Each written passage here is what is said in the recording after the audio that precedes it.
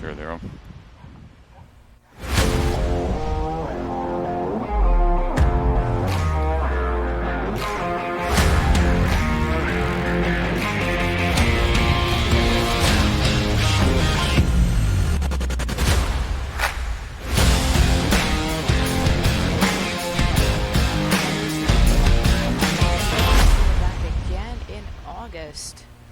And we are ready for competitors. Some brand new competitors joining us here in Barbados for the first time ever, taking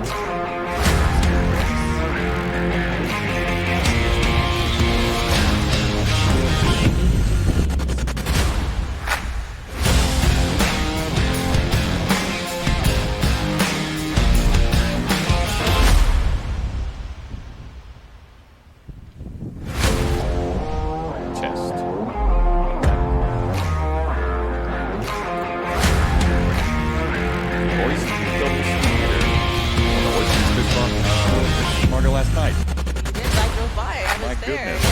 I was not prepared. It was a nice vibe. Always a good time. What was your catch of the day? Or since it's the catch of the night.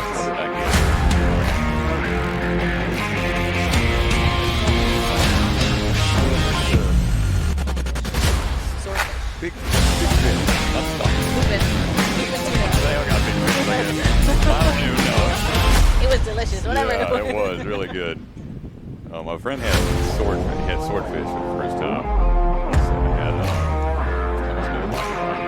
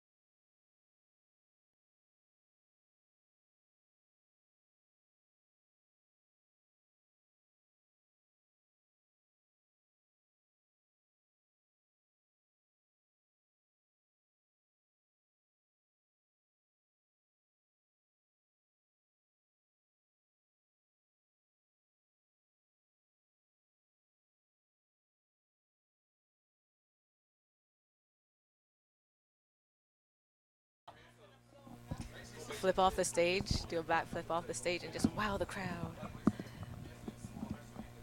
Testing. There we go. Yeah, much better. Still some coming. I like that crawl under, get out now. It'll be a little tent tarp action. We're trapped.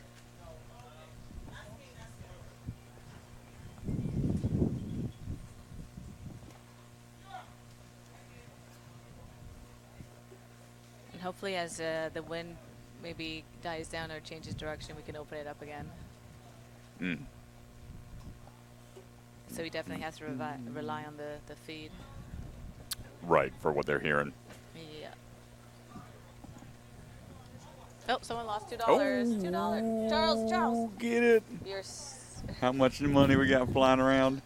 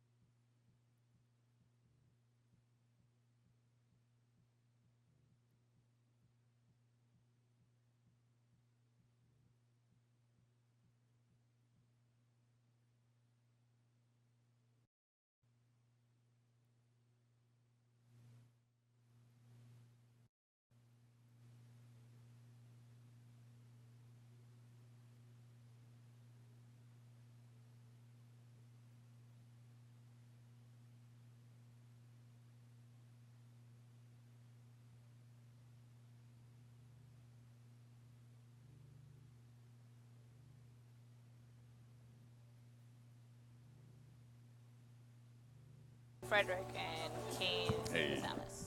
Yeah.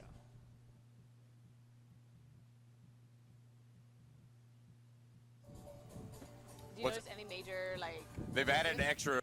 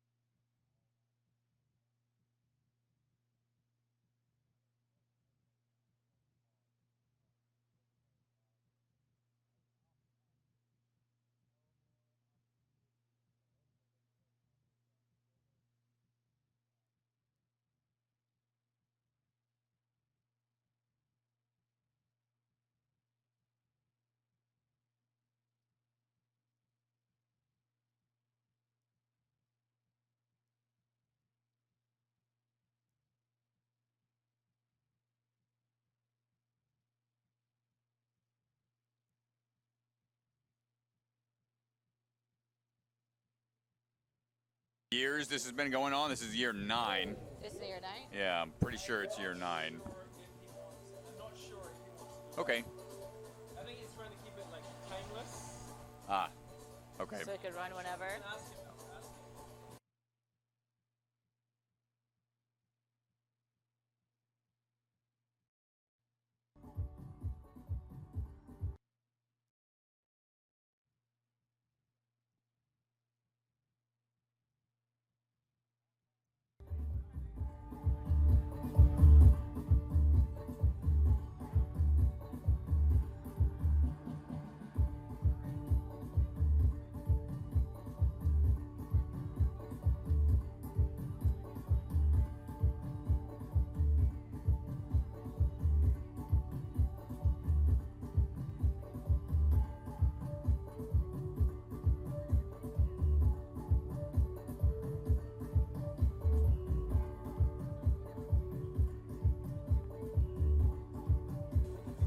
Yeah. Throwdown.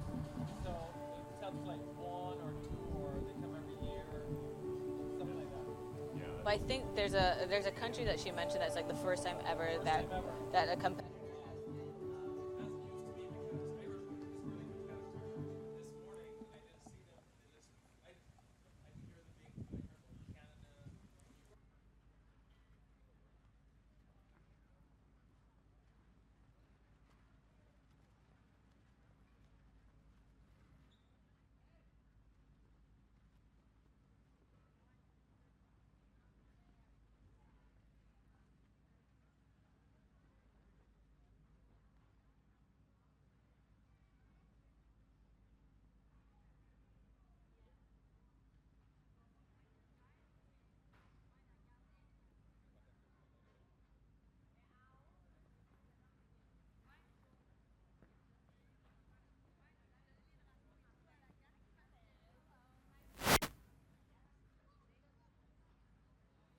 You hear me?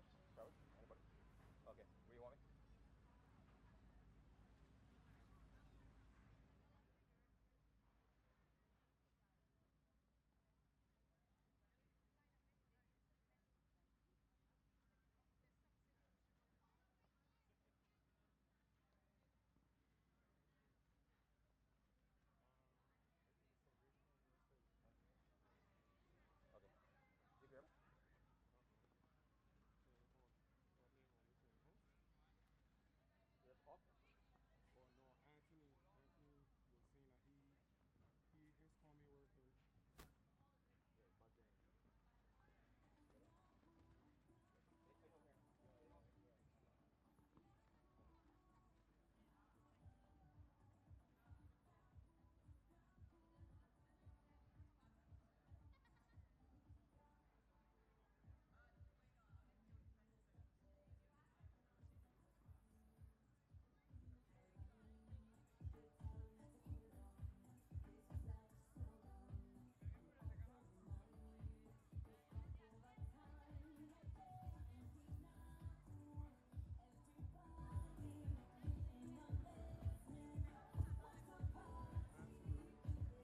Or no, Anthony was saying that his family working.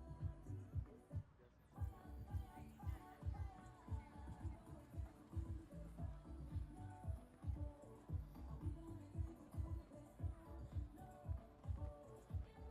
here. Anthony, Anthony, Anthony. Yes. If they're like first time competitors from a specific country, do you have any of that kind of information handy, or is that something that? No, sorry, I was saying if I was wondering if we were wondering about any of the fun facts for the intros, especially if we have like, do you know like how many like returning competitors we have perhaps, or if there's like a new country. I know Monica mentioned it to me earlier, and she's supposed to send me some of those fun fact kind of things. I'm not sure if you have that stuff available that you can share with us or no. Okay. Yeah, because I think there's competitors from for the very first time from a specific country. So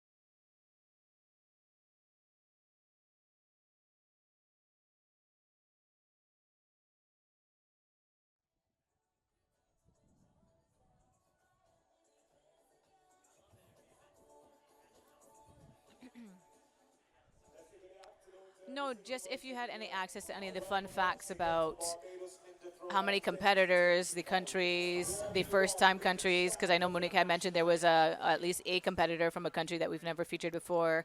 If you had any of those handy kind of fun banter facts. Okay, great. Thank you.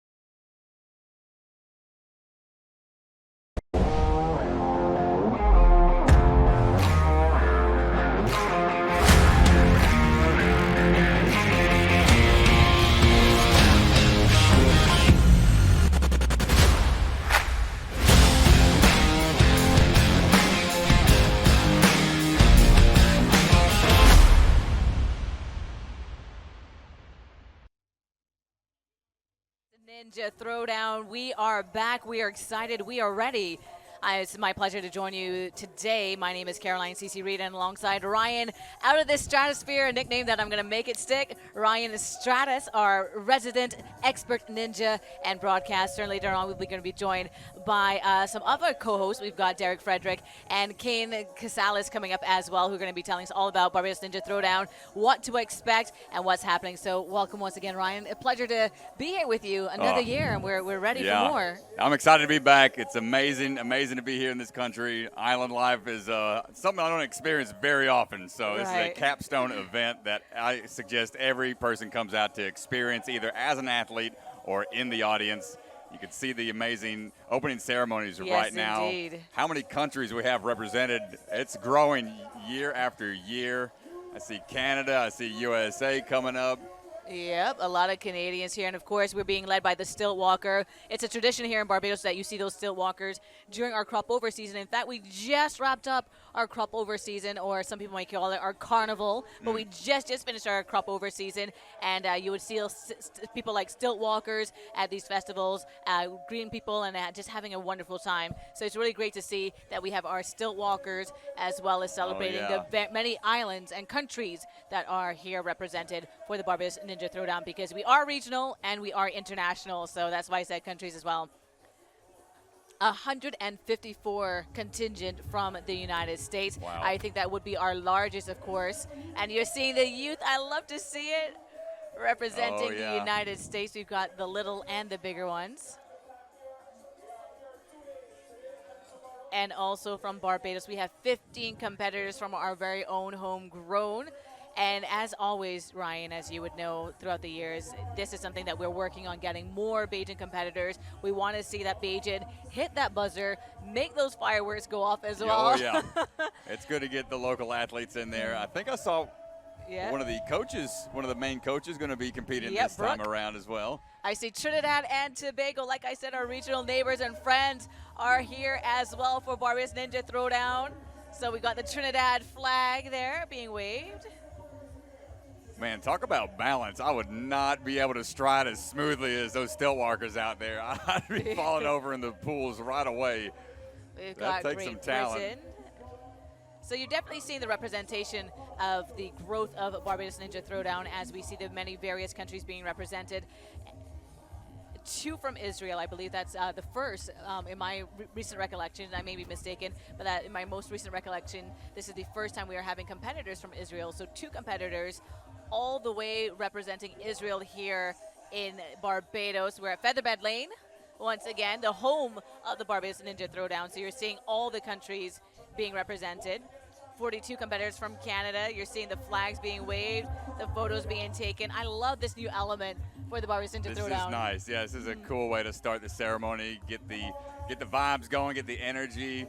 These kids, this is a great experience, especially for the young athletes. They don't really have this kind of experience of being in this environment, this setting.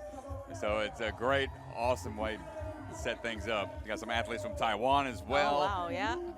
I know they've got a great community out there that's been growing in the obstacle scene, and it's awesome to see them traveling over here and competing also with this amazing group of athletes. Now I'm going to switch for a second to the competitor side of things. How early did you arrive in Barbados for this event? I believe we got here probably about 3 days ago, so enough time to kind of acclimate, check the course out a little bit, get a little bit of the island life in there, and not get too sunburned. I get toasted quick. So, but the athletes have had time to look over the course, get the rules breakdown, and really start to game plan how they're going to attack this. And they know what the time limit they have to face these obstacles in, and how far they have to get. So we'll see how they decide to attack this course this time around. Okay, so at least the most average length of time that an athlete would have arrived here is about 3 days. And you do have, I was here on Thursday, I was here earlier on, and I saw the preparation and the trial runs and the testing with the athletes. I came and I got a chance to kind of watch that. I usually don't get to see behind the scenes of what happens when an athlete lands, but I got a chance to see that, and they got a chance to touch the course and go through and see the different obstacles. And as you said, mentally strategize and get ready for the big day as they they compete. Like we said, so many competitors from all over the world coming to Barbados, and I think this is a great time for you, Ryan, to explain why Barbados is key for a Ninja Warrior and their path to making it on that big international stage for the major competition. I mean, this is a major competition when you view it, and it's a great feather in your cap to add to your experience, just to be able to go into a foreign environment, take that skill set that you've worked on for so long and see how it translates when you're in an unfamiliar setting, unfamiliar course, new obstacles, and the outdoor element as well. Many gyms hold competitions, but there are very few outdoor ones. And so this is just another level that they can add to increase their skills and experience within the obstacle world. Yeah, because this is one of the obstacles that is on the World Ninja League calendar. So this is a really great opportunity for those persons who are looking to get their points and looking to win, that the winners of their divisions, they can actually use that then to launch onto the World Ninja League, correct? Correct. Yeah, that'll give them some good experience going into that league, and I believe a one-way ticket to the finals if they rank high enough. So it's, yeah. That's a great gamble for some athletes. All right, let's try to knock out the season qualification right away. Right. And just be done right out the gate. And getting to do it right here in beautiful Barbados. So you see, you're going to see the flags being represented here. And we've got, like we said, Canada, Israel, Trinidad and Tobago, USA, Great Britain, and so many wonderful countries here lined up. Our stilt walkers representing, waving the flags of our competitors high. So there is an element of, you know what, we're going to fly into Barbados. It is a qualifier. And then you get these beautiful sceneries. Oh, yeah. A wonderful time for the family. As you can see, the little ones are there. So it's a great opportunity for families who compete. It's a great opportunity for those who are competing to bring their families for a little bit of a working vacation, if you will. Oh, my. Yeah. And this is like a capstone event for me now. This is only my second time here, and I'm having a blast. It has to be like a way to end the summer. So a highly recommended bucket list item for any ninjas out there that want to compete in this competition. And just quickly, we're getting you ready because coming up, we're going to have the different categories. Now, they are different categories because obviously we're going to have the kids category, masters female. We also have the mature kids, so those are the ages 9 to 10, masters male, preteens females, and preteen male. They'll all be running the course. And of course, we're going to get into the course right now. Speaking of the categories, I'm going to let Ryan lead us through the course as the expert ninja. Let's see what we're looking at here. A little bit of an overview. They'll have a combination of lower body and upper body obstacles to face within a certain time limit, which will vary based on the division that we're looking at. But as we fly over, you can see the various pool pits. They added an extra one, so the extra height that the athletes will have to face adds that extra confidence. They have to be tested. There's the Bayesian rotation. That was a popular one, a tough upper body obstacle where they have to maneuver through just on their fingertips, rotate it around a couple times before they're allowed to move forward. That rule set will vary from age group and skill level, but one of the more challenging obstacles down the line towards the end of the course. Now, I know we were talking earlier, Ryan, about some of the changes to the course that you've noticed, and there are some significant changes to the course. So all of our longtime viewers, fans, and competitors, you are going to notice those changes. But if you're now joining us, let's take a little comparison of what would have happened. We've got, of course, that pool. Yep, the falling in the water. There, I think we're looking at the DGS ring toss on the one side. Yep. And there's a flying bar combination on the other side. There's another look at the Bayesian rotation. But falling into the pit, like over water, it does add that extra element of fear when they're high up in the air and they don't know how they're going to land in the water. So they've got to be able to focus in on what they're grabbing at that specific moment. Because normally we would have pads, so this is the first time that we're having those two plunge pools throughout the course. And then, yeah, we're getting officially started. A big shout out to the BTMI making that official start, the official opening, and a great way to start the Barbados Ninja Throwdown for this year. Once again, my name is Caroline C.C. Reed, alongside Ryan Stratus. Still to come, we've got Derek Anna Kane, who will be joining us and giving us some commentary as well. But we're getting ready. The first category up being the kids. Yeah, 6 to 8 year old athletes, young in their obstacle journeys. My goodness.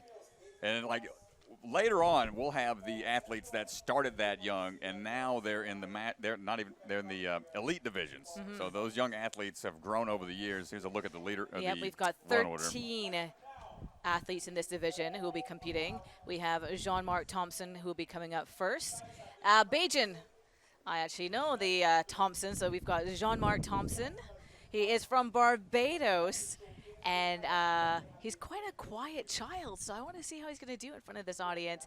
And I believe this will be his first time competing at the Barbados Ninja Throwdown. And this is actually the home of our obstacle course and practice. So like how you would have your home gym, this is actually where competitors of all ages here at Featherbed Lane, during the summer they have their summer camp. There's training throughout the year. So the local contingent, we do have a home base where we can come, we can train, we can practice. And as you're seeing here with our very first competitor in this category, Yeah. somewhat intimidating, I believe. Yeah, leading the charge. I mean, being the first athlete up, you don't know what to really gauge your run off of. You don't know how the obstacles really work beyond the little access they had when it came to the testing, and they only were allowed to get on the first 4 obstacles, I believe, and the one over the water pit. Yeah, they stopped at the water pit there for that one.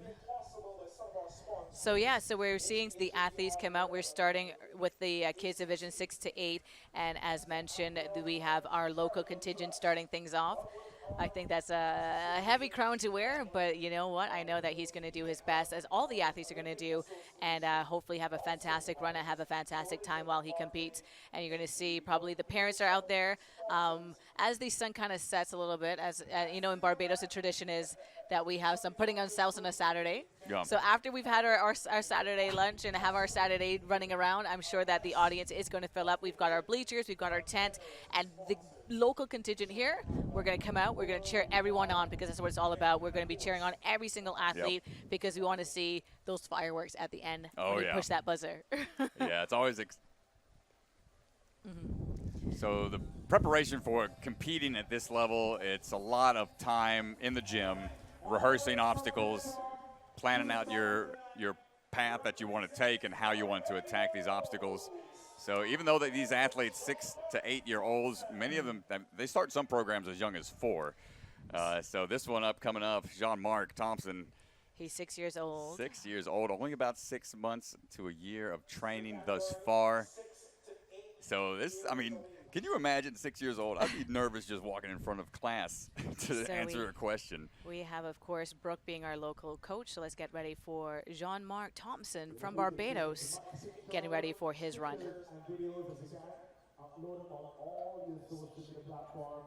We want to make sure that this day is memorable.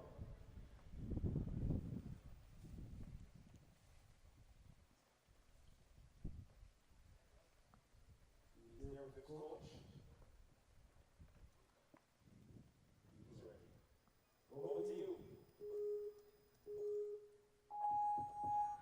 First obstacle, automotive art tire run. And Jean-Marc Thompson, first athlete from Barbados, he is off, completing that automotive art, the run obstacle, and he goes on to the Oyston's double slider. You got to go down the track. Notice on the, you've got about 3 minutes to get through everything. Keep that momentum going and look for that landing. Nicely done. now Yeah, the East Coast, runner. And Yeah. we've got Coach Brooke Miller talking him through it, and you can see he's doing a different strategy. You know, his leg span may not be, you know, that age. Oh, he's finding his balance. They are within the rules. The red side of the walkway is allowed. They just cannot touch the blue padding underneath. Okay. But decides to take the hard route over the logs. Testing. East Coast runner is done and dusted. This is the Hackleton's pole vault right now. So this is going to work the wingspan and the foot accuracy. You see a pretty decent stretch there, and this one's going to rock forwards when he puts the weight onto it. He's going to have to really lean into it. I like how he's very focused, like I said, you know, knowing him as a child here. Hold on, yep. A He's little jolt there. A quiet child, but definitely focused on it. Listening to Coach Brooke talk him through the obstacle. He is locked in. Seems like Coach is giving him all the great pointers you need in the moment. Just needs to dial in for this dismount. It can be a bit tricky, but he's in there. Yep. All right, minute 20 remaining. He's got to climb his way up to the first water pit obstacle. We've got the palm tree swing. You'll see a lot of variation throughout the various age divisions on this one obstacle in particular. So what are the rules when it comes to these type of obstacles? I saw some hand use in the log run, what we would normally see athletes kind of just run through. That's all allowed? Yeah, depending on the skill level, if they want it to be a little more challenging, they'll limit what they're allowed to use, hands or feet only. This one might be a hands only, but he's got to get that swing built up. Come on, Jean-Marc Thompson. He's getting a little hung up here. And whenever you see that, you know it's going to be a little go, Marky, go, cheering on. Close. Good. He's grabbing on with two hands. Now he has to kick that swing. Okay. He's trying to get the momentum built up. But he's doing a good job kind of finding that core center again. Oh, this is tough. These kids have Come great on, grip Jean-Marc. They can hang I know they can hang for a long time, but it's just getting that swing built up. And I'm hearing that buzzer, that time clock. Oh, no. Oh, and I think he's going to go. Yeah. Oh, I love the determination on his face, though. He's not giving up. Doesn't want to let No, go. I he's think like, Coach is going to come up to the rescue. Coach Brooks to the Coach fantastic. to the rescue. Fantastic run there. Our first athlete and our first from Barbados in the kids division, Jean-Marc Thompson. Great and run. He comes from a family that are big into motorsport and big into cycling and stuff like that. So it's a very athletic family. His uncles and dad being in that. So we have our second competitor coming up. I like that Jean-Marc's like, I'm not getting wet today. Come and get me, coach. All right. But we've got Lily coming up, Lily Perlman in this division. From the United States, 6 years old once again. And from what I understand, her favorite obstacle, monkey bars.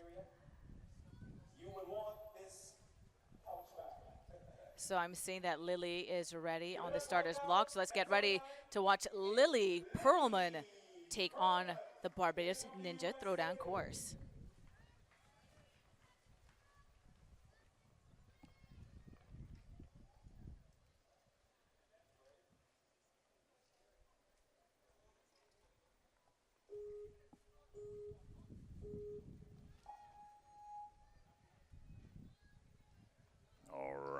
Lily Perlman on the move across. Automotive Art Tire. Run! Step down onto the red. That's unfortunate. So we understand that you have to stay on the tire for this one. But it was a great effort. Let's give Lily Perlman from the United States a big round of applause. I know it very disappointed. Well, this was her first competition. She stated that hasn't been training more than a year so far. And this is an intimidating one to step into. So hats off to Lily getting on that platform and giving it a go. And it almost looks like Coach was mom. So there they go. But you know what? It's still a wonderful story to go back and tell your friends at school. Right, yeah. What did you do this summer? So we're going to take in a little bit of replay, and you can explain to us, Ryan, the technical of what would have happened here. Oh, yeah. Just a little back step there. Lost balance as she was trying to maintain her forward momentum, but didn't have quite enough forward energy going into that last step to get the balance. Yep, next up we've got Mateo, and he is hailing from Barbados. So another local competitor.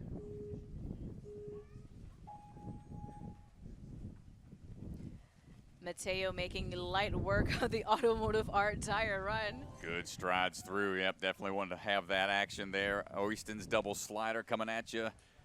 Have the speed, but he hesitates on the reach to the ring. He's going to ride it back a little bit. Can you step back in this? If you were to step down on the thing, is that allowed? Resets on the start platform are allowed. Okay. So if that momentum carried him all back, shake his hands out for the regrip, he'd have been okay. No problem on the East Coast runner. He's looking really confident out there. Very much so. Mateo. He is 8 years old, and you can see the difference here with Mateo that he has that leg span and wingspan as well to be able to kind of easily go through the tire run. Good pull through here. Also a first-time competitor here at the Throwdown. Only a few months of training. The Hackleton's pole vault area. Come Come on, dial it in. The dismounts are tricky. We're good. All right, so far in this category, we have not had a kid athlete complete this. So will Mateo take it on? The palm tree swing. Good technique there. There we go. Good. You see how he's kicking on the apex, the height of each swing. Great technique to swing into the palm tree swing. And hold on tight. So this is a pretty tricky. It can change your momentum, the direction of your swing. It's tough to maintain a fluid motion. You can see he's kicking the legs side to side a little bit. And that upward angle is going to be more taxing on the forearms and biceps, but we're through. Wow, he's making this look easy. Mateo from Barbados. Come on, buddy. He's got to get this swing big enough to reach that ring. Okay. Oh, okay. Easy work. Okay, so he's he's gone the furthest so far. Hackleton's pole vault done and dusted, and the palm tree swing. Now we move on to the sleeping giant. Well, this is going to be another obstacle that tests their grip. Wingspan also going to be put to the maximum reach here. One hand almost gets it, but you can see the rotation that starts to take place. Okay, he's reaching back to reset, as you mentioned. That is allowed. Oh, if you can just get that other ring to reset. He is, kind of getting caught in the whirlpool here. That big circle is tough to salvage, but he gets it. Now he can reset again. That's a smart choice as an athlete, the option of trying to push forward or reset. Well, he's only got a few seconds remaining time, ticking away. 5 seconds left. Needs that swing to be straight and strong, up and in. Great run by Mateo Antoine from Barbados, 8 years old. Making it as far, but not quite completing the sleeping giant. Almost had it, needed that extra swing power. Let's see what happened there. Yeah, he's got the big kicks going up, but as that arm swings around, he needed to wait a little bit to maybe get one more swing built up for recovering that distance, and just couldn't get the full hand wrap around the next wheel. All right, Elliott coming up now. Standing by, Elliott Oradier coming from Canada. Oh, got to go back. A little false start there. He's going to wait for the sound.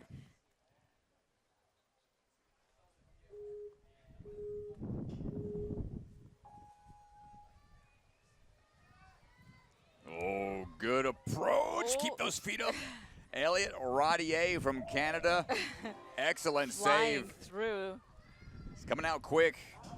They're representing the MST Fitness Gym up in Canada. He says that he has 3 years already of competing and training. And you can kind of see that because he's going through these obstacles quite quickly. So you can feel the confidence there by going through these obstacles. And as you mentioned, Ryan, this is where you said that we can step on the red part. So what he is doing is allowed for this division, correct? Correct. That one's within the rule set. Might be a little slower, but more secure a footing along the sides there. You don't have to run the risk of looking between the balance logs and accidentally stepping down. But this, again. The Hackleton's pole vault right now that he's taking on Elliott. He's going to have to lean back, wait for that pole vault action to activate. His weight is quite, like, you got to, like, get that momentum going and hold on. There we go. And he's done it. Good ring swing over. As long as they stay efficient on each move, don't take any back swings if you can manage it, then that'll help cut down some of your time in doing between that dismount, obstacles. fantastic dismount. The palm tree swing. Something else these athletes probably don't have to deal with doing obstacles outside is the wind. Okay. Tossing some of these obstacles out of reach, knowing how to time their swing is really vital. Okay. Beautifully done. Wow, Elliott is definitely running through this course. Hold on tight, Elliott. At 7 years of age, 3 years of training and competition under his belt already. And you're kind of seeing that in his decision making. I feel that there's not a lot of hesitation when he's ready to kind of do that dismount. And you can see that there's a level of confidence with these swings and what he's doing. Yeah, he has that mindset of, okay, this is going to take this many swings. I've got the wingspan for it. I know when to reach. The double up almost gets him. Notice he took 2 hands onto that one ring to help get that center of gravity up there. The crowd is loving this and cheering for Elliott. This is a big toss coming up, though. They have to do the let go and re-grab. Oh, and he does it. Got to do it again. You've done it once, Elliott. I know you can do it again. We've got just under 30 seconds left. And he does it. 2 rings to dismount from the looks of it. He kicks the first one. The grip might be giving out a little bit. Careful. He's hesitant here. Okay, you got to find that reset. And it's just twisting the wrong way. If you reach with the wrong hand, he's going to go opposite direction. Oh, fantastic run, though. Elliott. Oh, my goodness. What a High run. five from Coach there. Love to see it. Definitely, you could see the confidence in Elliott, and that's taking the replay of this action here. The wind definitely played a factor here. Didn't have the reach with one arm. Decided to go with 2, but couldn't hold on for the drop. We've got Jasmine Thompson now. This is Jean-Marc's sister, twin. Very cool. They're twins. So we've got Jasmine, going on to the obstacle course. Also 6 years of age, of course, and ready for this, hailing from Barbados. And Jasmine getting ready with Coach Brooke for her run. Remember the spectator challenge? You can sign up for the spectator challenge. It's going to be done after the mature kids, sponsored by Frontline Trading. And this can be done, the registration can be done at the ticket tent that is behind the Coca-Cola tent, next to the main tent. The first 4 competitors. I see Jasmine's getting ready, and I see Dad. That's Dad there in the white shirt. Hey. Yep, Dad and the family's here supporting and cheering on.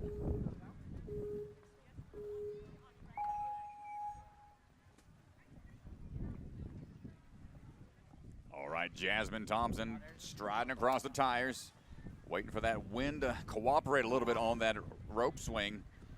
So far, so good. Big reach here. Sometimes these obstacles being just out of reach can be a little intimidating, but no slowing down. Good timing on the transition through. Oyston's double slider going back a little bit. Got to time this dismount right over onto the platform. We're good. Now, I want to see if she's going to use the same strategy. She's going on the red. Okay.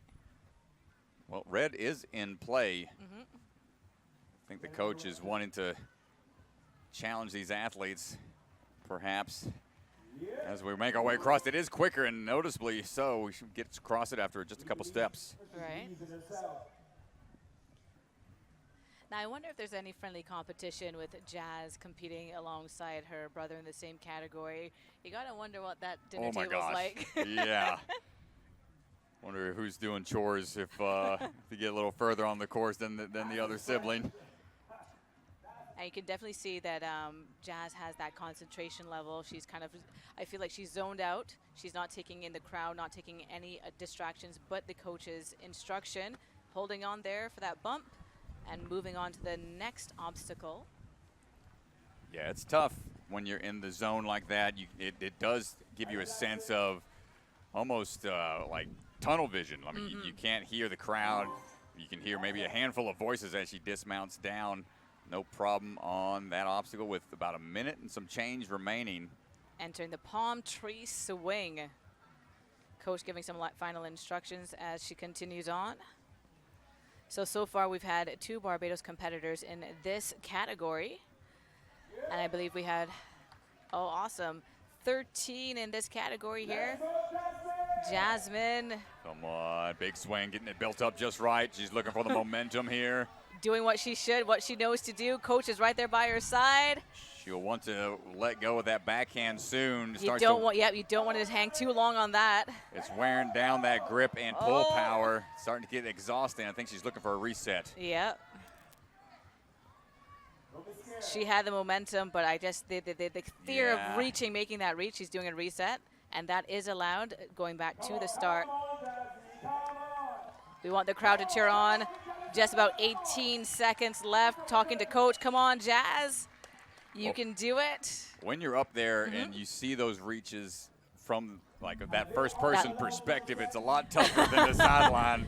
For sure. And I think that time is ticking Yeah, away. but she's still going to try, and I got to give definitely kudos to Jazz. Jazz been doing her due. Yeah. And I believe that this also will be the first time. Yeah, this actually would be the first time that Jazz is competing at the Barbados Ninja Throwdown. And once again, there are summer camps, and throughout the year there is training, so she would have used this as her home base. As we get ready for the next competitor, we've got Barnaby Parker from the United States, also 6 years of age, training for about 2 years.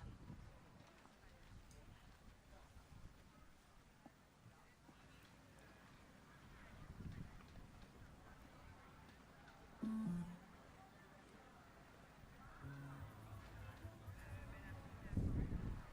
think they're just waiting on a reset out there. It takes a little time to make sure all the obstacles and timing systems are good to go.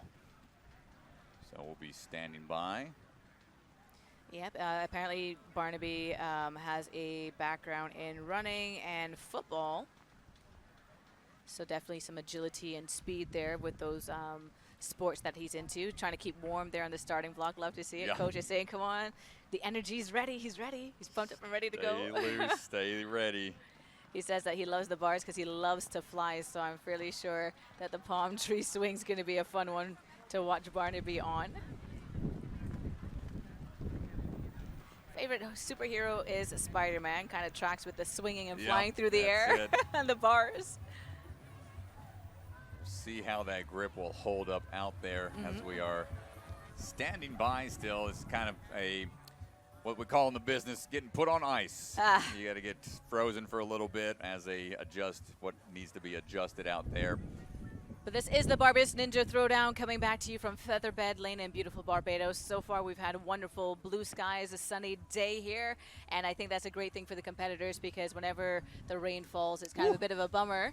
So the challenges, the beauty of having it outdoors and the challenges of having a competition outdoors, we are at the mercy of the weather, but so far everything is sunny and bright. We've got competitors from Canada, the United States, Israel, of course Barbados, Trinidad, the United Kingdom, Hong Kong. Wow, yeah, a whole bunch. I know some of the Hong Kong and Taiwan athletes were saying, that, come on over, we got competitions too. We want you to come visit us on our side. And it's it's cool to see so many different countries and what they've got going on in the obstacle community. And yeah, just add it to the list. But this is definitely one I want to get more athletes out to year after year. So once again, as we go through the obstacle course, the kids division 6 to 8, they start on the automotive art tire run, go straight into the Oystons double slider, and they take on the East Coast runner, Hackathon's pole vault. It is exactly what it sounds like. You swing, you got that pole, and you go. The palm tree swing, which is the first obstacle over our plunge pool. Yep.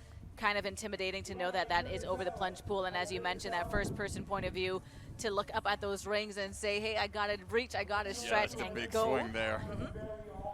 Then we have the sleeping giant. Now, we haven't had one of the, can you explain the sleeping giant and the technique going on to that? Yeah, the sleeping giant, it has a series of rings going up to fidget spinners. Those are circular holds up there that will rotate around fully. So that's going to change your swing technique based off of where it's attached. And the distance between the three, you'll have to let go and fly through the air and re-grab. So unless you've got really long arms, you're not going to be able to stretch and monkey bar your way through that one. So it's going to take a little more of an airborne challenge. And the technique behind a swing like that, what can you talk me through that? So making sure your swing is as straight as possible, making sure your hips and knees and legs are driving in line with your swing, and you're going in a straight line. As soon as you start to go like hip circles, then it's really tough to get that energy to go going straight forwards for that next reach. And that's what we've seen a handful of athletes happen already on just even basic ring swings. It's a very vital skill set to have all throughout the course. That helps with your dismounts. It helps with your approach on the obstacle. So it's one of those key skill sets that you learn with time, and you don't panic when you're up there. Mm-hmm. I've gotten lost in the sauce in midair before plenty of times, and have paid the price and fallen from high up multiple times. That kind of almost means a little something different, but I'll tell you about that. Uh-oh. Uh-oh. But then after the Okay. sleeping giant, we go on to the River Bay log roll. And then we have the Bajan rotation. Now this is an obstacle that we've kind of seen before, and it's talking about the same thing that we would have mentioned. And then the DGS ring toss, which is the Dairy Gymnastics Supply ring toss. And those are the 9 obstacles that this division, the children's division, kids 6 to 8, actually have to go through to complete the course and do that under 3 minutes. Yeah, that's a big order. That's a tall task for a lot of these young athletes. 3 minutes, not a lot of time to cover this amount of ground for as long as this course is spaced out. It is going to be a big challenge for him for sure. Right. So definitely a big challenge, and making sure that the athletes stayed focused, but go quickly, but not too quick that they lose their focus, and not too quick that they lose their balance either. So definitely there's a lot to go on. And as you can see so far, we're seeing what's happening here. The kids wave 1. Barnaby Parker.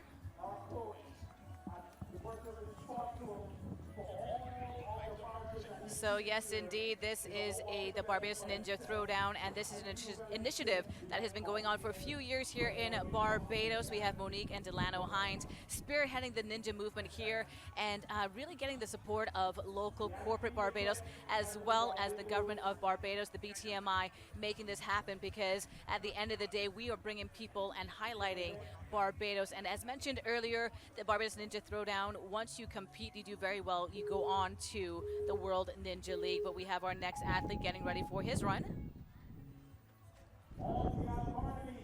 Okay, Barnaby, as Barnaby makes his run, I have with me the Minister of Sport here in Barbados, Mr. Charles Griffith. As I say, welcome, and it's great to have you here. Can you tell me a little bit about what you're seeing and enjoying about the Barbados Ninja Throwdown? This is a fantastic event on the sporting calendar in Barbados. With the influx this year, I think we have in excess of 200 participants. So I believe it is. Right, so you have about 200 competitors from all over the world. Yeah. So it is growing. I mean, the fact that you started and this is in its 9th year means that there's something happening right that you're able to continue for 9 years. As a government, we're doing what we can in terms of providing an opportunity for some youngsters to train.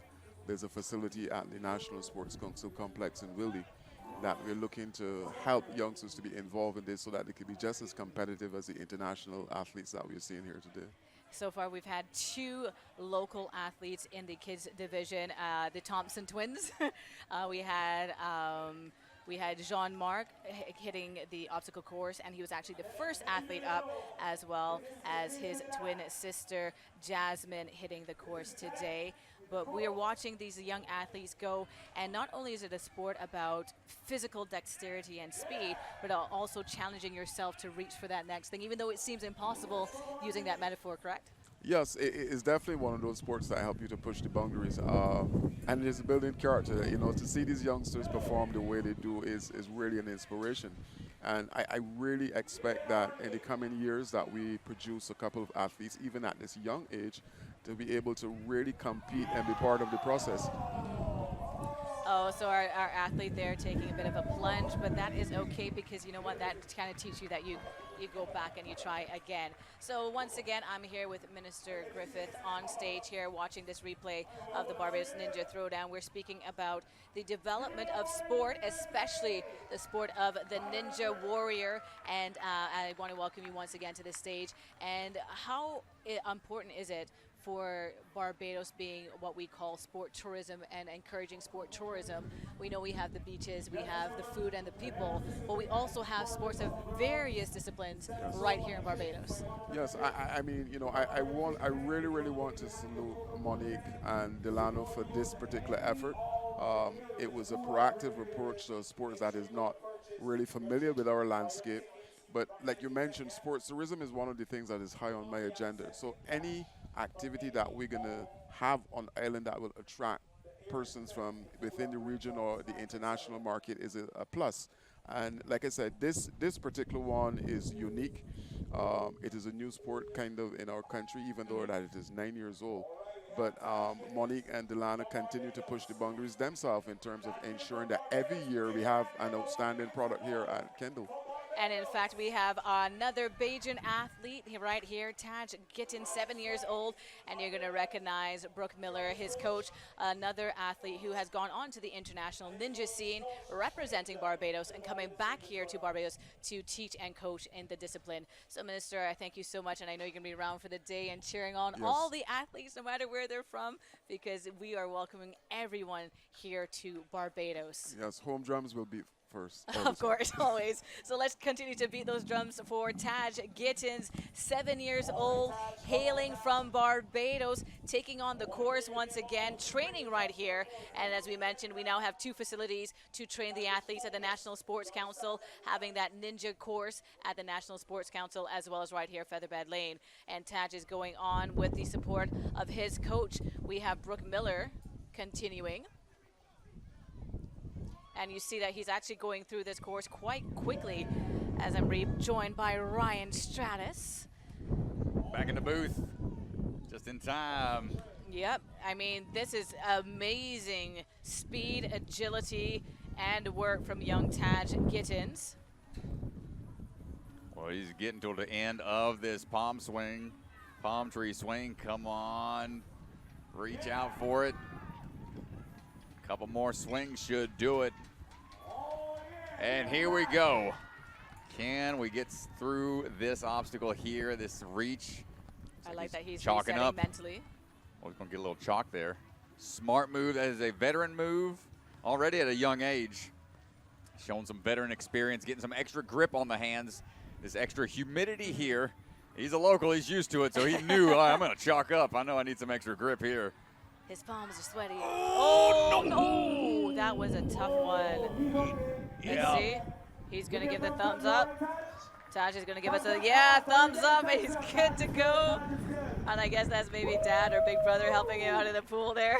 Coach on the sidelines. Oh, my goodness. Yeah, that's a hard fall for him. Tough kid out there. But the thumbs up, and I'm sure he's going to go back, and coach is going to make sure that he is good. So let's see what happened with Taj. Yeah, so this is called a peel out. Hands was on. He had it for a second, but you see that one hand loses the grip, and oh my gosh. Right into the platform. Okay, we've got Sophia Lowe up next, and she is from Hong Kong, from China here. Oh, wow. Yeah, this is great to see all the international athletes. Sophia standing by.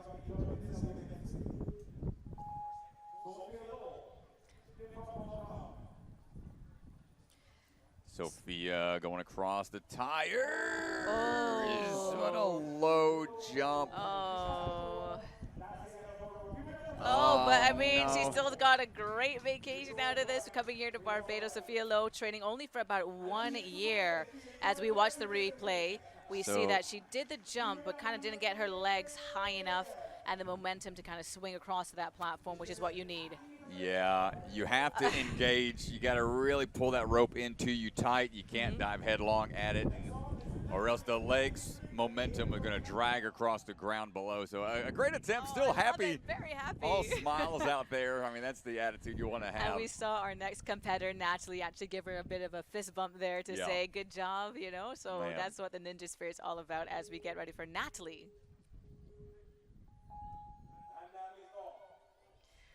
I love that she's rocking the skirt and the ribbon in the hair. Yeah, Natalie, the Ninja Cat, what she goes by.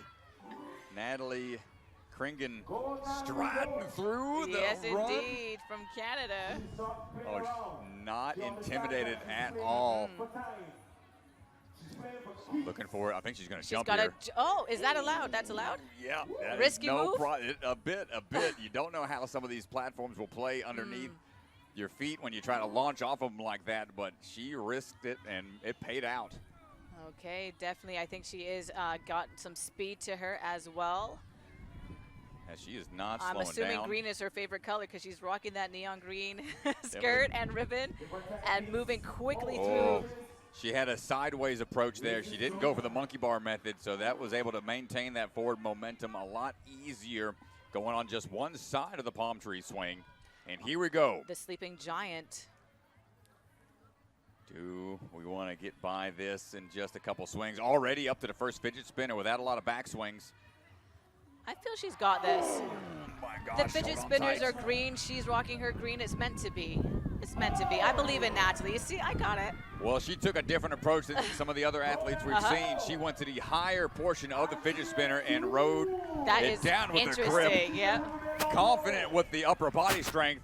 She's on now. River Bay log roll, and this is the first athlete in this division that we're seeing take on this challenge.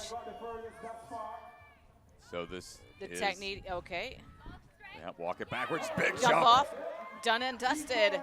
Bajan rotation. One last obstacle coming up almost. Two more here, two more to go. So we're at the tail end of the course. Now this is the pool that we have, this second plunge pool that we're seeing in this year. Usually we have mats under these kind of courses, but we've got a pool a little bit more intimidating. So tell us about the technique about this now. Big swing over. As you can see, this is a lot higher. I mean, this is really intimidating for some of these young athletes, but she's just looking at what's in front of her. Fingertip strength tested on those rotating boards, and she is out of there quickly. I don't even think she's looked at her coach once. Natalie is just like, I got it going. Forward motion, DGS ring and toss right now.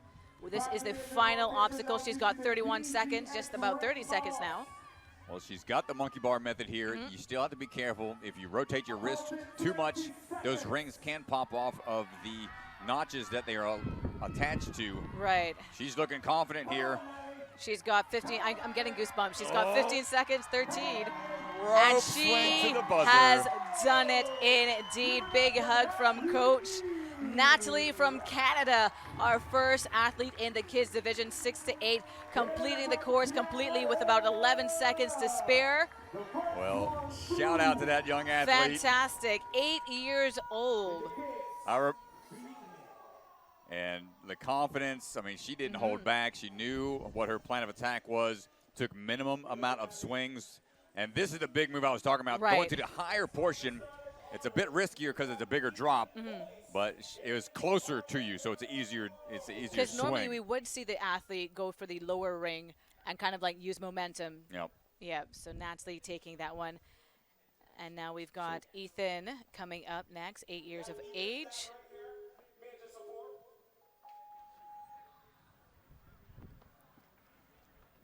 Ethan hailing from Barbados. Oh, got it. Fight hold it, on, fight hold it, on. fight Keep it. your legs up and swing. There we go, Coach. There we go.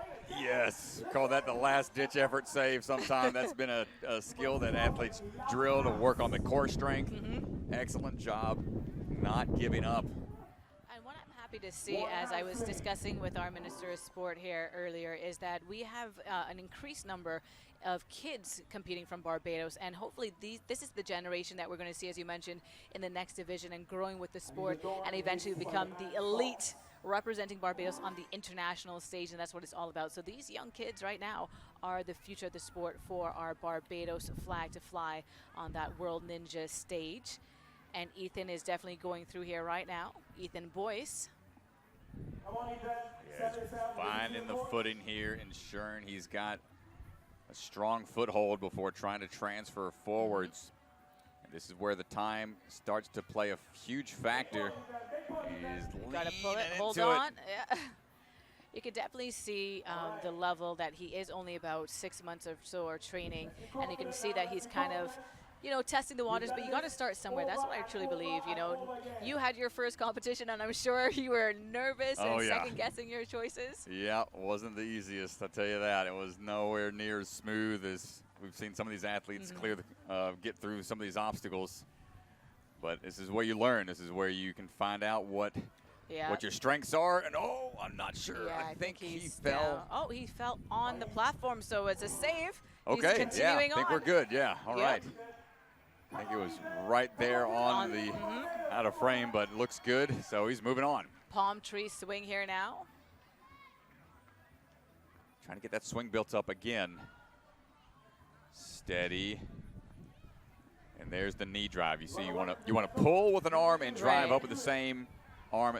Pull and knee drive, same side. And then let go on the right. Time up to it. Okay. Hold on. Let's see, can he compete it? He's got 42 seconds left, and Ethan is going to use what method here? He's going to stay on the one side. There you go. Side to side here is a good way to go about it. You see the crowd really going, giving him a lot of support here. And the swing, like I said before, those long lines it's attached to makes it tough to really keep that swing momentum time just right. It kind of fights you as you work your way up that slope, that angle. Come on, get to the next bar. He is leaving it all out there. 10 seconds to go. But he's definitely should be very proud of his, taking, should be very proud of his accomplishment, his first ever competition in the Ninja Throwdown space. Yes, dude. And cooling off on this hot day and under the beautiful Barbados sun. Big smiles there Nice from Ethan. work. Let's see if we're going to get a replay of his plunge. And Dad there waiting for him.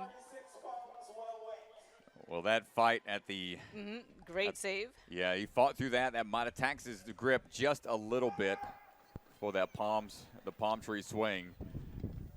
What a great fight. Rosie. A name that we know. Yeah, Rose Serafini. Rosie's, here we go.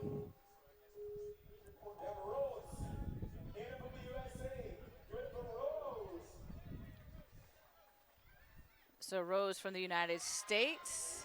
Rosie just got past the obstacle that took her out in a previous competition here, so she is happy to be past that. Moving on to uncharted territory for here in Barbados. She is back once again to take on the obstacle course. Is that? Oh, she stepped down. She had a little bit of a stumble. I think we're going to see the replay and see what exactly happened with that misstep there. She got further than she had before, so yeah, I'm sure she'll be back again next year for sure to take on the course. Let's see what's happened. So the red is in play, but there's not much room for the other foot. I believe she just lost her balance as trying to get onto the log and couldn't quite get it. A bit of a misstep. And we see her coach there standing by, a familiar face as well that I'm sure is going to be running the Ninja course. Yeah, Lucas out there with the Send team. We've got Derek hailing from Canada. D-Rec, I love it. D-Rec Rodier, 6 years of age from Canada. His nickname is D-Rec. D-Rec, ready to go, ready to wreck this course. Awesome.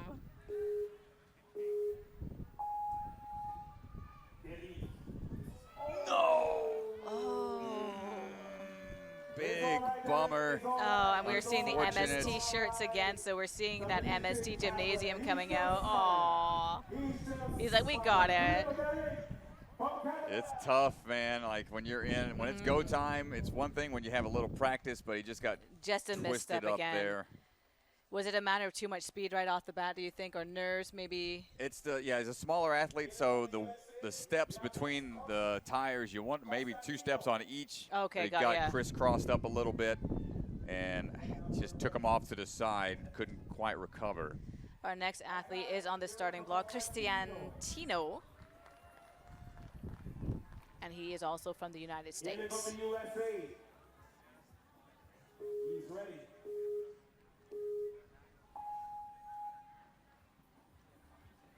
Good strides across for Constantino Tsipalis Haywood. Moving quite quickly as well. Oh, wow. Oh, yeah, he's a veteran. Rocking through this. He's coming out of the grit ninja.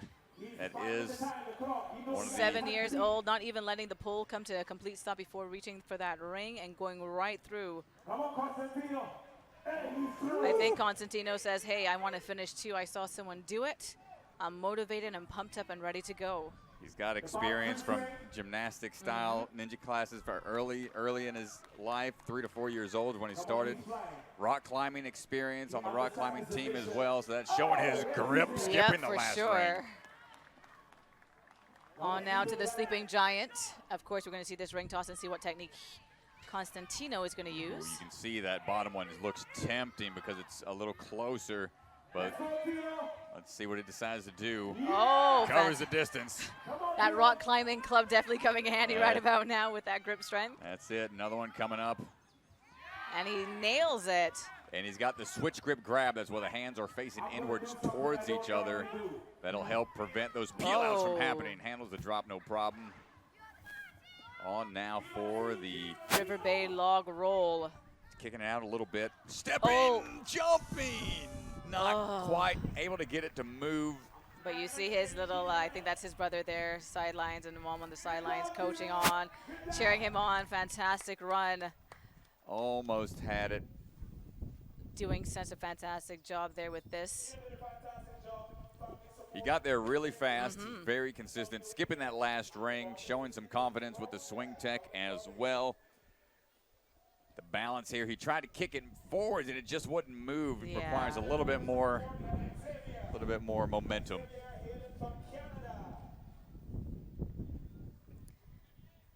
Xavier Laliberte ready to go here in a second. From Canada, MST Fitness, sending out a lot of athletes. Favorite superhero is Loic Fortier, another athlete competitor. Hailing from Quebec. Parlez-vous français, Xavier? All right. Good strides off the tires into. Ooh. Good strides over the logs. Nice work. Little tough entryway on into the pole vault. Needs to be careful here. Yep. Oh, goes for the jump. Needed a little bit more distance. He's competed in a lot of different ninja leagues, so he's got some competitive experience. Shows his confidence here as he's trying to move through quickly. You can hear the crowd cheering on their teammates, their friends. As we mentioned, MST Gym seeming to send out a lot of their athletes. So I want to see some of the coaches on the sidelines, which they usually do competing later on. But he's definitely getting through this obstacle. Oh, there's that resetting. Swing. Yeah, that is a tough thing to try to get your swing built up as the wind. I was about to say the wind has picked up for sure, making the course definitely more difficult. Some of these kids weigh enough to probably get tossed around like a kite out there, getting maybe a little air drag here through the air here. Ooh, gotta trust it. Goes to the higher ring. Closer and a bigger drop. Fantastic movements there from. And Xavier kicking the log forward. Oh, it's getting away from him. Oh, but that was quite the different strategy, but it worked. Trusting that parkour style move. It's only wrong if it doesn't work, That's right? it, that's it. Now this is what we call the Bayesian rotation. Onto the Bayesian rotation, getting that swing built up, keeping those arms straight, conserving that grip. Think we're okay. Yeah, this is the second last obstacle. So yeah, he definitely went very, very far in, and he had quite some time doing that length of the course in quite some speed. I think the wingspan. So he should be very, very proud of himself. Yeah, the wingspan just caught up to him. Couldn't quite get the reach. Fast to that point. Big move here coming off the rolling log. Really great. So he has the grip there. Oh, just missed. Just missed it. So we move on quickly to our next competitor. We're actually going to have the rerun from Derek. This is D-Rec. So we're not sure exactly, but the judges apparently have ruled that he does get a second run at this one. This is competitor number 4 earlier, Elliot, hailing from Canada. Yep, D-Rec from Canada doing his rerun, so let's get ready for this one. Yeah, reruns tend to happen from time to time, and this gives an athlete, wants to make sure things are fair out there and those possibilities to improve upon your previous run Got to lock back in, shake it off, act like it never happened.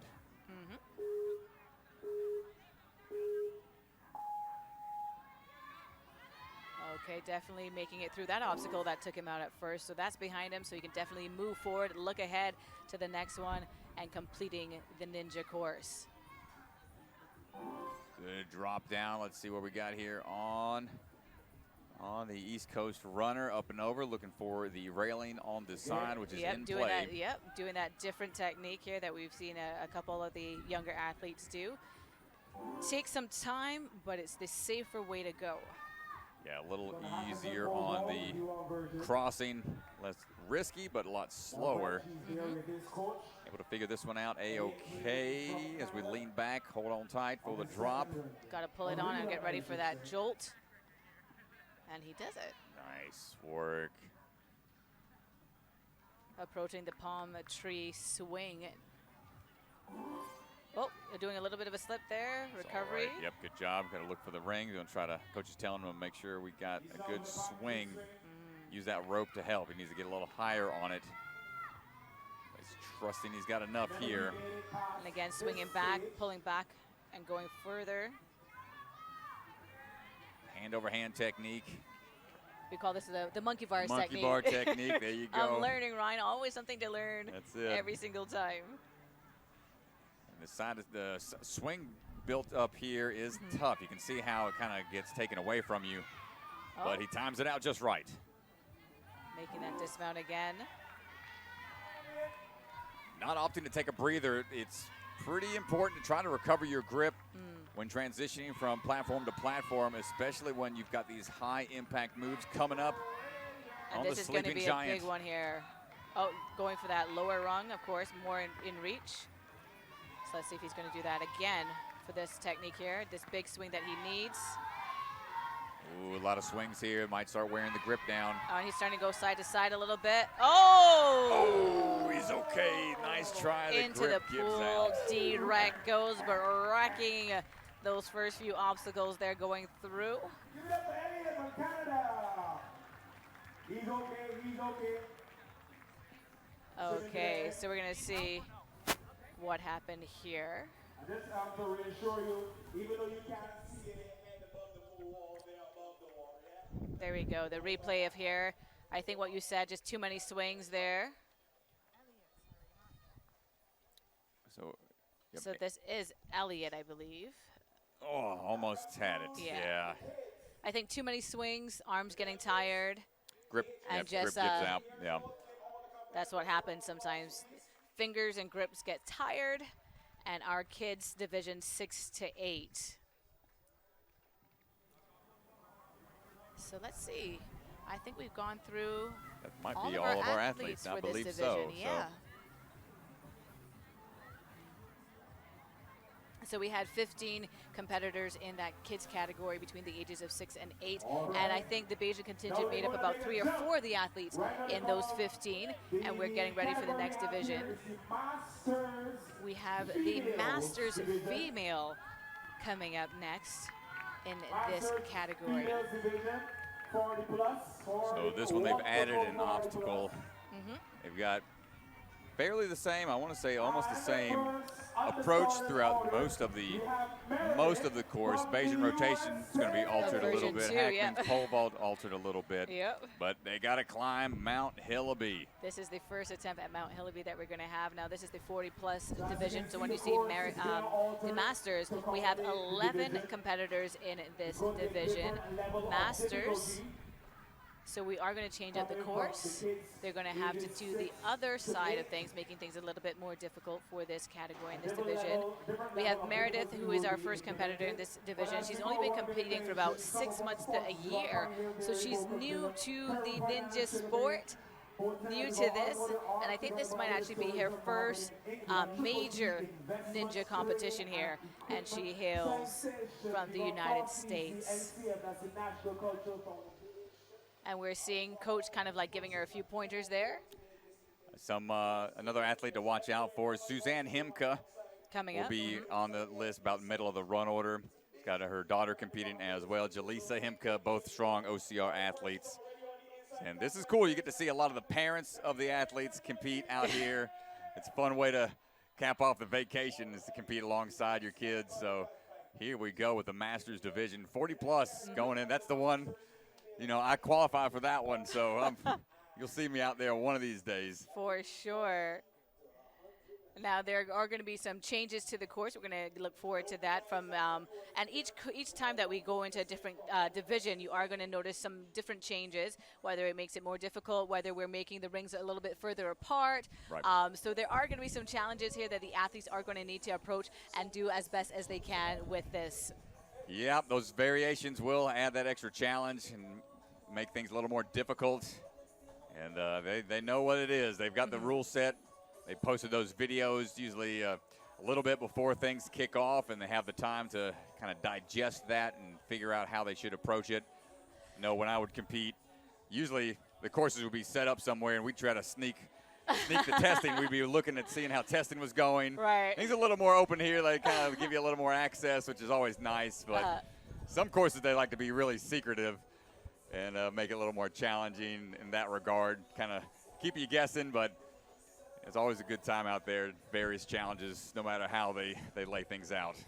So once again, we are here at the Barbados Ninja Throwdown getting ready for the Masters Female Division.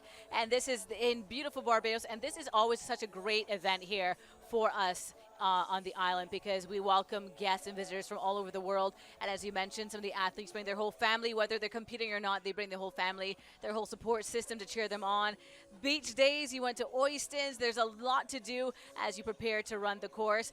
And of course, it's also a great opportunity as the athletes run. You're going to see a lot of people come out to just have a great family fun day out. We've got a lot going on, as you can see in the background. We've got jumping tents for the little ones, cotton candy, all sorts of rides. So this is, as you mentioned, a family event, a family sport, and a family day out. So we're getting ready for the Masters Female Division. Right here, I'm seeing some popular faces in the audience as well. You got to bring your umbrella for the shade. Oh, no, yeah. Yeah, the sun, this is about the time the sun's going to be beating overhead. Yeah. We went jet skiing yesterday, and I got beaten up real fast. I was like, I should have put way more sunscreen on. That was my first time jet skiing in the ocean. Really? I've done it plenty of times out on lakes, but not in the ocean. So yeah, you got some bigger waves to compete with. Goodness. I love a jet ski. That's my thrill. But Meredith, I see, is jumping and ready on the starter's block, getting instructions from our starting judge, our starting coach on the instruction line, on the starting line. And Meredith is ready.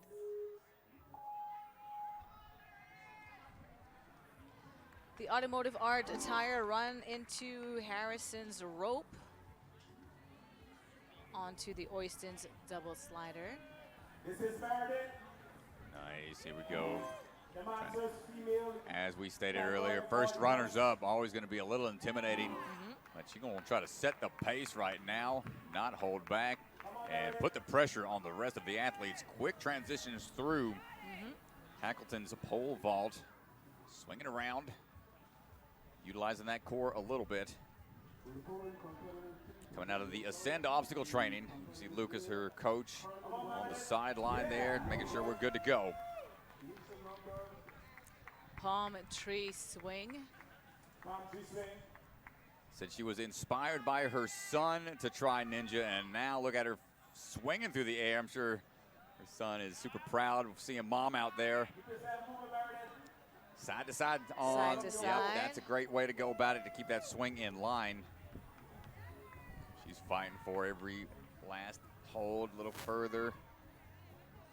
And you can see the concentration and the focus. She's kind of like pulling deep down to make that swing to the next ring. Big reach.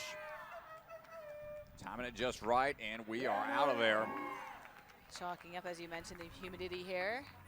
Want to make sure that your grip is good. On now is the second version of the Sleeping Giant. Oh no, still version 1. So they still have to swing through all the different fidget spinners up there. Ooh, almost gets the reach. Can take a reset if we want. Trusting the momentum here. Oh! No! On the back swing, couldn't maintain the one-handed grip. Meredith, our athlete in this Masters female division, smiling, thumbs up, and taking a little bit of a swim to the ladder. I believe we're going to watch a replay of her. Oh, I love that. 2 thumbs up for Thumbs up. Meredith. And I'm sure her son is watching. And as much as he may be smiling with mom, he's very, very proud of mom for taking on the challenge of the Barbados Ninja Throwdown. Our next athlete is up. In from the USA, the Masters category. Fincia yes. Carpenter, ready to go. Coming out of the Gravity Forge. Big fan of the sliding style obstacles. We'll have a few on the zip lines for her to try. Only competing for about 6 months to a year, so new to the sport of ninja. Played lacrosse senior year of college, All-American. And her daughter, Milo, we'll see her later on. Encouraged her to do this and said, hey, she's ready to go. She's aiming to make up for some lost time after what I believe would have been an injury or sedentary period, as she called it, and regain her fitness as she goes into her 50s. So that's great. And that teaches us that there's never too late. There's never the right or wrong time.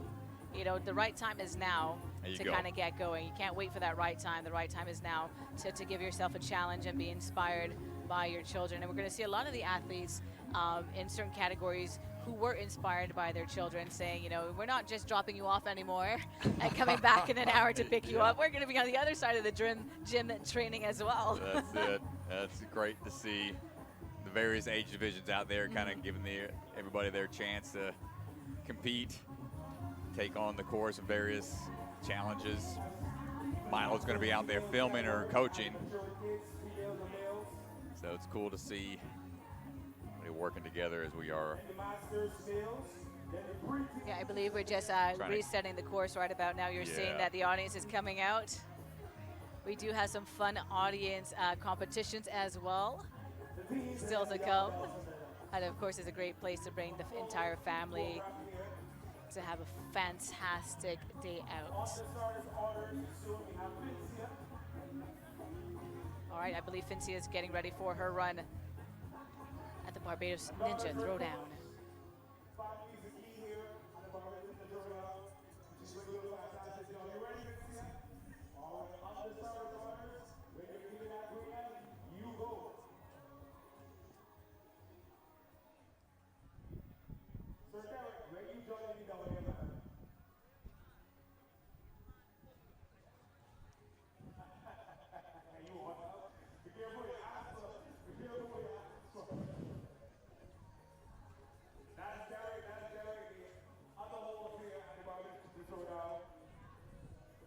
Okay, so I think we're just getting ready for the final resets, and the course safety is paramount to our athletes. So there's one last check of the course as we're waiting, and Fincia's, I'm sure that nervous energy is building up. She just kind of wants to go, but then doesn't want to go, but wants to go. It's tough, man. It's tough staying in that mindset when you're out there, and you have to kind of calm it down just enough, but be ready to go at a moment's notice. I've had instances where I've gotten put on a lunch break where it's like, I'm ready to go, and then production is like, nope. We're breaking for lunch. It'll be an hour. All right, so let me just go cool down again. Redo my warm up. Don't eat too much. So it's a delicate balance out there. You can see she's trying to mime out some motions to stay ready. Just getting the full experience of what it means to be a competitor right now. Mentally running through the course, attacking it, and looking to see what approaches she's going to take. You can kind of see that concentration there, getting ready. So once again, they are going to start with the automotive art tire run into the Harrison's rope, then the Oystons double slider, the East Coast runner, Hackleton's pole vault into the palm tree swing. We've seen that earlier today. Sleeping Giant is up next, the River Bay log roll, Bajan rotation, followed by the DGS ring toss, and this will be the division that we have the Mount Hillaby. So we're going to do that as well. So the ladies are ready. So this is a wonderful initiative. So many wonderful sponsors coming your way to make this happen. Success, 9 years. And this is 9 years and counting of the Barbados Ninja Throwdown. Athletes from all over the world, and we're growing and growing. And I believe I'm going to get the numbers for you. How many athletes are competing today? We have over, I believe, over 200 athletes competing at the Barbados Ninja Throwdown 2025 over the course of 2 days, taking on the course. Now, if you're watching wherever you are, however you're watching, make sure that you get a chance and opportunity to say, hey, Barbados is the place to be. And if you're worried about it, all you got to do is get off the couch, find a gym. Ryan gets out, help you find a gym. I mean, a little at a time. It's all it takes, y'all. It can be an intimidating sport to jump into when you see some of these high-level athletes throwing their body through the air. I tell everyone, just start with the baby steps. You know, use your body weight for majority of these obstacles. Even if it's like a set of rings or pull-up bar, you want some kind of structure underneath you to where you're just putting enough of the weight from, like, you're using your legs mostly to gauge how much weight to put on the shoulders to test it out, and just go from there.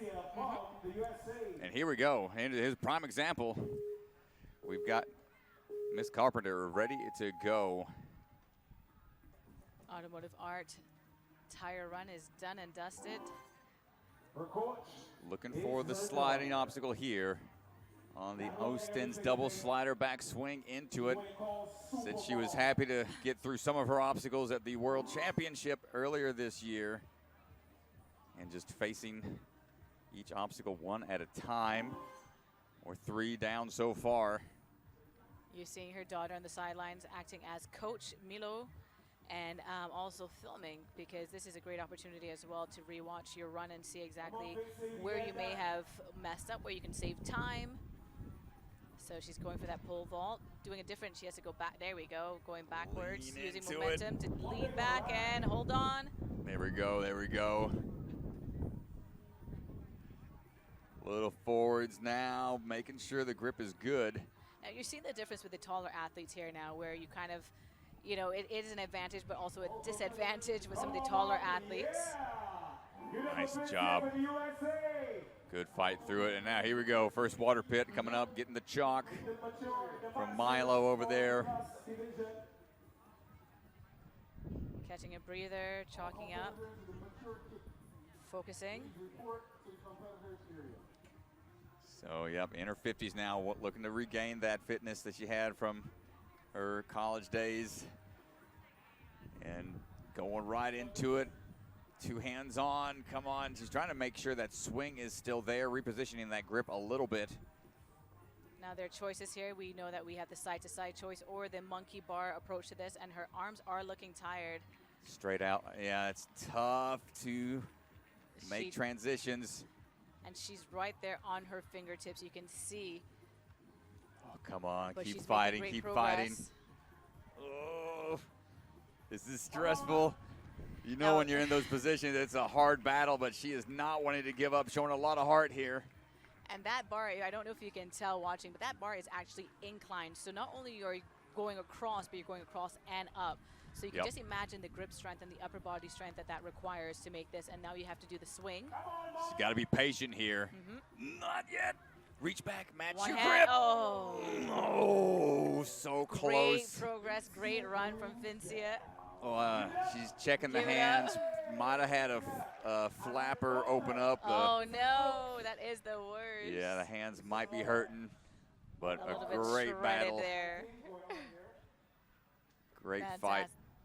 Yeah, you Giving can see. thumbs up, and let's watch the replay. Oh, the hand just gives out. Yeah. The swing, just that slight sway of that obstacle causes you to lose that grip on that backswing if you don't match it 2 hands onto that same bar. And mom and daughter walk off, strategizing. So, I believe this is Josiane and Talon, who's getting ready for her division from Canada.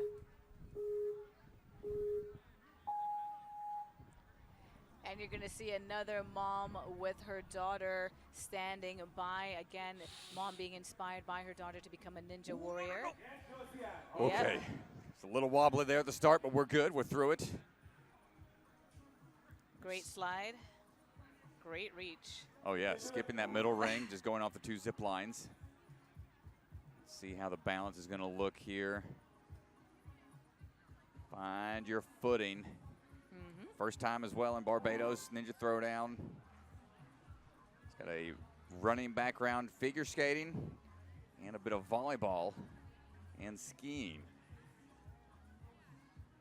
That's a well-rounded background of sports that works on your balance, your endurance as well. Good work here, looking for the swing down. That's the ring being close up. They're going to want to squat down to have the arms straighten out. So they have to lower themselves down a little bit. Oh. You see she's using that bent arm technique's going to exert a little energy, but she can get there. She has to trust that grip. 2 hands onto that ring to swing over. Okay, there she goes. She has the feet on There it and on. I was nervous there just now. But I know. She definitely saved. It's tough sometimes to know exactly how much grip they have left, but we're through it. Representing Multi-Zone Ninja Gym. Looking for the swing up now.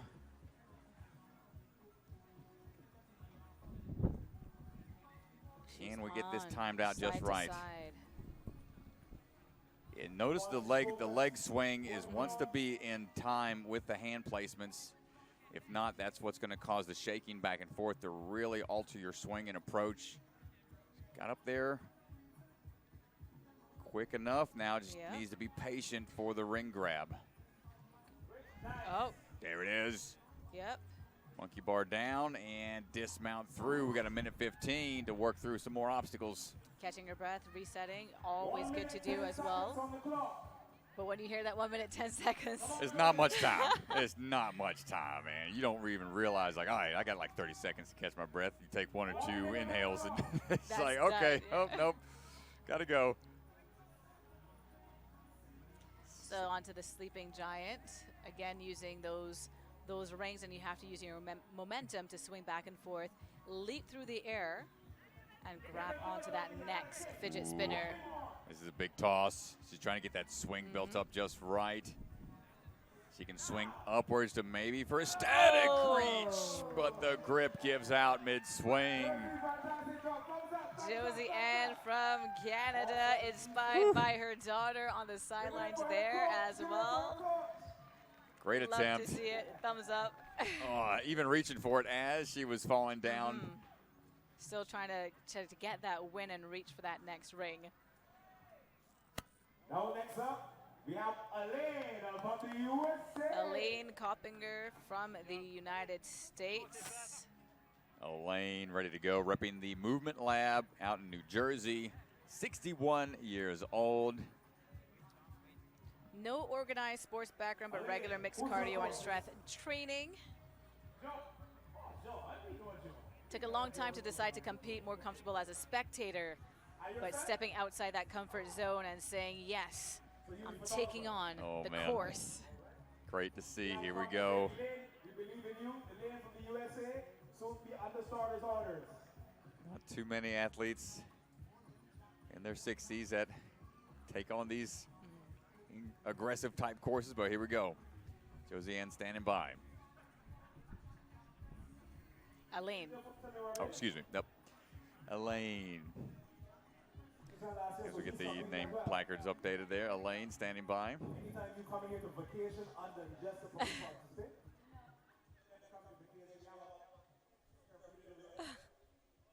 We see our other on-the-field MC engaging with Elaine. As the Bajan welcome, that's what we do, as you know very well, Ryan. As you're waiting for the starter's orders, resetting the course. Some final instructions from our starter there.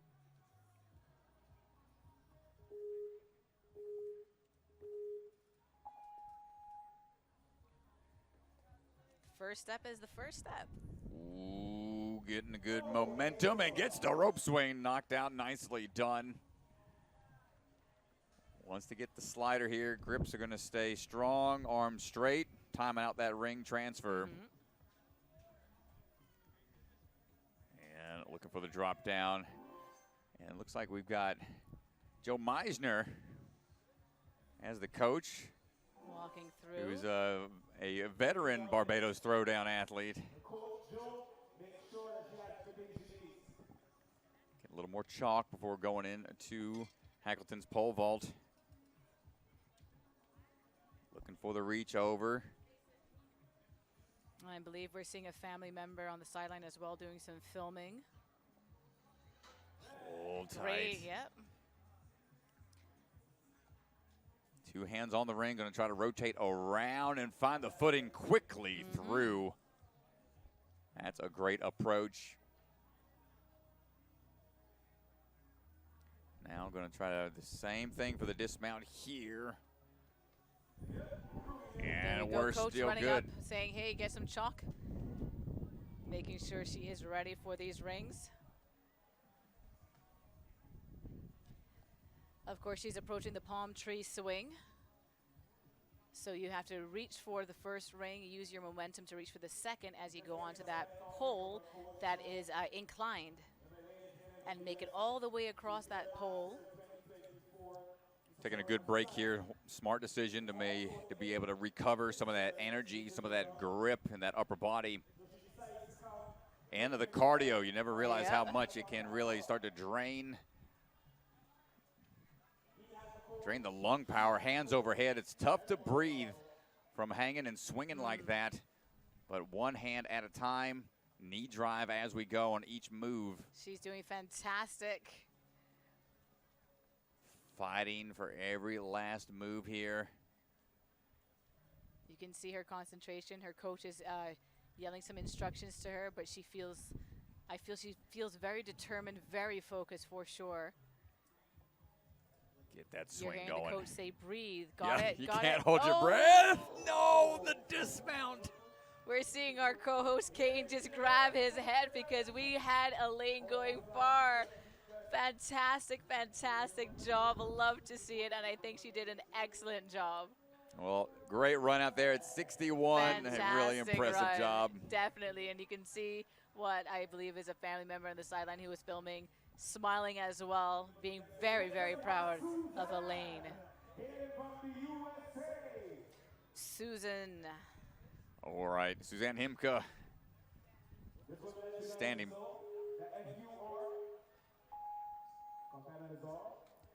All right, Suzanne Himka on the move.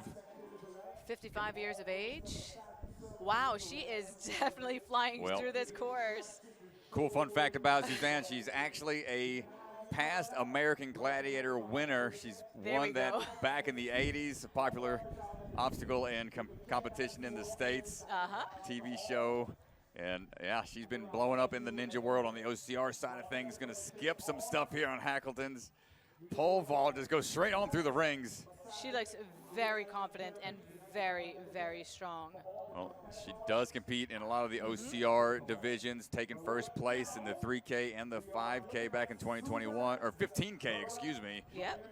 Can handle the long distance courses on the obstacles. She is definitely flying through this course here. And as you mentioned, you know, this is years of experience in different disciplines and about 8 years total in ninja competition. So no stranger to the pressure of the course or the audience. You're hearing the audience cheering her on there. Big toss. You got this, Suzanne. Says her favorite superhero is the Bionic Woman. Rightfully so. Come on. Good catch. Home Gym Ninja Core training in Colorado Springs. And you can definitely see that coming in there. Yeah, that's an outdoor facility as well, so they're used to training outdoors in the altitude. Okay. Let's see what we got here on the River Bay log. This rolling structure. Sometimes you can train Taking her time for sure on this one. Come on, Suzanne, get through this. Yeah, she just jumps across. There we go. Few more to go. Bayesian rotation coming up. Minute 30, not taking a lot of breaks. Knows time is a huge factor. That they have to still get up Mount Hillaby at the end. Now this is where the grip strength is definitely going to come into play here. Ooh, Straight skipping to one. it. Skipping one. Looks Gee. like they don't have to go to that first one. That trapeze No. bar is going to get that grip. A little bit of a breather. No need for two of the portions of the Bayesian rotation. Straight onto the DGS ring toss. Ooh, 1 minute to go. I think she can do this. Once she gets over this, I believe that she is going to be climbing, conquering Mount Hillaby, which will be the final obstacle for Got this it division. in the bag. Come on. Zip line rope swing. 40 seconds. She'll have about 30 seconds if she wants to recover some. Climb Here that. we go. We do That's have it. the assistance there. Love to see it. Oh, come on, Suzanne. I feel yes, and she's going to go straight. Give it up for Let's Suzanne. go. She's fired up. 55 years old. Quick Conquering celebration. Mount Hillaby. Well, it's setting the standard for her daughter to run later on in the elite divisions. Yep, She's flexing indeed. on the way down. And look there, big hug from daughter as well. Very proud moment for everyone there, other competitors, other athletes, and we're going to go take a quick look at some of her moments here during her run. Well, that shows you how much experience she has in the obstacle world. Big flying obstacles, no problem. Quick transitions on the rings and the climb up. Piece of cake for Suzanne Himka. And she hit that button with about 25 seconds left on the clock, so definitely showing that she had time to recover. So time does not stop. Christine Lagarde from Canada is our next competitor. And again, I'm seeing an MST coach on the sidelines for Christine.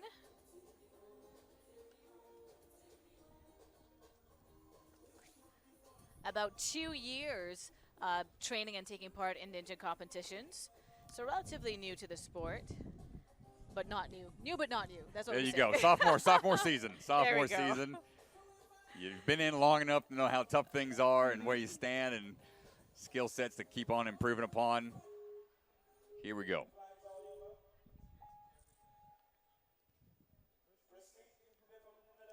Christine on the move. Coming out of the Volti zone. Got the MST, some of the other Canada gym members out there helping out as we work our way through the East Coast runner. Striding across, balance, no problem.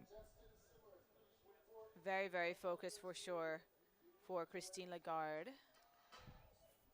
Says her favorite superhero is Sailor Moon. That's an old anime. I was going to say some of our younger audience. That's an anime I used to watch on Toonami back in the day. One of the first animes I've ever seen, actually. So Sailor Moon for sure, bringing shout back out to some memories. the anime heads out there. And she's going to be sailing through this one for sure, hopefully. Oh, yeah, great swing entry. Monkey bars. She's got that long Switched reach, it up a you can bit. see. But great timing. Notice how she's reaching as the structure swings overhead, not fighting the swing, taking less amounts of hand placements is the best way to go through it and smooth on through the palm tree swing. When you get to this point, it's all about conserving and using the momentum and conserving your energy as much as possible. She is quite tall, has a longer reach, so not quite flying through the air that is needed by some of our other athletes. Oh, yeah, she's got the ability to do what we call the static reach, reaching out and then pulling through. So that will save her a lot of time and energy on the explosiveness. You've got to use what you have, and if her wingspan and her reach is that wide, definitely use it to your advantage. Onto the River Bay log roll. Good work on the fancy footwork. Long legs, you can make that big step to the platform. Just about 1 minute and 37 seconds left for her run. Bayesian rotation time. So now they have this one trapeze that's going to take them to that ledge. Second leg, there you Yeah, go. a little cut in for the hands. Good swing into it. The side-to-side swing going to affect the momentum slightly, but not much. DGS ring toss ahead for Christine. Not too many ways to really make short work of this unless you try to go for some skips. Which So- she just did. Opting to, oh, she can put that one back. Doesn't need she it. just dropped it. Oh, Yeah. just says, all right, let the course resetters grab that later. We're going to keep fighting on. A few more ring moves to make. She's got, like I said, that big reach, so she's skipping a few rings. Oh, sliding down the rope a little bit. Keep the feet up. Gets the dismount. Mount Hillaby is ahead, 40 seconds. I think Christine, oh, there we go. There we go, hands up. Climbing Mount Hillaby. And there we go, There buzzer. we go. Back-to-back clears. A Master Female Division clear for Christine Lagarde from Canada. And she's happy about that, taking some time to celebrate up there.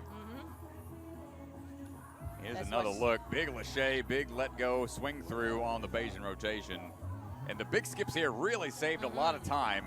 It's going to help her position on the leaderboard towards the end of the day. Yes, because at this point in time, we're looking for finishing and also the fastest time, because that might put you ahead of another competitor. Also, on the second, Masters females to Boy. complete the course. Here we go with Caroline Weinberg standing by. Next on the starter's order, we have Coming out of the U.S., only got about 3 months of experience. New York Ninja Academy, where she trains Wonder Woman, her favorite superhero. Big fan of the bounce obstacles. Big photo op Getting some moment. Photo off at the start line.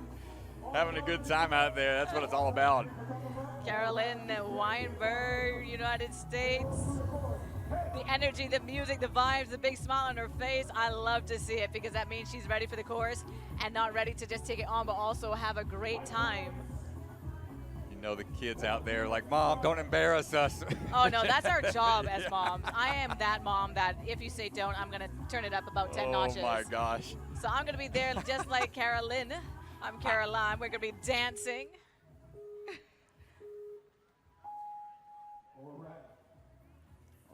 Ooh, Carolyn, no. Ooh, maybe a little bit too much fun at the start, and it took over. And then, yeah, you can definitely see Daughter made her do cringe it. on the Yeah. daughter. Oh no. her daughter's like, Mom. Still a great heart out there. Great energy, great heart, great attitude. And I think she just took that first step, and it was just the wrong step and could not kind of right herself and maintain the momentum and upright position that she needed to get through that. But smiles all around, love it. Lisa Nondorf is the next athlete up. Age 50 years, hailing from the United States as well, for about 2 years.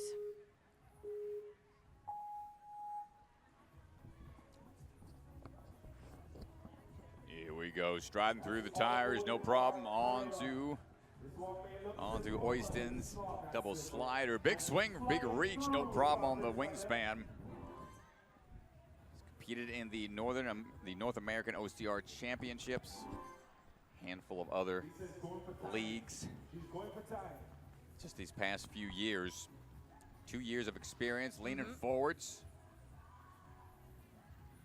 Finding the body position to get this dismount lined up. Training out of the Crescent City Ninja Academy out in New Orleans. Wind picking up here, gonna make these rings swing around a little bit more. Her first time competing in the Barbados Ninja Throwdown. Yeah, word's getting around. Yeah. A lot of first timers out here this time around, and great to see them swinging through, having a great time in the process. She says she loves Lachey, so we're going to see if that's going to come into play at all. Well, here we go. Do we take the safe approach and the wingspan being tested, or do we try to throw through? Oh. Try to go right away. Oh, but then you're going to see when you start that swing, you got to try and get as straight as possible. There we go. Good follow through on that one. Let's see what we can do here on this next one. Good drop down there is that Lachey. The let go and re-grab maneuver, that is another vital skill set. Dropping in, another one down. He's got experience in CrossFit, calisthenics, gymnastics, and some rock climbing. Gymnastics should help here on the balance. The balance. Oh! I hope she is okay. A little stumble on the Because way we're back. going to take that replay in and make sure her ankle as well. She hops just, up. Yeah, she just missed the platform there, so. Yeah, the step off a little too soon. The River Bay log roll got away from her. Okay, so we're going through the rings quite easy, quite nicely. That's good timing on the, ooh, good save there, the regrip. But the step down, She just lost that footing.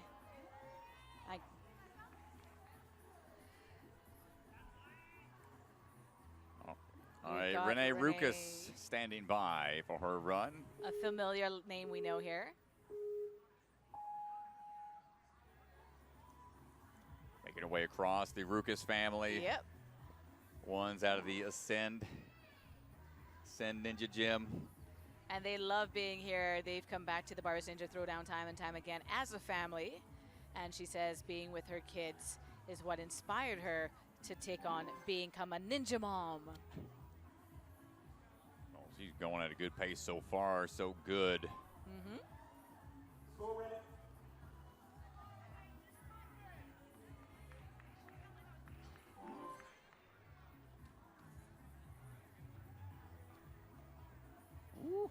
Good job okay, on. Renee.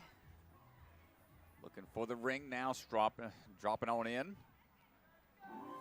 She's placed quite well the last couple of times she's competed out here, made it to the podium. She has. Last few times. Second place, third place. She looks like she's just being steady and focused, not quite rushing as some of the other athletes as we've seen kind of speed through the course. I find that her movements are very deliberate. She's thinking through every single movement. We're getting the swing of this bar here, so we're going to see if she's going to use it to her advantage to reach. Oh, easy work for Renee. Nice, yeah, consistent. Slow and steady wins the race on some of these obstacles. Don't have to go too aggressive. She's just got about 2 minutes left, about halfway point right about now. The sleeping giant is this obstacle up ahead. And we've seen different techniques with this. Ooh, you can see that circular swing needs to be straightened out here. She can be patient, time this just right, and it can. There, she's got good technique, kind of almost fully recovered. Here it comes, might have the swing tech for it here. And great job making sure the grip stays strong. Another one coming up. Whoa, gets to Lachey. Renee. Gets to Lachey Renee to the platform. And this is where experience and not panicking and not trying to rush corrected that swing, went straight again, regrouping. Yeah, they've spaced out some of these obstacles, so it's tough moves. The rolling log, he on the River Bay roller, steps out. Nice job. And again, you're seeing where a steady, calm approach to these obstacles, especially when, you know, maybe your footing may have lost your footing a little bit. You're seeing that Renee is really using that focus and that calm approach to these obstacles to either correct herself or make that next move. Good swings in. Now the Bayesian rotation here. You can see that green ledge is what they're swinging up to. It's a little overhang for the hands. It's still going to test the forearm strength, the grip strength. Okay, I think that she might approach it now. Oh, fantastic. You have to reach for that next ring. Hit that platform, and then she moves on to the DGS ring toss. 20 seconds left for Renee in her run. And it's going to be a bit of a time crunch. She's going to have to really move through these next couple of swings, but every time she misses, those seconds definitely count. It's vital. Oh. Get out of there. Come on, get through at least to the base of Mount Hillaby. She's going to finish this up, but time is not going to let her. No, she gives out on the water. Oh, wants to cool off. But the thing is, if you're in that obstacle line, you can correct me if I'm wrong, you should go to that final platform, correct? Because that completes that obstacle. So if it comes down to it, you want to. Not if the time runs out, though. Okay. Yeah, so that wouldn't count for her total score, unfortunately. So she was pushing the pace there to try to finish up. That's why that grip probably gave out at the end. Knew she didn't have time to finish, but watching the rerun of her run, Renee's run. Well, great run from Renee. Her facial expression there was fantastic. Yeah, those laches are not easy to make. And in the water she goes, Renee, but great run indeed as we get ready for Stephanie Tench coming up next. and Stephanie hailing from Canada. Stephanie's competed in the Ultimate Ninja Athlete Association and the Canadian Ninja League. Core Fit and Fit Set Ninja. Various gyms that she trains at. So we are standing by for the course to be reset. Stephanie ready to go.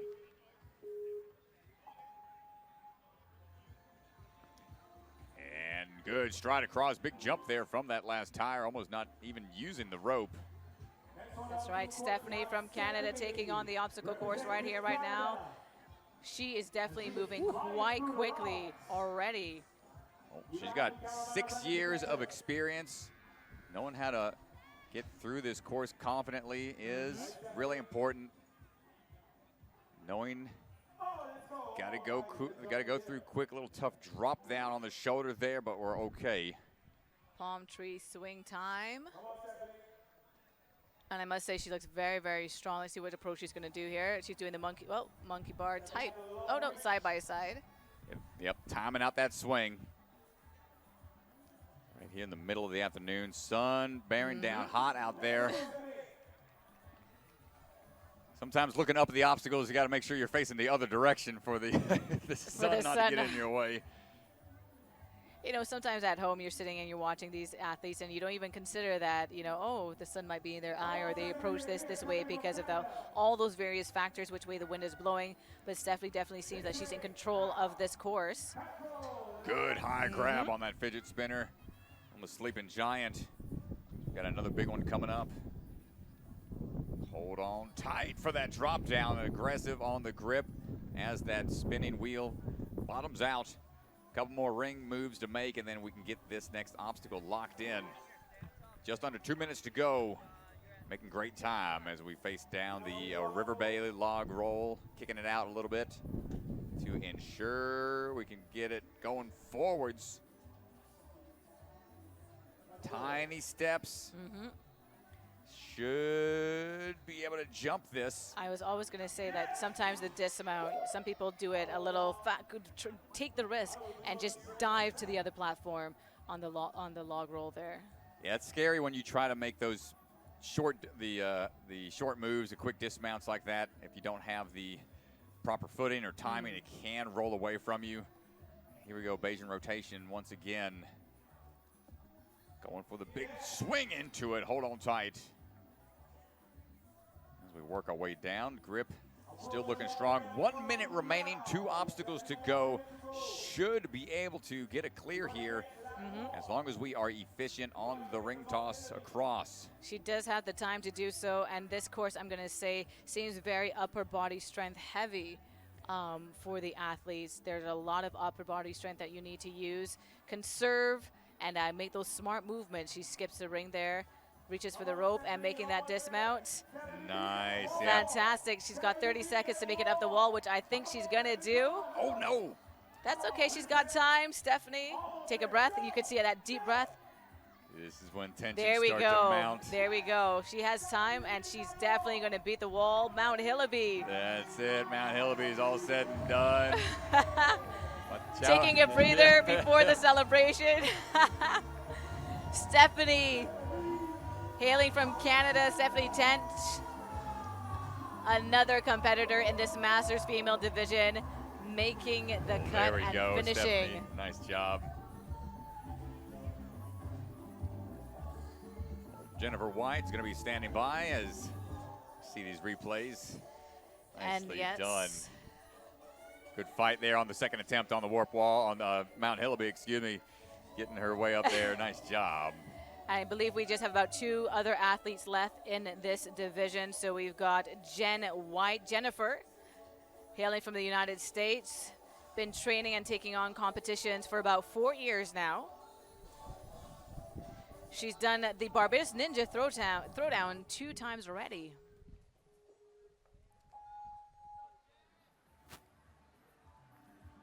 Jennifer White making through the automotive art tire run. Another athlete coming out of the Ascend training camp. A lot of athletes out of that facility. We're working our way across that East Coast runner. Actually known as Jen. Jen is on the stage. And here we have another mom who said that she watched her children have so much fun doing these things. She wanted in on the fun. And what better place to do it than the Barbados Ninja Throwdown with the entire family having some fun, There we making go. that reach. Let's go. Yeah, it's really cool to see. I mean, the parents that see the athletes and the kids in the gym, especially at Ascend. I mean, they're in a shopping mall that got converted, Oh, wow. converted into a gym Oh, space. getting tied up there, Jen. Okay, A little twisted with the rings, but she's going to Oh. wait it out. And I'm straighten seeing that the swing. audience holding their breath with that one, but she straightened it out and she made it onto the next obstacle. Oh, there we go. Take that chance. A little shooken up from that dismount, but going to recollect and fight on for the next one. Side-to-side swing here, knee drive again. Patiently swinging away across, a little at a time.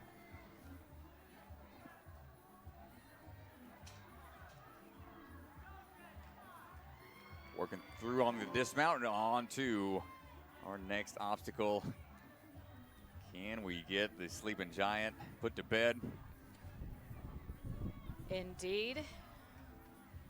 So we're very happy that we have some competitors hitting that buzzer, making the fireworks go off, celebrating with their friends and family, and even those competitors who have not finished the obstacle course still getting to celebrate, still having those big smiles and the thumbs up as they emerge from the pool. But I don't think Jen's going to take a dive today. I think she's going to definitely go all the way. See that wingspan being tested here, reaching out one at a time. Static reach, nice job. Hold on tight, just needs a few more moves down these rings. That conserves the explosiveness, the extra energy she'll need for these last two upper body obstacles after we get across. The River Bay log roll, man. very cautious approach to this. Get out there! Oh, Good work. making it onto the edge of that platform, finishing that obstacle. Yeah, those, Beijing rotation time. yeah, those balance obstacles this late in the course are very intimidating. You hate to go out on an obstacle like that this far into it. Yes, normally we do see that obstacle a lot earlier on the course, but now they kind of put it midway point, a little closer to the end. But this is the Beijing rotation time, reaching for that ledge. You can just see that green ledge there. She's going to reach for that and hold on. Couple swings, two more swings, gets it knocked out.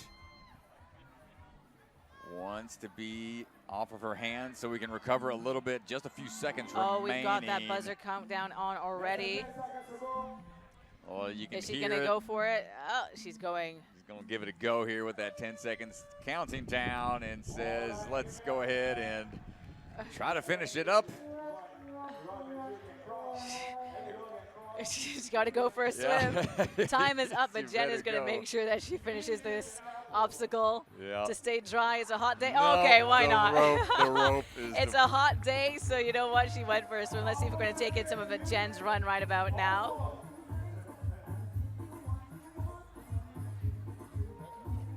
So she's emerging from the pool, cooling off. And I believe in this division, we've got one athlete left for the Masters female, smiling, wringing out the shirt, and having a big, big wet hug. I love to see it. Next on the Throwdown, we have Heather. We've got Heather Rapetti hailing from the United States.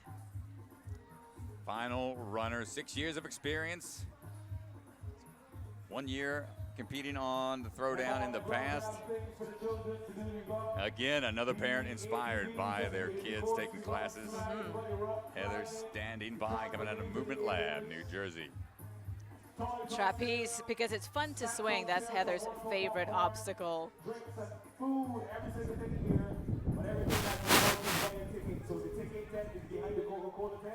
But right now, it is Heather from the USA on the course. All right, Heather. Heather looking a little unsteady on those first few steps of the automotive art attire run. You see she's got some of the athletic tape on the knee, so probably adding some extra support. Perhaps wants to be sure of her footing as we go across some of these obstacles. The double step on each one of those logs. Cautious approach to that. Yeah. At this point, you know, being the final competitor in this division, she's watched the other athletes go through. Some completed the course run, and you can see she's a little bit more cautious than some of her other competitors. Good reach through here now. Just swing down, stay low, keep that momentum going. And as we look for the rotation around, let go and drop down. 2.5 minutes, chalking up a little bit. Joe Meisner, previous Barbados champion from a couple years back, on now for this palm tree swing. Right when the wind kicks up. Okay. Oh, locks it in. She's locked it in. That is a method that you're allowed to do. Okay. That's always been there. That's the bear trap up there. That's a locking mechanism. Oh, okay. That's not required, but it's been up there. So you can't lock it in and reduce that swing and conserve some energy there if you're brave enough to kind of make that first thrust into that bear claw. Yep, that is a tough kind of like bazooka, throw it in there. It's tough to throw. Lock it in. Yeah, and get it into place and exerts a little more energy there, but pays out in the long run. You get on your first try as we try to straighten the swing here. Yeah, Heather does have that wide reach, so we're going to see if she's going to be able to use that. Ooh. But I don't think she has the momentum. She may have to reset from the beginning to kind of go back and get that swing. Yeah, not feeling comfortable off the first one. She might even go back to the platform if we can't get this straightened out enough. She's still starting to oscillate a bit. Yeah, there we go. No, off to the side, just went for it. Well, yes, that is Heather gonna there do with it. that one for Heather. So we had 12 competitors in this Masters female division, several finishing and Heather cooling down on this hot Bajan day, the Barbados Ninja Throwdown. Looking a little disappointed, I must say. But I think that she has nothing to be ashamed of. We're watching the replay. A little unsteady there from the first step from Heather on the Automotive Art Tire run. Going through the palm tree swing. And this is where we kind of, unfortunately, ran out of a little bit of steam, could not hang on to that grip.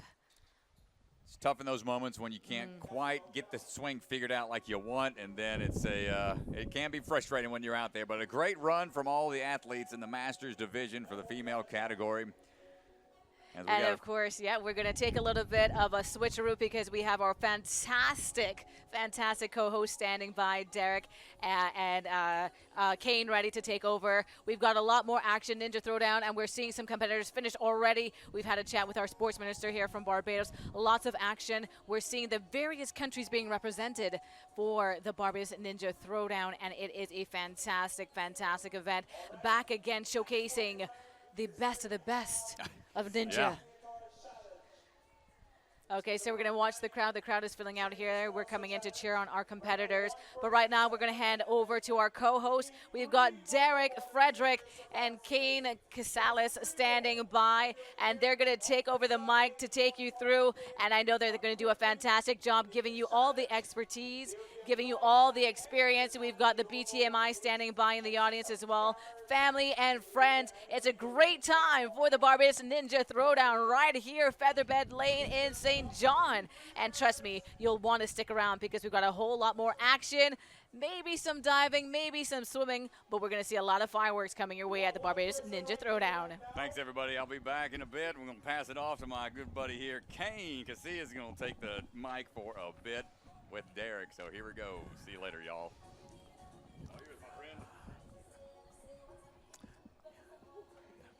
Thank you very much, Ryan and CC, for taking us through up to this point. Thank you as we get ourselves set up for what's about to take place. Welcome again to the Barbados Ninja Throwdown. I'm Derek Frederick, and I'm here with Kane Casillas. How are you doing, Kane? I'm doing great today, Derek. How about yourself? I'm doing fantastic. You know, we've been watching lots of competitors navigate the course over the past couple of hours, and it's been just so much fun to see what's been happening. What's your take? I know you have lots of experience in the ninja arena. Can you tell us a little bit about yourself? Absolutely. My name's Kane Casillas. I have been a super fan of Ninja Warrior for a decade now. At least, no, 2 decades, because we're coming up on 20 years of me being addicted to it pretty much. About 2 years ago, I started competing, but in doing so, I became a competitor, a coach, a commentator, and I became a global facilities representative where I would interact with all of the non-American ninja communities to get competitions hosted around the world. And in doing so, you know, I've been to many events that are similar to BNT where all of these countries and communities are coming together for obstacles, what we love. And it's been great, but it does not feel like this. Having an outdoor course over pools, the atmosphere, the music, the spectators, it's a completely different vibe, and I'm so happy about it as an islander myself from Hawaii. So there's something special about the Barbados Ninja Throwdown. Absolutely.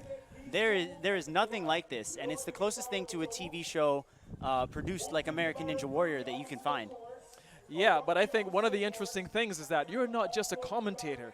You're actually, like Ryan, you're going to be out on the course as well. That's right. Ryan and I will be in the adult category. It's going to be super fun, and I'm just really excited because Ryan is such a legend. I spent so much of my time He is a legend. as a fan, like as a kid, looking up to him and his runs. So I pulled him aside earlier and I said, hey, like, I'm just super excited we get to run this course together. And that's the big thing about Ninja. You are not running against other people. Obviously, yes, there's a leaderboard, there's a podium, but you're running with each other, and at the heart of everything, Ninja Warrior is the competitor versus the course. The only person you're trying to beat is the person you were the day before.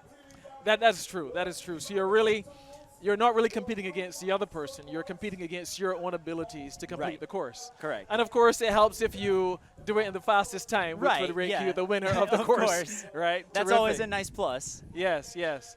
Now, I know right now we're on a little break, so to speak, but we're also getting ready for the spectator challenge, the frontline spectator challenge, and I know that they're actively waiting. I think it's a wheelbarrow challenge. How many tools can you carry in a wheelbarrow? From my understanding, that's what the challenge is, and we're looking to see where they're at right now.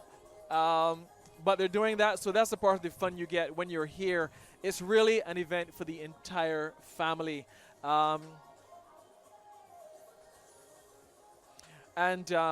what we're going to do is we're going to take a clip. We're going to take a look at some clips of what has taken place earlier today. All right. And we'll just wait to see as that comes up. There's been lots of action.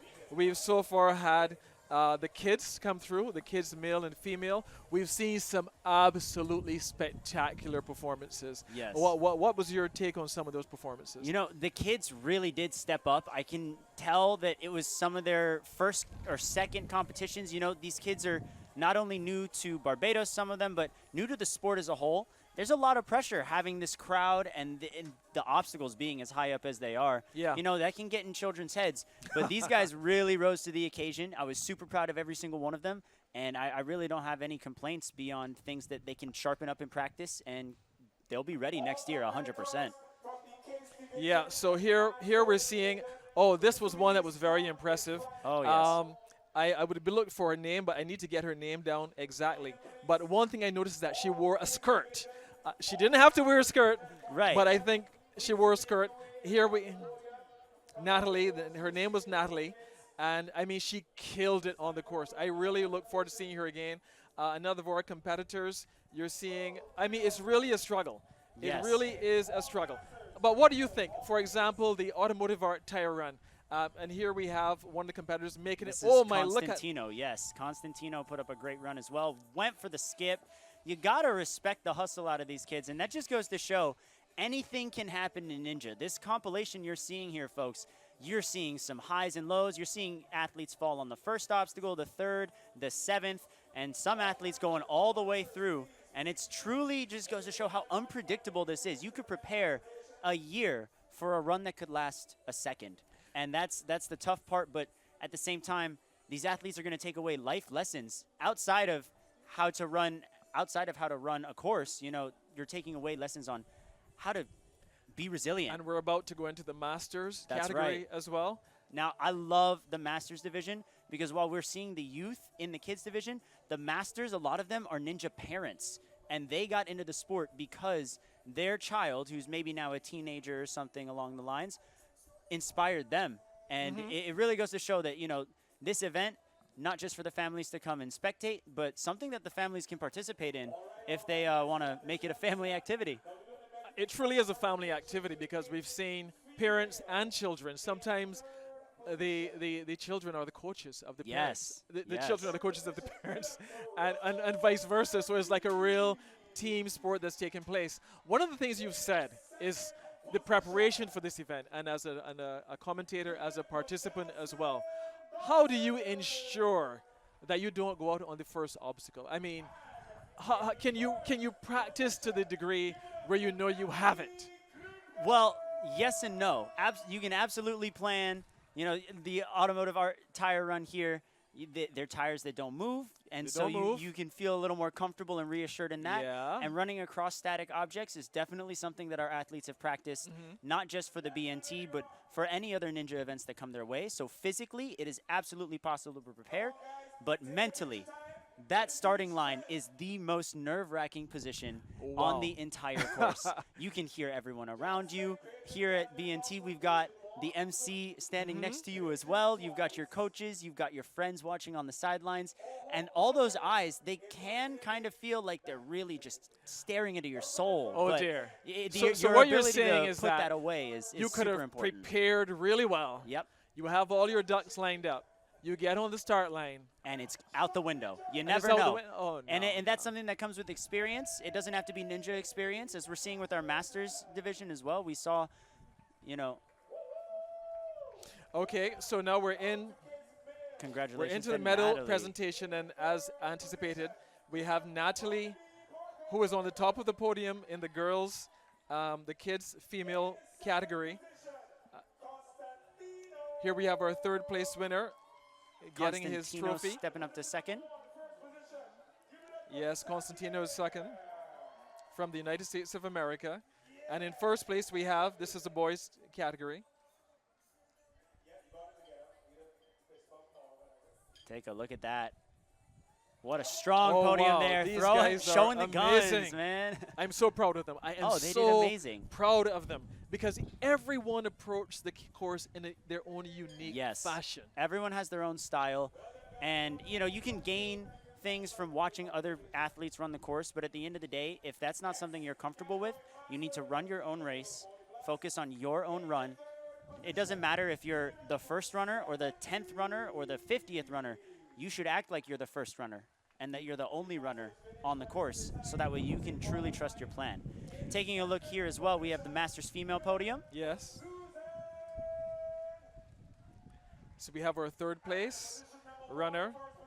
And I'm seeing a second place runner. What's her name? This is Suzanne Himka. Suzanne Himka. Christine Lagarde is going to be our champion. I believe she's coming from Canada, which is awesome. Wasn't Christina in second place? Wasn't she like one of the major favorites to win this category? Suzanne and Christine were two favorites, top, absolutely. Two favorites. Okay. Sure enough, they both hit the buzzer. Both ended up on top of that podium. Oh, wow. So you never know. I mean, you could be the favorite, and, you know, it could go either way. Right. You know? Yeah. So I'm really, really proud of these ladies, and this is the Masters category. Correct. So our Masters division is aged 40 and over. Oh, wow. Wow. And it's good to see that, you know, even at age 40, you know, and I guess we're speaking to all the ladies who are watching this event right now. Even at age 40, you can still come out. The Ninja Throwdown, I believe it will be scheduled for next year around this time. Come out to Featherbed Lane, do some training, and be a part of what is going on. It is never too late to become a ninja. It does not matter where you're from, how old you are, anything like that. I know many of my friends actually in ninja. Some of them are amputees. Oh, and wow. They're still kicking it on the course. Some of them are beating me in competitions. So I would like to see that. They're truly special people. They really are awesome. So you could be coming from anywhere. Now, what about the course as it relates to the Masters and the kids? Were there any differences? I know we had a discussion offline about that. Right. So the Masters female division didn't see too many differences in actual obstacle elements, which is just the individual pieces of an obstacle. But they were adjusted for height because naturally we are talking about adults here versus some 6 to 8 year olds. I do see some change outs here on the course for the Masters male division and the mature kids, which will be coming up later. The second obstacle is going to be the starfish slider. The starfish slider replaces the green rings on the sliding ring with 2 star holds. And these holds are a little tougher to grab. They're a little smaller in surface area. Our athletes are going to have to use their grip and coordination to navigate correctly. I'm also seeing some adjustments on obstacle number 6, which is the sleeping giant. The sleeping giant is going to be raised in the second element there that we call a fidget spinner back in the United States. And that means that our athletes are going to have to swing and lâcher up to something and then back down instead of a straight line. But we saw some interesting changes in that area as it relates to some of the kids, where one of the kids had to do a run again because of the height of the obstacle. Right. So the angle at which the fidget spinner on Sleeping Giant was adjusted to was not consistent with the rest of the athletes. Right. And we are all about fairness here. We want to make sure that every athlete has an equal opportunity on the course. So that athlete was then granted a rerun. They got to do the course again. Unfortunately, just fell in the same spot again. Yeah. But in the event we do see a rerun, folks, we will be giving priority to whichever run is better. That will be the run that will remain on the leaderboard, not whichever run was most recent. So even if the second run is worse than the first run because of a little slip up, their first run will remain as their highest placement on the leaderboard. Terrific. How does your physical stature impact your performance on the course? Because I've seen participants with a really long wingspan be able to kind of limit their risk in transitioning, particularly the aspects over the water, where they weren't required to leap from one obstacle to the next. They could just use their wide wingspan. Right. So we see that a lot with the youth division here. We see a lot of rings entering obstacles, and some of them are ascending rings. Based off of your height, you could be as strong as anyone else, and that reach is just going to be super difficult for you. You'll have to take more swings, and in doing so, that takes more time off the clock. And that's something you definitely have to take into account, because then you also have to clear the obstacle, you have to rest, you have to get chalk. Time management is so important, and different statures and different sizes definitely affect that. And on the Masters side, too, we saw a lot of athletes prefer to static, which is a long reach, versus lâcher, which is a more explosive move and a pop. Lâchers take more impact on your shoulders, and if you're on the older side, maybe pushing, middle age, your shoulders might not be healthy enough to handle a big drop like that. So that changes your strategy as well. Yeah, we saw some competitors. They kind of went a bit high, even though they had the momentum and they were very strong. When they came down, it was like maybe their eyes weren't spotting on the next obstacle because they went so high up.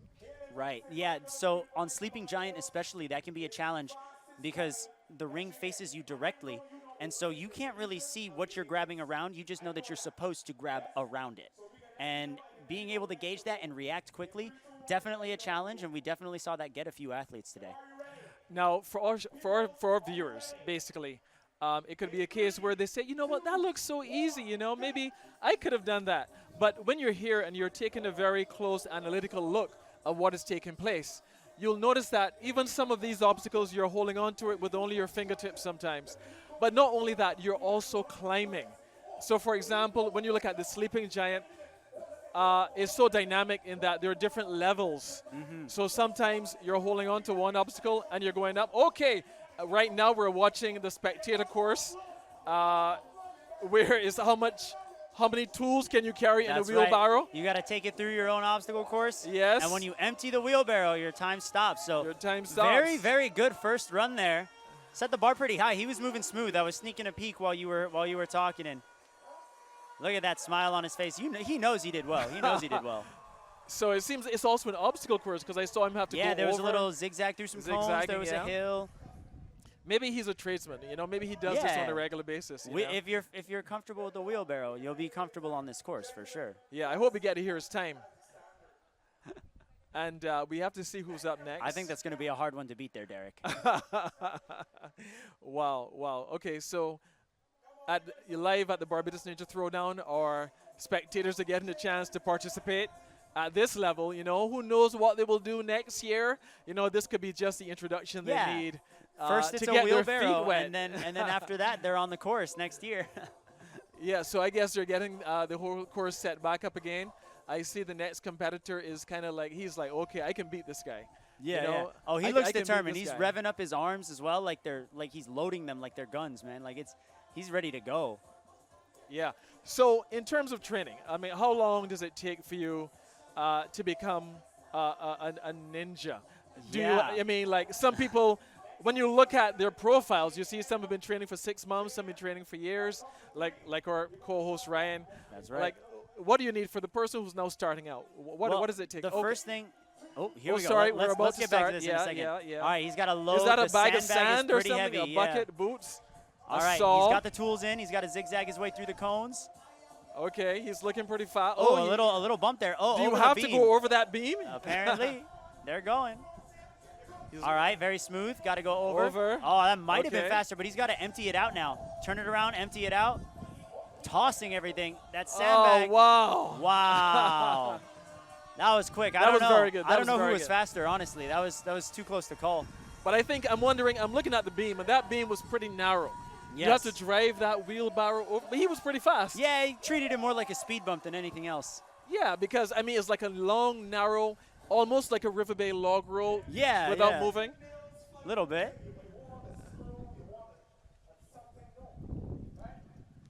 Now, Okay. in terms of training to become a ninja, I Right. think 3 months to 6 months is a great period of time to really gauge where your skill is at. Right. Something that you need to know is that you might be able to do the motions, but your body will be so sore after that first week and those first 2 weeks especially, because there are smaller muscles in your back and your shoulders called Wow. twitch muscle groups Yeah. that cause your fast reaction, right? Okay. And when you're not using those a lot, suddenly in Ninja, you're going at 100 on those, you will be so sore. On top of that, your hands will not be used to swinging and catching things so much. So I've got some calluses here. Let me see Your them. hands will eventually. Oh, my goodness. Your skin will rip off. There Right. will be a little bit of blood here and there. I will Okay. say, but that's something that over time, the more you do it, the tougher your hands get. I haven't had a rip in about a year now. Wow. Because I do it as frequently as I can. So once you get over that learning curve after that, it's all technique, and from there, it's up to you. You could be a super fast learner and pick up everything else you need to learn in a month. It could take you a couple of years. It varies, and eventually everyone gets to the same level. So I there's think no we're judgment. lining up for our third competitor. All right. Okay. He seems to be kind of taking his He's- time I a was little gonna bit. say, Yeah, a little more relaxed there. Yeah. I think the bars have been set pretty high. Oh, but okay. he's picking up speed right Oh, now. wow, he was pretty good navigating that Yeah, rail yeah. there. He's bobbing and weaving. Yeah. I think the calypso music is helping him get a little groove. Oh, my. party foul. Oh, man. But that's not stopping him. He's No, he's got to continuing. pick it back up. He's not stopping. He may still get third place, depending on how the other There we go. competitors He's go. over the hill. I love the never give up spirit. I love the never give up spirit Perfect. He's here. got to turn it around and And he's throw it emptying. down. All right. Wow. And congrats to him. I think this is a good example That for was- all the kids that are watching. Even if you don't succeed at first, you at least complete what you started. Absolutely. And I think this is a very good There example. we go. There's the There you go. slow-mo. A very spectacular spill. It wasn't in the pool, but spectacular nevertheless. At least he cleaned up after himself. You know, yeah, what a for gentleman. sure. But he had great skill over the beam, because I'm still amazed. I don't know if I can do that. I've done my share of pushing a wheelbarrow over the years, but I don't know if I can do it that fast over a narrow beam like that, and he did it really I well. think So we're just going to congrats have to him. find out at some point, Derek. What are you saying? I'm thinking you get down there at some point and give it a shot. I think there are 2 more spots, you know, you and I, we could, you know. Okay. No, let's leave that to those guys, and Let's leave it to the spectators, continue yeah. to do. Now, in terms of what these guys are doing as ninjas versus like in other sports, I find that the power of your fingertips is just so critical. I think as the average person, we underestimate how strong your fingertips can be. Yes. Tell me a bit about that. Yeah, finger strength is super important, because even if you're grabbing a bar that you can put your whole hand around, there's always a chance you can slip or misjudge a move to where your fingertips will be your last line of defense. That's going to be what saves you. Oh, wow. And it's super important to condition that. So a lot of athletes also climb. They do rock climbing to strengthen themselves. I know because we have our fourth competitor up. Okay. Again, he's he's also- kind of taking his also time taking a his little time, bit. yeah. No rushing here.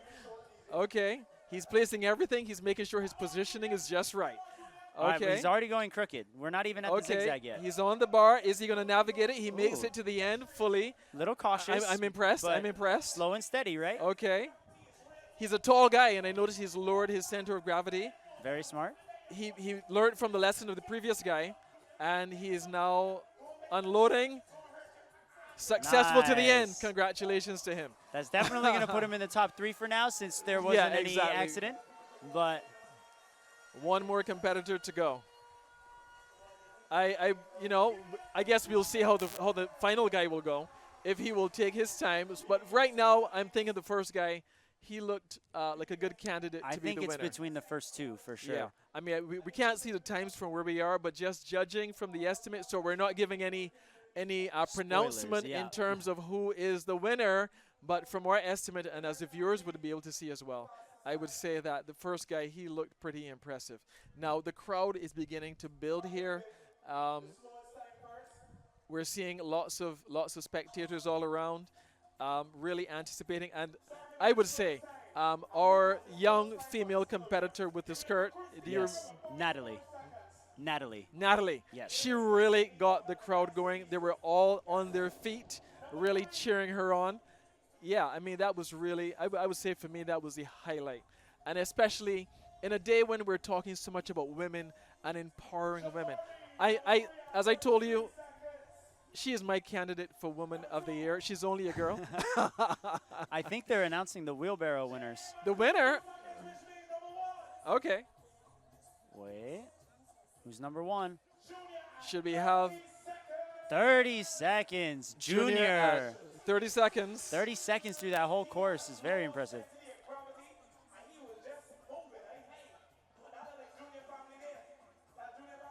Now, on that wheelbarrow challenge course, we did have a ramp that did cause a little bit of carnage in the middle of someone's run. That's what we call in Ninja a crux point. A crux point is a spot on the course that can prove to be challenging. It's where you'd see maybe a majority of people falling, actually, because of how tricky it is. And I definitely am seeing a lot of crux points. Specifically, we're starting to see, even if it's not taking out too many people, obstacle number 5, the palm tree swing. Right. It's definitely very time consuming, and it's something that can factor into how our athletes approach the rest of the run, because some of them might finish the palm tree swing with 30 seconds left, and some of them might finish with 2 minutes left. And Right. obviously, that's going to change how much you rush. Now, we've seen the most falls at our true crux point, the sleeping giant. Those 3 fidget spinners, obstacle number 6. And we've recently buffed them. We've made them tougher. So now, instead of in a straight line doing a lache, where you swing from one object to another, Right. you're going up and back down to your dismount platform. So as the challenge progresses, we're going to see the challenges get more complicated. That's what you're Absolutely. saying. But we are here assuming, of course, for the best, that the athletes are going to be rising to that occasion. We anticipate they will, because as we go ahead, we will also be going to some of the elite athletes, and they will require a greater space in between the obstacles and greater challenges, leaps from one place to the next. That's right. And at the start So- line right now is the Mature Kids Division. We are starting here with Ella Peleg. The Mature Kids Division covers 9 and 10-year-olds. Ella is coming out of the United States.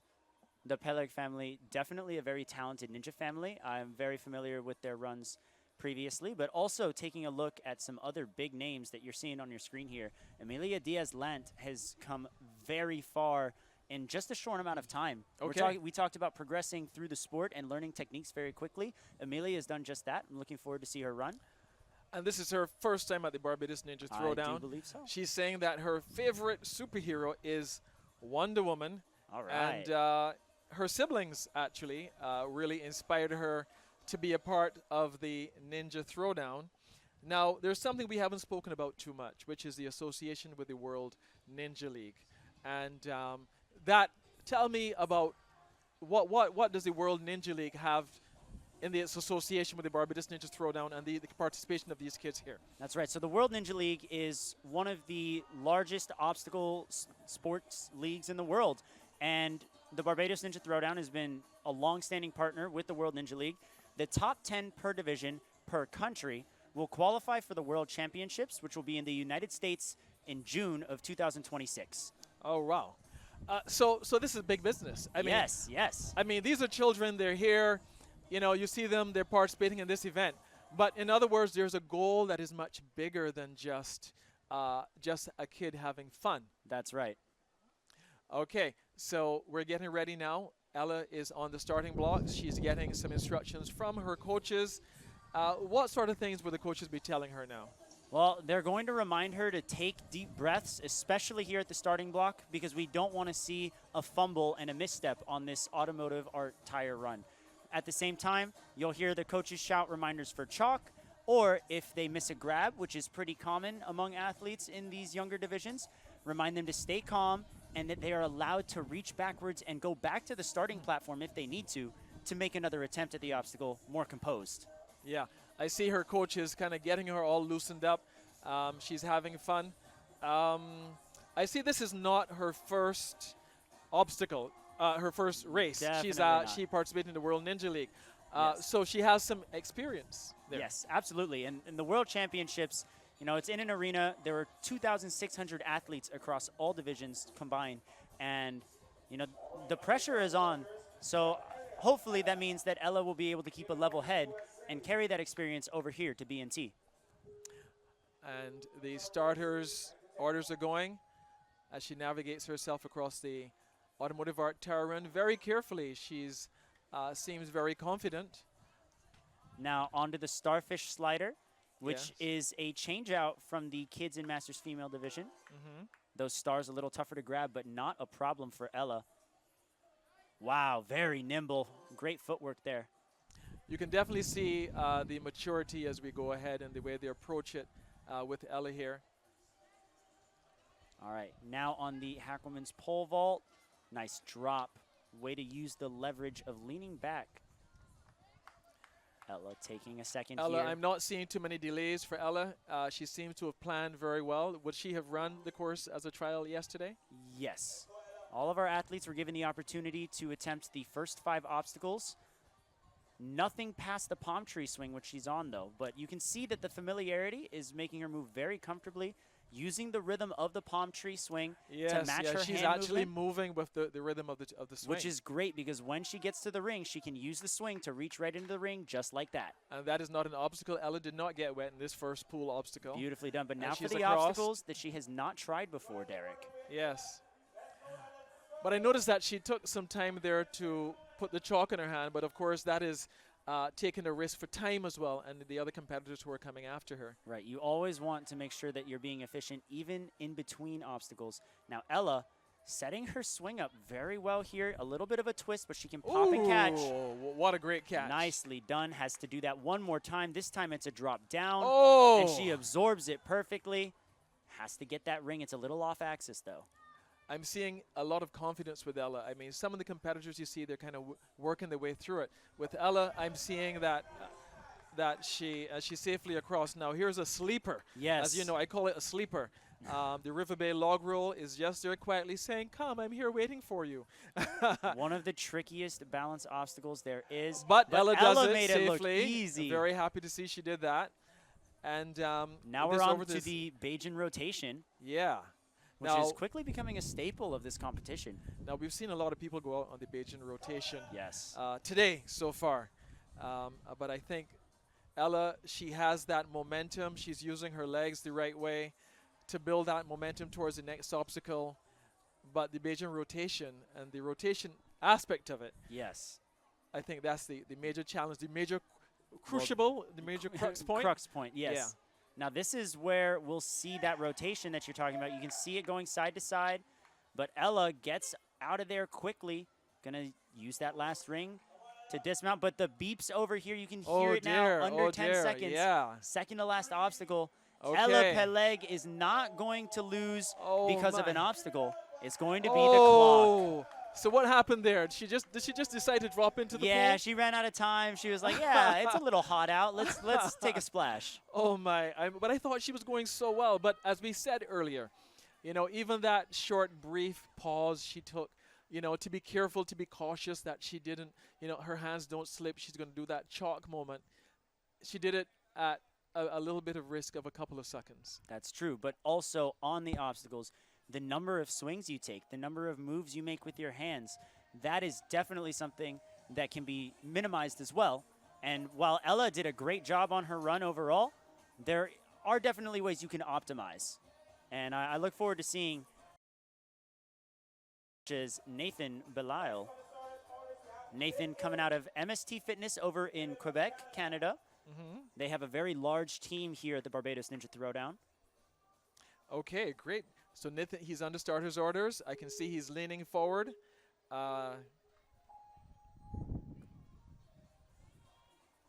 A little wobbly here on the automotive art tire run, but he's through.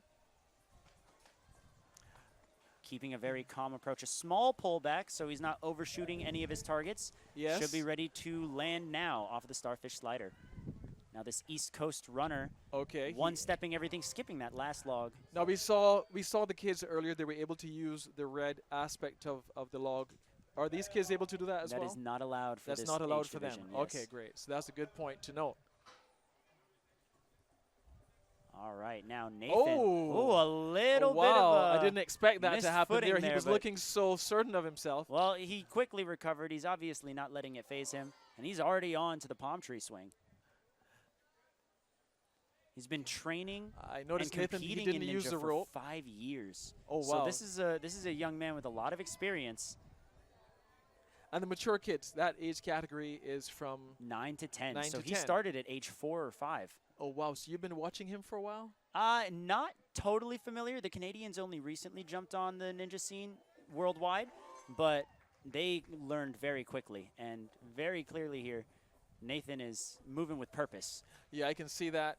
He has to time his moves so that, as you said, he doesn't waste a lot of time just rocking back and forth because he is on the clock. The one thing about the kids is that they don't have the benefit of the wide arm span, That's right. so they have to take a bigger risk. But Nathan, that's not a challenge for Nathan because he's making his way safely across some of the major crux points here. And he's over to the log roll. And I love how this course just challenges different aspects of skill. Yes. Very, very exciting to see here. The River Bay log roll. Now, balance obstacles not always thrown in on courses frequently, but super Oh, important my. to train for that exact reason, Derek. Balance obstacles are, like you said, a sleeper, and they can make or break your run. Nathan was moving very, Exactly. very he was looking smooth. so confident on the course, but because I've been observing it over time, I know that you cannot rule out the log roll. And it's a sleeper. It's something you either get it or you don't get it. Or you can get it one day and not get it the next day. But congrats to Nathan. We have another competitor who's already on the starting block. That's right. Our next runner is going to be Kate Williams. Kate is actually a returning athlete here to the Barbados Ninja Throwdown, placed second last year. Oh, so wow. You know she's going to want that top spot.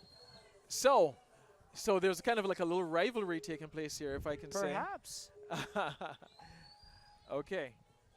So Kate is off. She's looking quite confident. A nice leap. I noticed that they raised the podium up there to give the kids a bit more height. Oh, a little delay. Yeah. A good correction She's there looking on the good. starfish slider. Going to get her second hand on and pop right through. And she does it. No problem at all for Kate.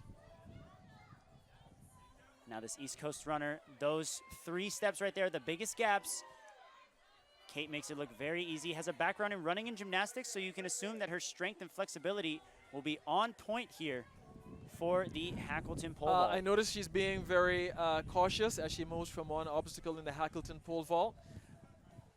And I guess, she's a child. Her span isn't, she's stretching herself. She actually has to really stretch to make it over and to ensure that she makes it to the end of the course. But she's doing very well. She's done so far. She's confident. And she's leaning. She's made it over. Yes, She's getting well lots done. of support from the crowd. Lots of support from the spectators here. The ring comes actually to her. She grabs the opportunity. She goes over to the palm 3 swing. She decides to use the rope. Some of our earlier competitors didn't. And she knows how to use the rope very effectively. Yes, very smooth moves up to that second ring. Going to need another big pullback, but I know that she's very capable of doing so. She gets her hands on it. She's not going to let go. Kate's coming out of a gym called the Jungle Gym over in Florida. And the Jungle Gym trained 2-time American Ninja Warrior champion Vance Walker, as well as multiple world champions. So I am very, very optimistic for Kate's run here. Oh, terrific. Okay, now she's in a swing. We've seen some people come at here and fail, but that's not going to happen with Kate. I'm seeing some experience here. I'm seeing some experience but with we Kate. do have to look at the clock here. Under a minute left for Kate. Oh, wow. I don't think that's going to be enough time to clear that's the course. That's a big ask here. But I do think it's plenty of time to clear the next few obstacles. But I know someone who will be proud of her, and that's her mom. That's true. Who is her favorite superhero. I love that. You know who else would be proud of her? Her brother, who's the reason she became a ninja. Oh, really? So he's competing here as well with us. I think we can expect him to make an appearance, yes. Okay, so she makes one attempt. You have to be certain. Ooh, but again, 25 she's seconds. kind of running with the clock. But you have to be certain she doesn't want to get wet. I know that for sure. Well, time is ticking, and you can see her weighing out her options. Doesn't really have time to do that right now. I kind of took it she was taking the time to catch her breath. And I can see her arms. She's kind of shaking it out of her arms. Kate. And she takes a Kate splash. decides, you know what? This is a thing. Right. Let's have fun with it if we're running out of time. Oh, wow. A solid run from Kate. Made it halfway through the course. Definitely something that she should be very proud of, as that palm tree swing took out quite a few people in the testing period of this event, as well as throughout these past few divisions as well. We've seen some falls there. Yeah. And who do we have up next? Our next athlete is going to be Cameron Perlman, coming out of the United States. He's been competing for 3 years and has made it to stage 3 in the World Championships, which is the final round of competition. Not very common to get to that point. Wow. So we're seeing a lot of experience with Cameron, even though he's such a young age, 9 to 10 category. And you're seeing it in how he approaches the course. Sometimes, I'm not even seeing, am I seeing a coach here? I'm not seeing a coach. Well, his coach she's there, but not as close as some of the other coaches were in terms of instruction. So I'm seeing a lot of independence with Cameron. He knows what he's doing. He's on to the Hackleton's Cliff pole vault. He's going for time. He's going for the win. Oh, yeah. Look He's at not those going, strides. yeah, there's not just experience here. He's going for the win. And, yeah. This is the sign that Cameron is very comfortable with his body, and he's very aware of what his capabilities are. Okay. And I like that. That's a lot of promise. He So jumps the palm straight trees, up. He jumps straight. He's the first guy I think I've seen do that. Yes. All right, now a big pullback to be able to swing through. Right. And he he's is gonna using work the his way momentum. through. He's using the momentum of the palm 3 swing. Oh, a nice little bar that's shimmy. That's a little risky there. A little bit. The grip is definitely there. It's just going to be about getting the rhythm to the rings, but obviously He that kind of proved to not be a landed right problem. on the edge of the pad. Little bit. I think he was trying to go a little more to the left so he could be in line for Sleeping Giant here. Right. Now, it says his favorite obstacles are laches because it feels like flying. That's exactly what these are. And He's doing a one-handed lache. decides to do a one-handed lache. You know, just a little casual. We call that a gibbon because you look like a gibbon swinging through the trees. Okay. Now for the River Bay log roll. Now, again, this is a change of skill. He's very good with the upper body. Oh, went for the skip, and his feet touched the back there? part of the platform. Yeah. And that's going to end his run short. Wow. Oh, wow. He had such a promising run as well. I must say, Kane, I'm shocked. I'm shocked. I thought he had the leap. I thought the leap would have taken him completely over. But as we've seen here, he's such a strong competitor. He has so much going for him. But then once you change from the upper body elements to the balancing elements, the game changes altogether. It's a different risk factor in there. Speaking from experience there, sometimes I spend so much time on my hands and my arms that it throws off my center of gravity in my legs. So then when I approach a balance obstacle, I start to wobble. So maybe that's what happened. So it's kind of like a recalibration that you have to do. Right, exactly. And the quicker you can do that, the better, obviously. Okay, but no. On the course now On the is course, Liam St. Our from MST Fitness in Quebec. Been training and competing for 4 years, but this is his first time at the Barbados Ninja Throwdown. Wow. But Liam, he's also a speed guy. Nothing is holding him back. He's looking quite confident, even though because of his wingspan, he's having to kind of be very cautious here. Well, he's still moving with a lot of urgency, which makes sense because, you know, a big reason he wanted to be a ninja is because his dad opened a ninja gym. Oh, wow. Which means that he probably gets to play around on obstacles every day, whenever he feels like it. So he should really feel at home right now then. Not only that, but he's been doing this since he was 3 years old, Derek. Wow, wow, wow. Fascinating Okay. stuff. How young these ninjas get to start. At 3 years old, I was just learning what the shows were. And At now what here age? we are at 3 or 4. Yeah, it was the first time I saw Ninja Warrior. And now here's Liam at 3 years old, already trying obstacles. But I'm also seeing his experience because when he was on the palm tree swing, as he was on it, the rhythm was going against him and he paused like for a split second to get everything back. Well, but he's having to do a leap. Now The leap is no problem whatsoever. that Lachey was beautiful. He did say it's his favorite obstacle. So it's no surprise that he's making them look really easy. Wow. Okay, now I think my concern for Cameron is this Is transition, Liam. which we for Liam is the transition which we've seen right now. All right, now the River Bay log roll. He's keeping his balance. He He's took going a to go for an moment to early assess, exit. and he Well makes that done. leap. He makes that leap.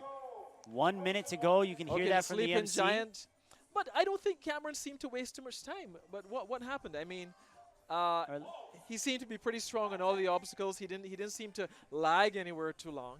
No, it's just a tight time limit, and it's still very possible for Liam to be able to beat this course, but at the same time, he can't really rest in between, especially these next few obstacles. And he's Okay. going straight into the DGS ring toss. Okay, so he's counting 40 down seconds. now about Now, less than 40 seconds to Ring go. toss is one of the most common obstacles you can And I find in think a ninja this should gym. not be an obstacle for him, a major challenge for But him. he's not skipping any, which does mean that's more moves and less time for him. But at this stage, maybe his upper body's getting a little tired. Perhaps now for the airy hill hook. Yeah. This move from one hook to another. Big Whoa. and catches it. Nice job, Liam, but he's got 15 seconds. He's got to 15 go. seconds. On to Mount Onto the Hillaby. Mount He's got to Hillaby. run. Oh, no, he 10 slips. 10 seconds. He's got got to go. 8 seconds to go. Come on, Liam. He can make it. Yes, oh, he grabs got the it. slot. He's got 4 seconds. 4, 3, 3, 2, 1, 0. Oh, no. Liam St. Our runs out of time at the buzzer. Well, but a great run nevertheless. One of the closest runs. Yeah. But, you know, Derek, the obstacles could not beat him. And that's Yeah, something that yeah, he can made it. say He very made it. proudly. He made it to the end of the course. He didn't get wet. And really proud of him for that run.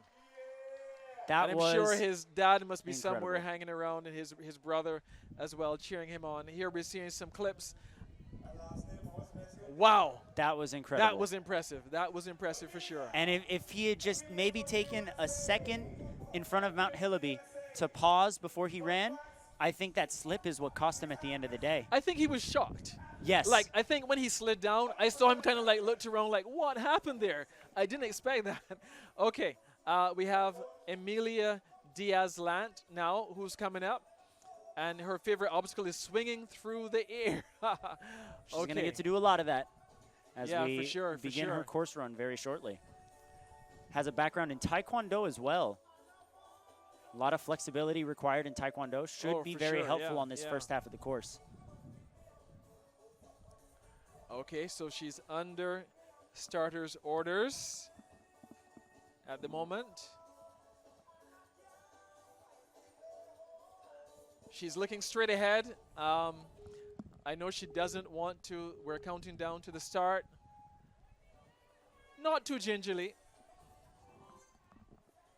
All right, very aggressive already on the starfish slider. Doesn't want to waste any time. Going to give it a gentle pullback though. Got to make sure she has enough power to get to each platform. And I can say she's confident. Her coach is there with her, but she knows exactly what she's doing. Nice transition, nice body control. I'm seeing from Amelia. Right up now, she's deciding she's going to use the rope. She's one of the taller competitors in this age category. One pullback is all she needed. Now she's got to figure out how she's going to traverse this bar on the palm tree She's moving with the rhythm. She's got the rhythm. She's being cautious. I can see that. Oh, now you sure, can see a bit more of a push there, and it pays off. She should be ready for the dismount very shortly. Transition. She's using a little bit of time to chalk up. Do you think the palms are getting a little sweaty even after? Yeah. And I would not be surprised if this specific obstacle, the Sleeping Giant, is a little more slick due to all of the surfaces being wooden. Right. The humidity might not agree with that. So, huge move there from Amelia. Amazing power. Great technique there. And just leads her hand into it. Yes. She wastes no time. One swing is all she needed. She has used half of her time limit, but she's over halfway through the course. So we're very hopeful. She has about 1 minute and 20 seconds to go at the log roll. She's keeping her balance. She makes it successfully over. And over to the, is this the Sleeping This is Giant? the Bajan rotation. Bajan rotation? Okay, terrific. She should be good to reach the ring. But I'm noticing, but there was a bit of a missed swing. She has the wingspan to adjust, though. Fantastic, because she kind of lost momentum there for a bit. Yes. Perhaps that was intentional to measure herself a bit more. That is something that can be tactical. And if she's able to do that at this age, I am worried for all of her fellow competitors when she's old enough to go pro. Terrific. Now, those fingertips are very strong. And she's about on pace with where Liam was. But she's competing in a different category to him, isn't Very she? true. Because the boys and the girls is still of the essence, though. Yeah, yeah. Oh, good skip there. That's going to save some time. And now for the airy hill hook. Has to set her hips up aligned. That's why she's reaching out for that ring on the right to straighten out. Yes, and this is a very critical point. She's actually down to 10 seconds. Lead. She actually makes it. She has to get that rope, though. At least get to the mat to get the clear. 3 seconds. I don't think she's does. going to make it up Mount Hillaby. She trips, and that is going to do it for Amelia Diaz-Lant. But a really good push on the end of the area hill hook there to make sure that she still got the clear for that obstacle. I think her coach was very encouraging to her. He seems very impressed with what she did. High five at the end. And I think she should be very proud of everything she's achieved here. Totally. I'm seeing our next competitor is all lined up as well. She's very well decorated for this. That's right. This is going to be another one of our French-Canadian athletes, Mila Laliberte. Mila, okay.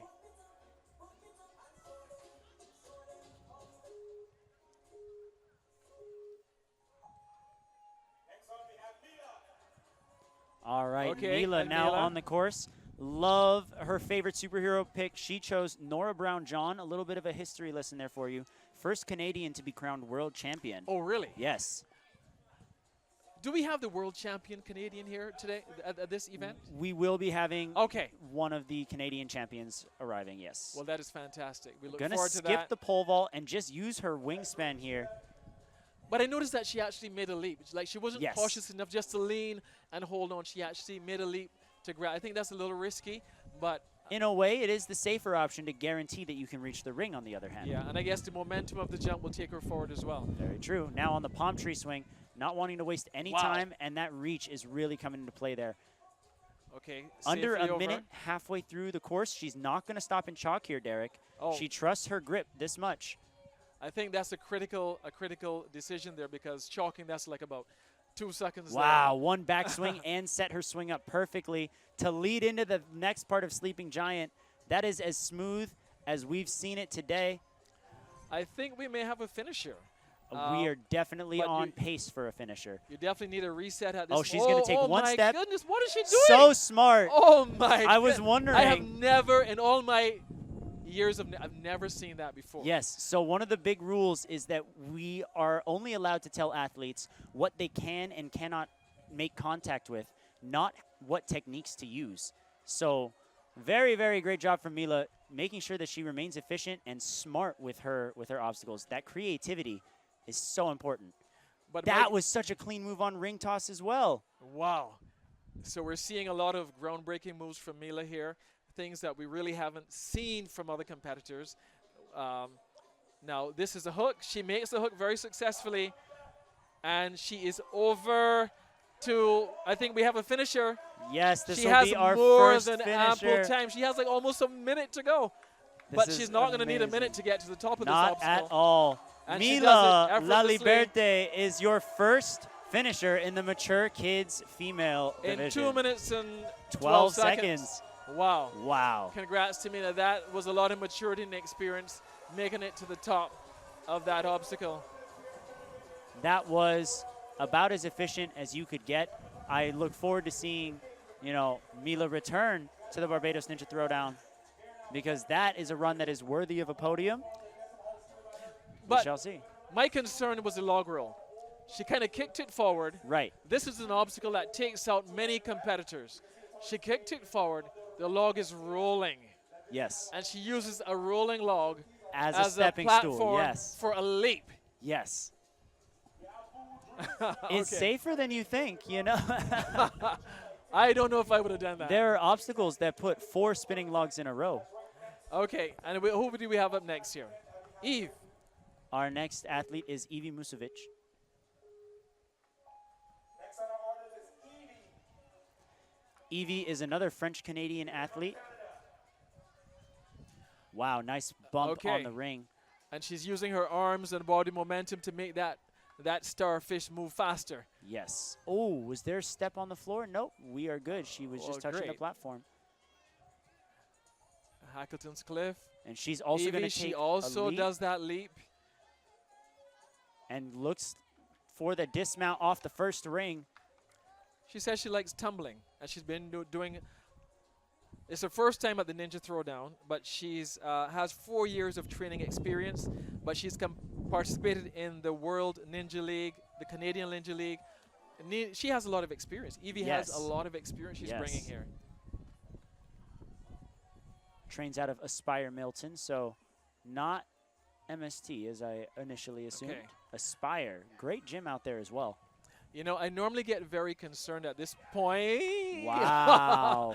I was about to say I normally get very concerned at this point, but when I see the mature, experienced ninjas, I'm not concerned. But then as it was coming out of my mouth, she did something that had me kind of like, what's going on? It was a big turn on the Yeah. last part of Sleeping Giant, right. and she absorbed it very well. Already on Bajan rotation as well, with a minute 35 to spare. Oh, she's doing very well. She's doing very well. Okay. Very nice power And there. she makes a nice transition. Should be good to grab that ring. Successful. Oh, and Now not she has wasting to- any time here, Derek. No, not at all. She has a minute and 11 seconds to go. And if she makes this successful leap, I think it'll put her in good stead to finish. She still has Mount Hillaby to go. Oh! Wow. Oh, my. I was a little concerned there as she was kind of mid-air Yes. that she wasn't going to make it.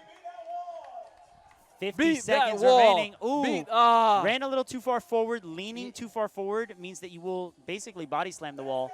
Staying up taller leads to successful moves like that out of Evie, who can use her feet on that slot. There we go. She's got her footing. Oh, wow. Now she can stand up. Oh, wow, no. wow, She slides Evie. back down, but she still has Wow. 30 seconds.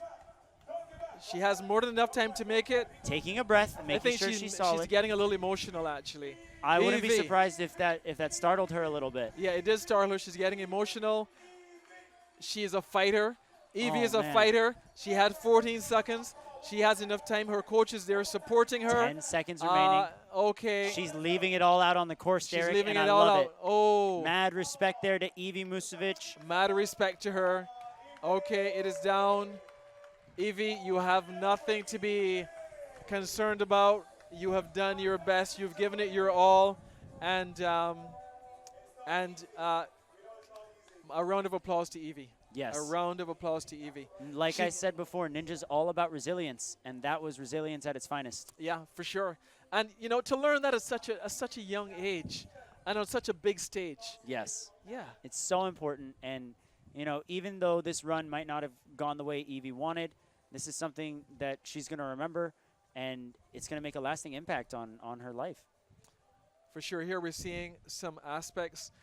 She didn't give up, even though she made an attempt. She was almost at the top. She slipped as she was just literally one pull away from reaching the top. But now up next, we have Ethan. Ethan Ty. Yeah. Coming from Canada. Training out of Steel Peak.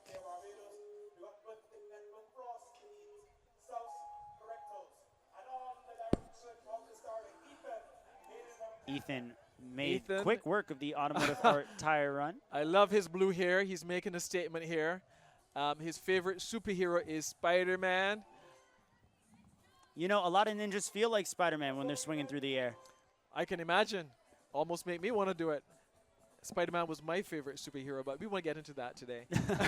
We could have a whole talk about Spider-Man, but right now let's talk about Ethan, yeah. who's already looking for that leap off the pole vault.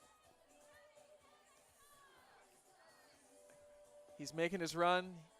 He is very cautious. He's using his momentum. He's over the palm tree swing. No use of the rope. Ethan, even though he's not one of the taller competitors, he still decided to go without the rope. He's sashaying over, which he's successfully done onto the rings. Let me see here. Ethan's been training for 2 years, and he's participated in the World Ninja League and the Canadian Ninja League. So Ethan is not a novice, but he still has to make this leap. Oh, should have gone there. I was thinking he should have made it there. That was a lot of power. Yeah. Definitely is ready for this one. So he's given up a little bit of time. Nice catch. But he's successfully over. He's given up one arm on that swing. And he looked like Spider-Man there. That was definitely Spider-Man. Very much. Okay. Ethan! Oh! Gets a hug from his coach. Wow.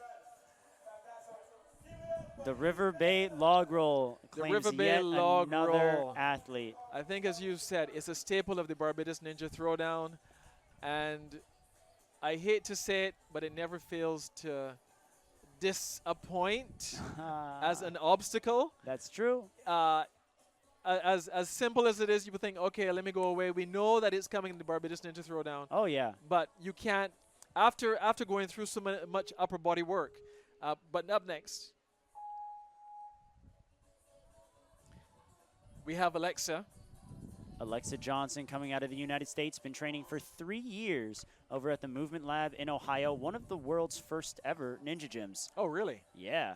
So this is some legendary stuff we're seeing coming out of this gym here. Absolutely. The starfish swing. I love how she's integrated her hair into everything. I'm seeing kind of red, white, and blue. Is this Canada? This is America. America. Okay. Yes. Okay. All right. Great. And she also has a bit of a pause. Something I'm also noticing here, Derek, is the tape on her hands.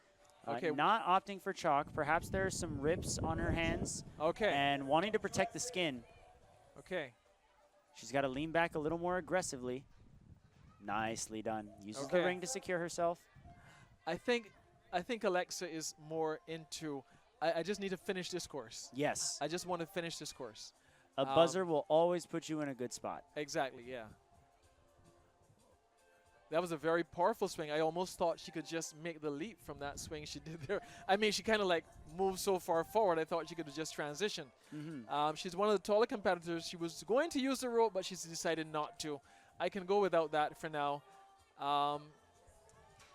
She's being very cautious. Makes contact with the palm tree swing. and is going to try and swing to lock this in by the looks of it. Yes, nope, going to yes. opt instead She's to go taking her for time.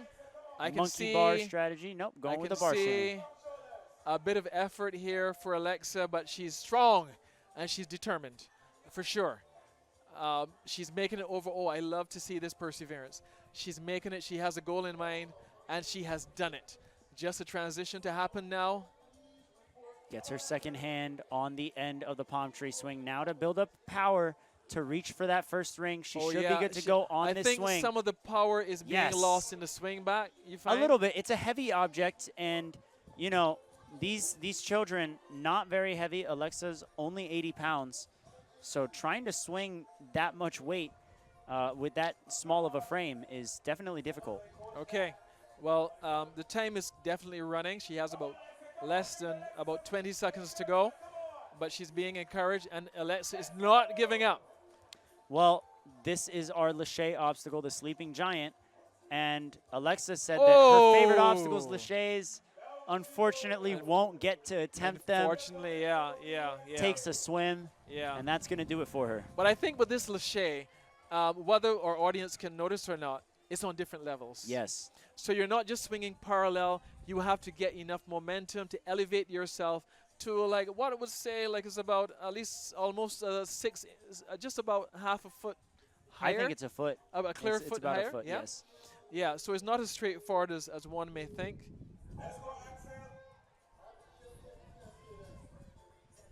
Okay. This is Axel Breard-Forcier coming from Canada. Training out of MST Fitness over in Quebec, so one of our French-Canadian athletes. Oh, terrific. Wow, great use of his strides there and his reach. Oh, he's looking fantastic. He's actually bypassing some of the obstacles. Oh, landed a little bit of a Spider-Man pose there. Yeah, for sure. Which says is his favorite superhero, so there's another Spider-Man moment. Okay, Axel's looking very fast. Huge shimmies there, very smooth and fast. But now he threw off his rhythm on the palm tree swing. Wow. Okay, he's kind of shaking it out of his arms, but he doesn't stop for a chalk break. I don't think that was in the plans. His coach wasn't there either to do it, but he's swinging like a pro. Well, he's Axel is definitely a pro. Axel, not only an international ninja competitor, but also an international snowboarder and rock climber. Oh, terrific. Wow. So that should give him the balance here for the River Bay log roll and the grip for the Beijing rotation. Fantastic. I noticed that when he was kind of... oh, he's going to go for the skip too. Oh, wow. Wow, you know what? So smooth. I'm a believer. Yeah? He put 2 feet on that log. He didn't just put one. He stood on it. Wow. I'm never ceasing to be impressed with these kids. And I noticed as he was lashing across that he didn't pause. He just kind of like held on, and then he just quickly transitioned, which is a point of experience there. Right.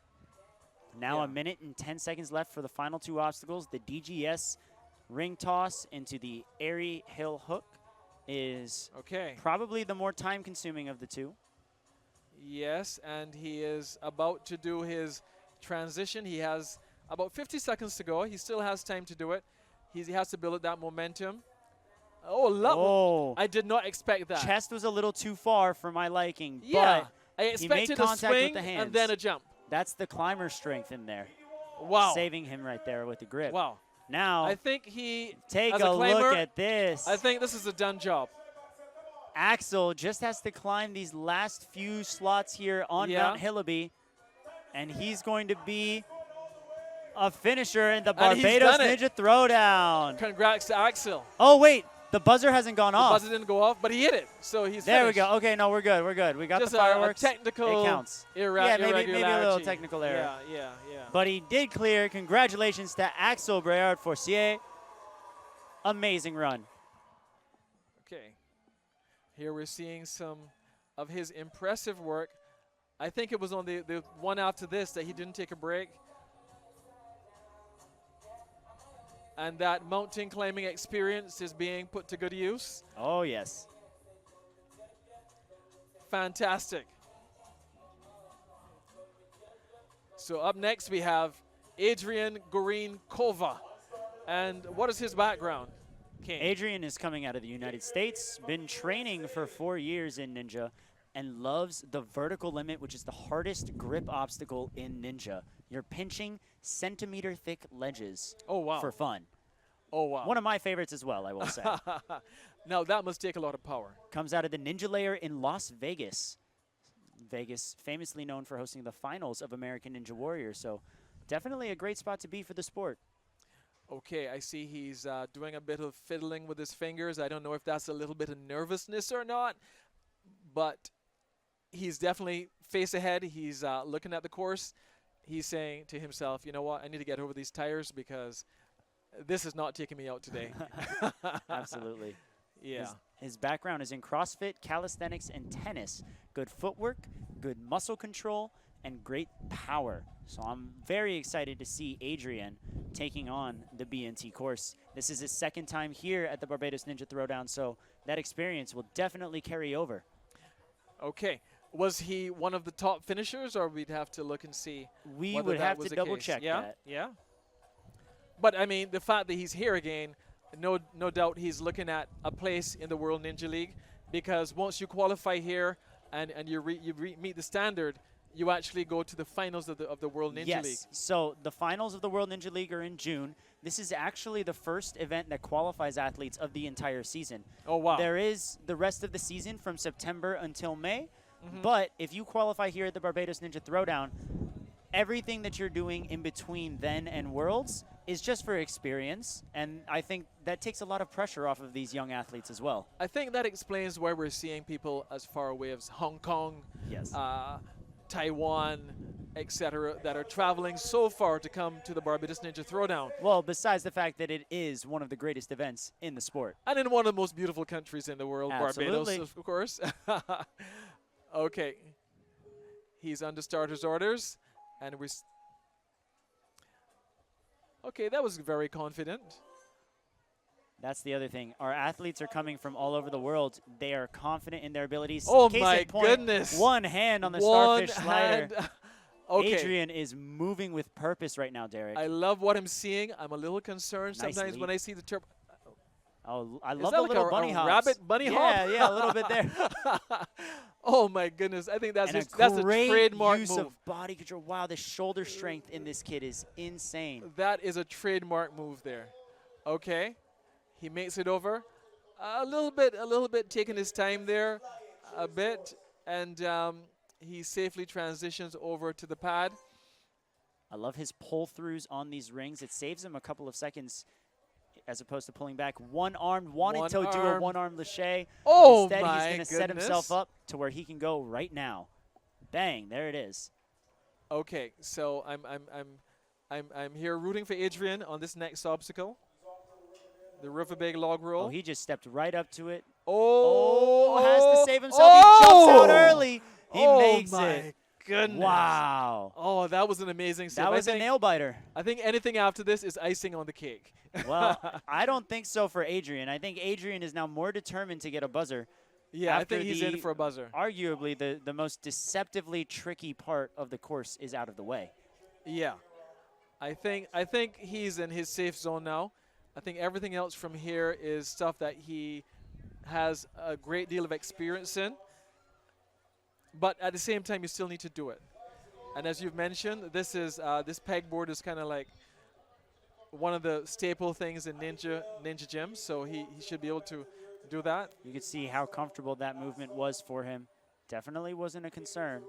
And he's building up that momentum with a Nice. huge thrust. One swing. He's got plenty of time here on Mount Hillaby. Oh, wow. Gets a hand on. One-arm grab. Oh, my no. goodness. This is wild. Slipping off Mount Hillaby, but he has another attempt. He still has 45 seconds left. More than enough No time. stress. No stress. Yeah, I think he's got it covered now. All right, there we go. Locks his feet into that top Yeah. slot, does a little muscle up, and gets to he's got the it nailed. buzzer. Adrian Grinkova hits a buzzer at the Barbados Ninja Throwdown 2025.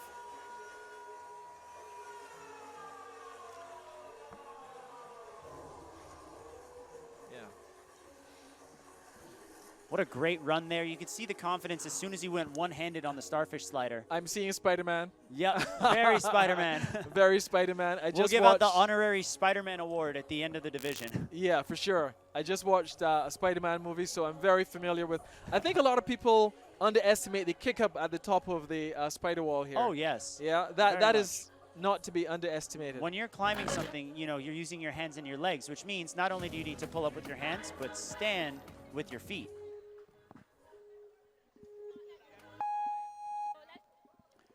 Okay, up next we have Poppy Parker.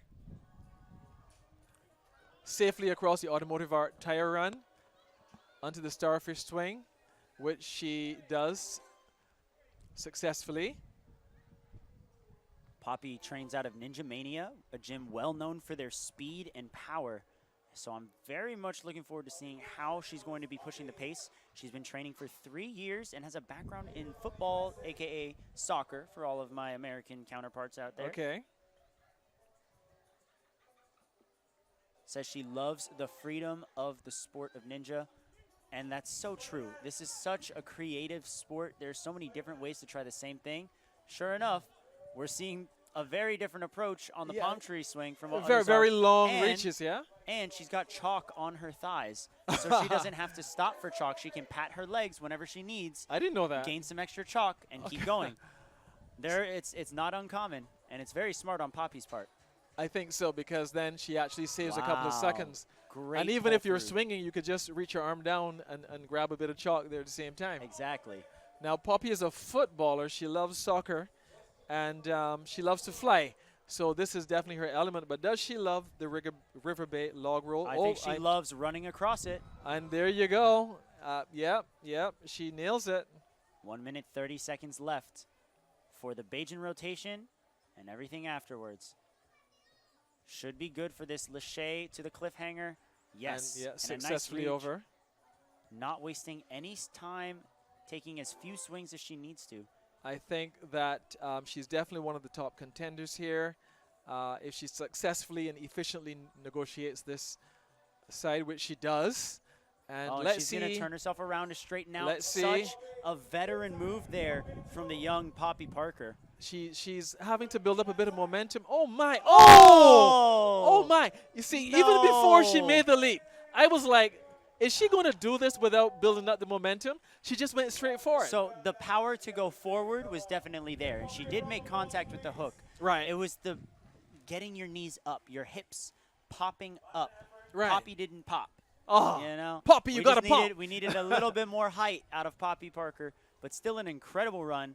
Puts her in a great spot and was very fast to that point. Yeah. For the starter's orders, it's Mateo, even from Canada. At the start line now is another French-Canadian athlete, Mateo Rodier, coming out of MST Fitness in Quebec. Been training for 4 years. Ninja's the only sport he's ever really done competitively. Oh, wow. A lot of passion out of these ninjas. So he's Mateo. Yes. I'm seeing he seems to have his own pronunciation here. His coach is giving him some guidance. Mateo. Mateo.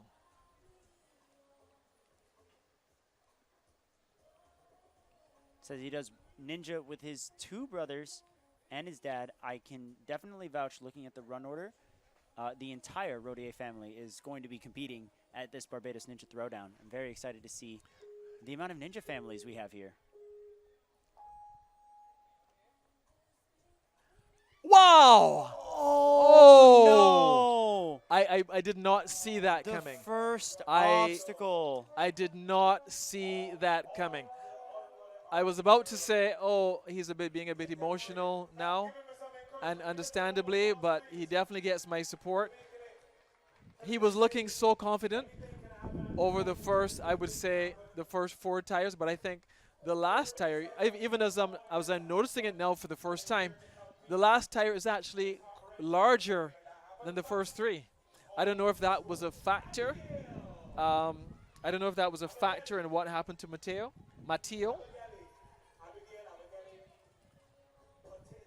Our next athlete is going to be Abigail Shafi out of Quebec, another athlete from MST Fitness. She's got a fun little bio that we'll go through in just a bit, but let's see her take on the course.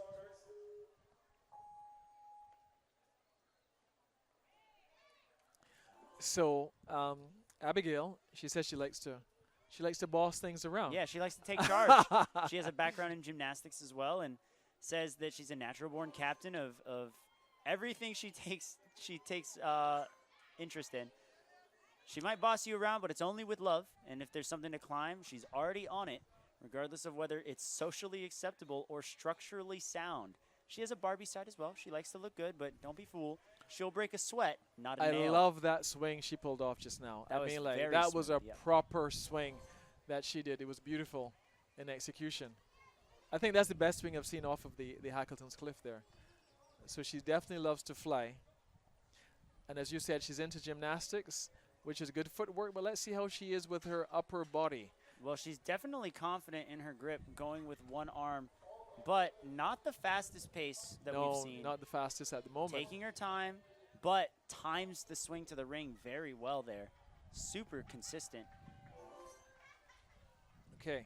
I noticed she didn't like just run up to it and just jump forward. Right. She kind of like took a little breather there. Some of our athletes might like to be a little more methodical.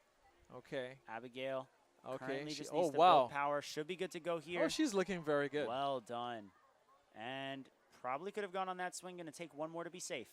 She that does was it. an interesting turn there. And she eats the drop. Yes, She kind of compresses it with her arm. She and absorbed it with yeah, that she lock absorbs off. it, The yeah. lock off is when you hold bent armed. Right. And if you catch something locked off, it's easier to absorb.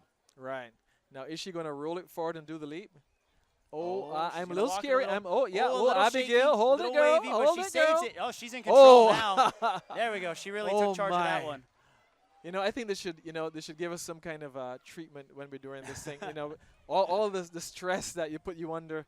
We'll see a therapist after this. Huge swings there. Had to get her legs up high to generate power. Legs and hips are where you get your power on laches. Wow, I Just love like that that. transfer, yeah. Even though she's one of the smaller competitors, she was able to use her reach to just bridge the gap between the obstacles right there. But the time is not on her side at the moment. She has 30 seconds to go and quite a few obstacles to get over. I can see there's a little bit of fatigue there, but she still has the power to maintain that grip, to hold on. Oh, dear. Now, Abigail, you hold it, girl. It is worth noting there are items called touch points on a course where if you touch it, you get a point for clearing an obstacle. By touching this hook, just like that, she does clear the ring toss, which is important for her score. Ooh! Wow, gets it. Can she get to the mat in time? She does, but runs out of time on Mount Hillaby. Oh. Had the fight in her. She did have the fight. And I'm glad she didn't just decide that, you know what, I'm just going to drop in the pool. Right. Didn't give up. Wanted to climb Mount Hillaby anyways. Got the buzzer, just not they in the even time gave her the buzzer. allotted. Yeah. What a fighter. And we're just so happy to see Abigail successfully complete the course.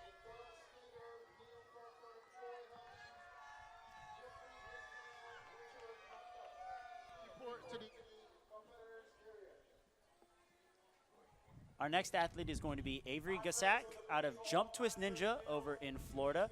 Jump Twist is coached by reigning BNT champion Flip Rodriguez. And he's brought his whole team out.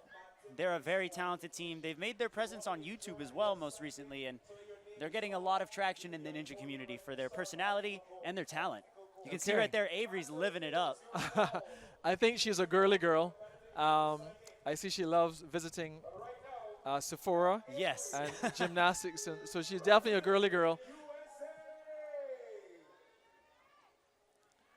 I noticed that she's the second female competitor I've noticed opted to wear a skirt. And I see that as a symbol of girl power. She's saying, you know, girls can do this. You know, girls are strong. And she's making very good progress. Oh, yes. And, you know, the Jump Twist team, very big advocates for women in the sport. Her coach on the sideline with the chalk, Megan Budway, actually starting an all-female ninja league. Oh, really? In this coming fall, yeah, so very exciting. but I'm seeing that she also has quite a bit of experience.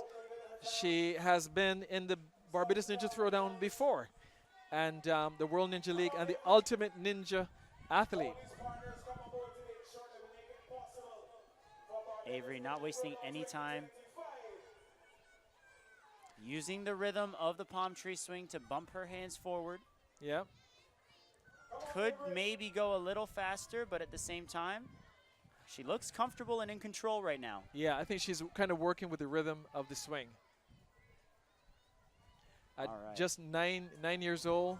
Oh, She gave us a little gymnastics. Pose, yes. She stuck the landing.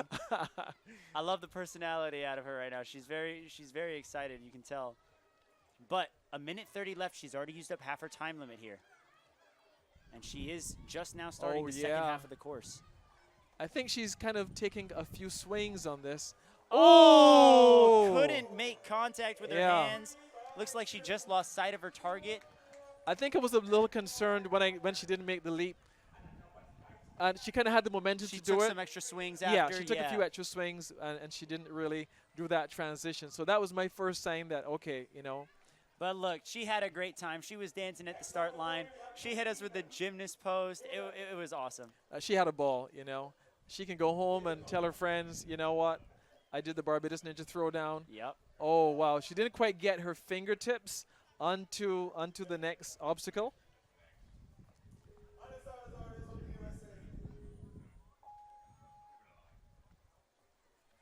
On the course now is Kaden Vilcek coming out of the United States. Okay. Trains out of the SoFlo Ninja Academy, one of the newer gyms in Florida. I believe it's only a couple years old, but even then, Kaden has 4 years of experience. And you know what? This is what Kaden did when, during the COVID period, he got into ninja as a way of, you know, expressing that energy. You weren't able to run around the way you did. Oh, yeah. And he found his comfort in a gym. And he's a dog owner. He loves dogs. He has 3 dogs, Cause, Care, and Rarity. But he also loves to make it across the ninja course in top speed. And that is what he's doing now. His name in Czech means little wolf, and he's definitely moving like a wolf in sheep's clothing right now. Maybe doesn't look, because he's so young, as strong as he is, but he is tearing this up right now.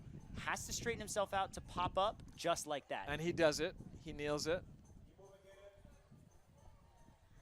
Oh, another nice lead into that last spinner. Right. I think he kind of had the arm span to really transition there without too much Now, too what's much his issue. approach going to be on the River Bay log roll? It's going to be And a quick step. Quick step. Nice bound through. Now on the Bajan rotation with a minute 35 on the clock. Going to really use the pullbacks here when he swings backwards to generate. Yes.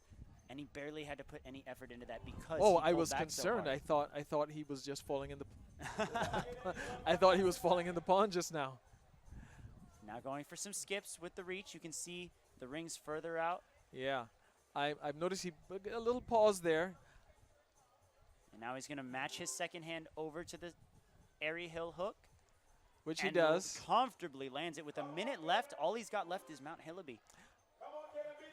And he has 55 seconds left. He has more than enough time a little to slip, do it. But he's all right, and he's in the slots. He's got to get his foot up. Wow. I think he just tried to move his hands before he moved his feet. He has more than enough time to get up that at Mount Hillaby. First step, move up to the second slot with your hands. Then move your feet into the wow. You have to move your feet into that first slot, and he's skipping that step. Yeah. I think he's just very eager to get to the top. Yes. And he's got plenty of time. 25 seconds is more than enough. I think he's listening to you. There's the foot. Yeah, he's listening to you. Now he can stand and reach. Yes, come on, Kaden Vilcek. Take your time, Kaden. Get your other foot up. Yes, sir. Fantastic. 12 seconds left for Kaden Vilcek, wow. our next finisher here at the Barbados Ninja Throwdown. I think he was doing it fairly effortlessly. Yes. But coming close to the end, there was a little bit of concern there. Yes. In some of those last obstacles. It was just a strategy thing. You could tell that he was really antsy and really wanting to get to the buzzer. Right. But maybe just didn't think through it. That obstacle so commonplace in Ninja that it is one that our athletes can take for granted. Right. Here we're seeing some reviews.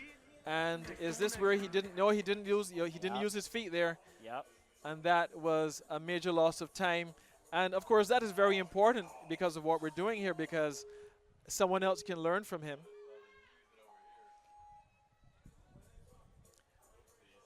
Our next competitor on the course right now is Emma Ryu, coming out of Canada. Another athlete from Aspire Ninjas over in Milton. And wow, it's been 15 seconds. She's already halfway through the 4th obstacle here, Derek. Oh, wow. Competed in the North American OCR Championships and the World Ninja League, but has a background in running, swimming, and rock climbing. Hopefully, we don't see the swimming background come into play today, and she stays dry. She says for Ninja, it was love at first sight. That's awesome. And her favorite hero is Batman.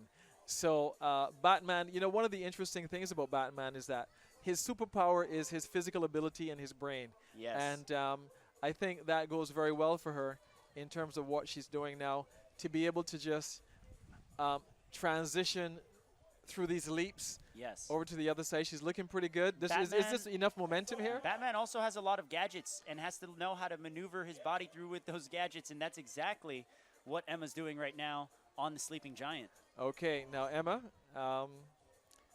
Coming up to the River Bay log River roll. Bay log roll. Gonna give it a kick.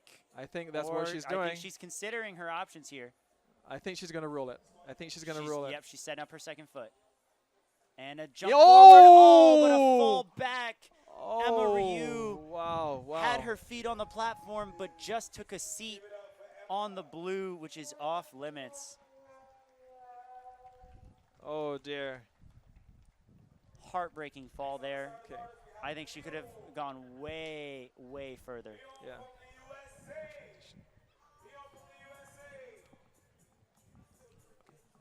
Okay.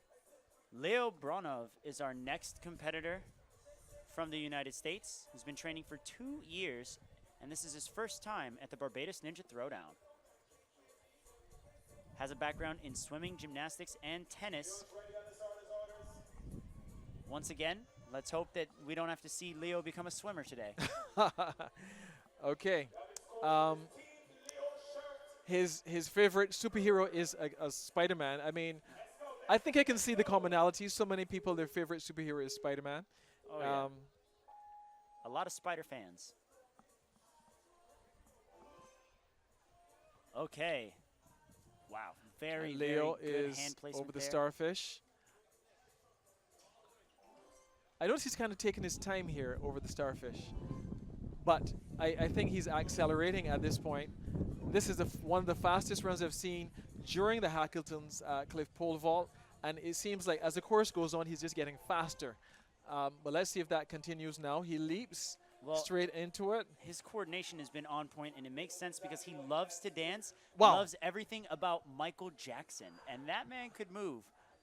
He just did a couple of turbo moves Yeah, over shoulder the palm pops. tree swing. That's great shoulder mobility there. Now for the Sleeping Giant. Has to build up a bit of power. Yeah. Oh my goodness. Now, Leo just means goes business. to show, yeah. Leo actually placed 9th overall in the world for his age division. Oh, really? So it's no surprise he's doing well, but Okay. we are having to pause his Oh, run. dear. Oh, Leo dear. will have to get Oh, a dear. rerun Oh, dear. as the River Bay log roll is still at the end of the track. Yes. We can't have that yes. affecting his time. Yes. He will be receiving a rerun later. Okay. Okay.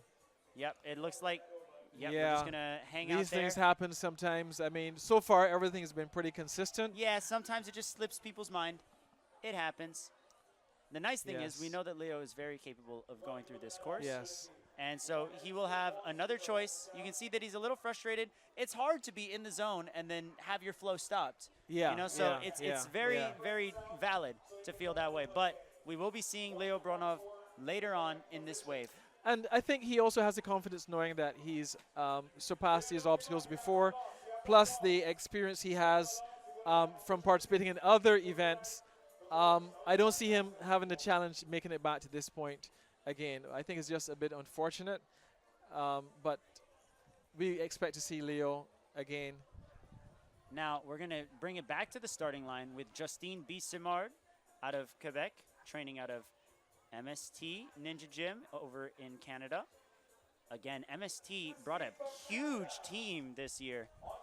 Very, very excited to see that. Has a background in pretty much every extreme sport you could think of: running, parkour, climbing, aerial circus, and classic ballet.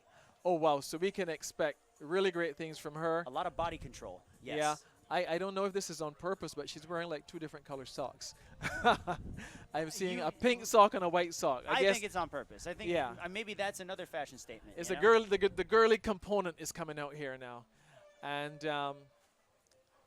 okay, what happened here? I saw there was a countdown. I think they did not stop Leo's run Oh, on the right. timer, so they just reset it now. Okay. So that way it's ready for Justine. Right. Okay.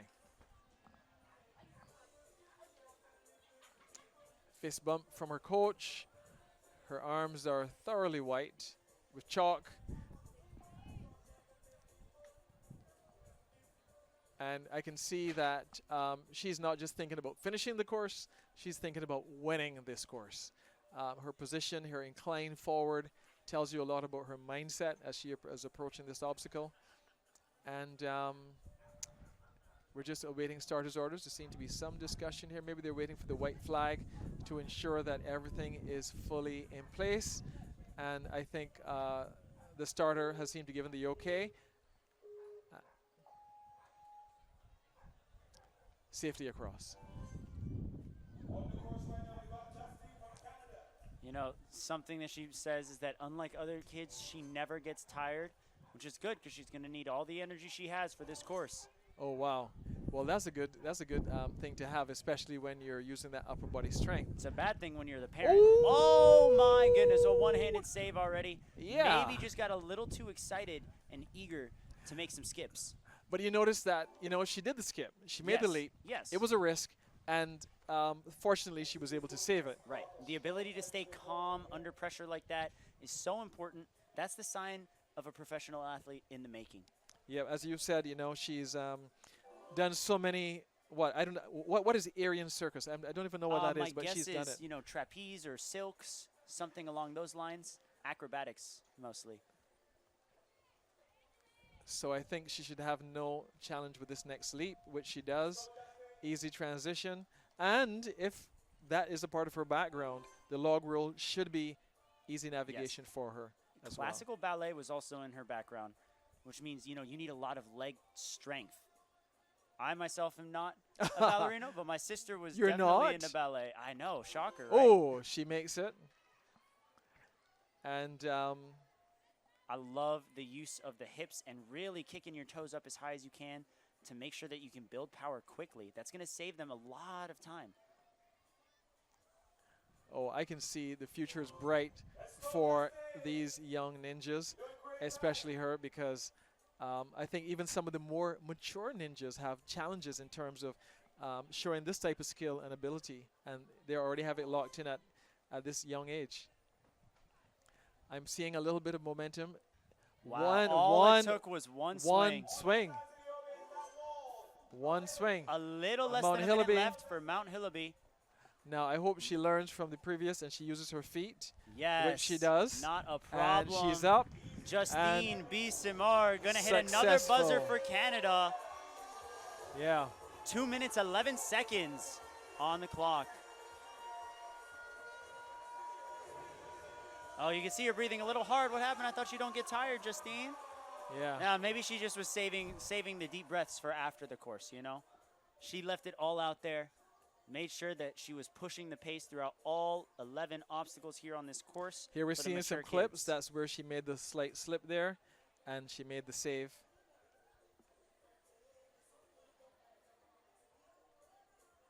All right.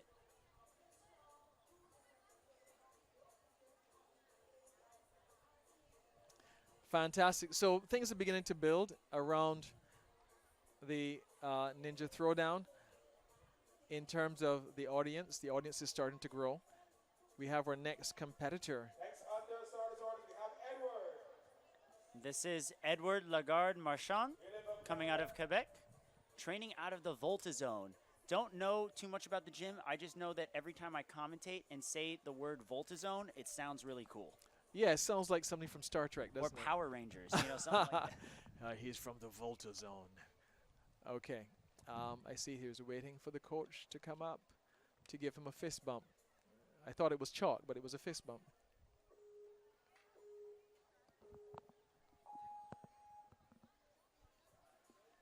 Successfully across the Automotive Art tire run with the Starfish, getting some very close instruction from the coach. Now he loves complex grips and cliffs, which can be seen on the Bajan rotation. Hopefully he gets there and we get to see those skills put to use. His background is also in basketball and alpine skiing, which will come into play on the River Bay log roll when the balance will be truly tested. Now that's a lovely swing. I love that. He leapt off of that pole as well, making sure that he had the right angle. But now he's a little circular. Took a little bit of time to adjust, but he's there. Coming into the palm tree swing. Now, his mom says he never takes a break.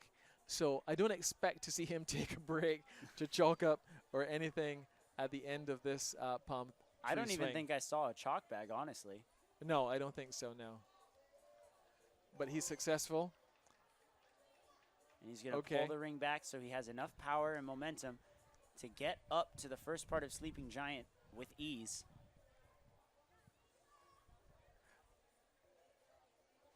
And he's definitely getting that momentum. Yeah, and I expect to see another successful traverse because he has lots of experience. And he's over to, he's over to the other side now. Now, again, the challenge for him, as with all the others, is whether the lower part of his body is as good as the upper part of his body. Yes. And so far, I'm liking what I'm seeing. Oh, he's going to exit early. Oh, yeah. Yeah, felt himself stumble forward, but he made the adjustment just before disaster struck. He was looking so confident at the beginning, and then all of a sudden you saw him start to bob and weave, but he was able to save it. Even then, still has not taken a break. And he's already halfway through the Bajan rotation. I think his mother was right. But time, 50 seconds left. It is enough time to clear the course, but he's really going to have to push the pace here. He can't do too much time quickly. swinging, can he? No, he's got to be out of there right now, especially coming into the DGS ring toss. You're going to want to skip some spots on this obstacle and not do every single one. What is his approach going to be? Yeah, I'm seeing. Oh no, that's challenging. Oh, like that's a challenge because this is the more traditional technique. The problem is it's slower. It's slower, and when your arms are spread so wide, sometimes it's a challenge getting the ring unhooked from the other side. Exactly. Now, 15 seconds left on the airy hill hook. He's got to set himself up, and he just airballs. Oh yeah. Nothing I think but water. He definitely needed another swing there because he didn't quite bridge the gap between the two hooks. But a wonderful run from him up to that point. Yeah, still made it to the showed lots second of to last experience. obstacle. Yeah. And who knows, maybe he can make it to the top 3, do you think? I think we might have already passed that threshold. I believe you're going to have to make it to Mount Hillaby to podium in either division. We've had quite a few athletes clear and quite a few athletes, fall or run out of time on Mount Hillaby. Now, we saw Avery Gussack earlier today. This is older sister Braden Gussack, also coming out of Jump Twist. Has a background in basketball, golf, and lacrosse. What a combination. Oh, yeah. Basketball, golf, and lacrosse. But you know what? That's a wide variety of skills, and Ninja requires pretty much all of those skills to be utilized at one point or another. Now, it seemed maybe she's been to the Barbados Ninja Throwdown before. Yes. Yeah, since she's been here once before, so she's not unfamiliar with this forum and the crowds and the audience and the anticipation and the pressure that these young kids are able to navigate. A last word from her coach. A little bit of guidance there. Let me see. Definitely with basketball, she should have a very good leap. Oh, yeah. To help her get across. But I'm not seeing that she's competed in two. Oh yeah, she actually has. She actually competed in the World Ninja League. All right, not a problem there on the automotive art tire run, and trying to be as quick as possible with the hand movements on the starfish slider. There's a lot of confidence here from Braden. Okay.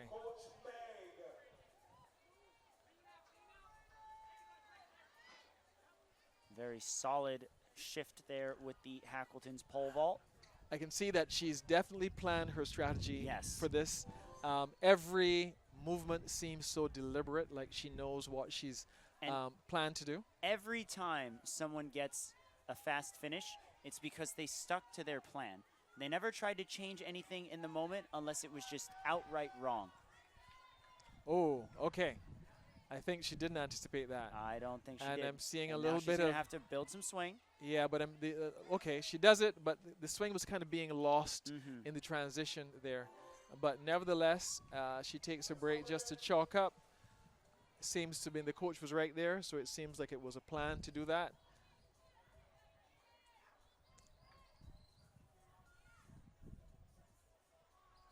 And that Nice. momentum is there right now. I hope she makes the transition. She safely does Yes. so. Oh, Oh, she gonna got kick hooked. the next Oh, one. that's not nice. I don't know if that's Because- allowed, but for now, the But ref does it was not call actually it. to her disadvantage that it was actually A swinging little like bit. that. She yeah. wanted to kick it to be more low to the ground, so that way she could lean into it better. Oh, but she slips down. Yeah. I think as she was leaping off of the log, I saw her foot made a slip. Yep, the big thing is you don't want to be on your heels at any point on the River Bay log roll. And as she was going for the early dismount, she slipped over to one of her heels, giving her absolutely zero purchase to actually push off and jump. Wow, wow. Next up, we got Jason. Jason. Yeah, there's that heel slip again Oh, yeah. from Braden, but still a solid run. I think you just have to be aware that it's not a static obstacle. It's a moving obstacle. So even as you try to make that leap, you have to be aware that you could slip on it. Yes. We're going to kick it back over to the start for Jason Banks' run. Loves sky hooks, which is the area hill hook at the end of the course. So hopefully he can make it there and show just how much he loves it. Trains out of the Grit Ninja in New York. So we got a city boy running the island course. Oh yeah, for sure.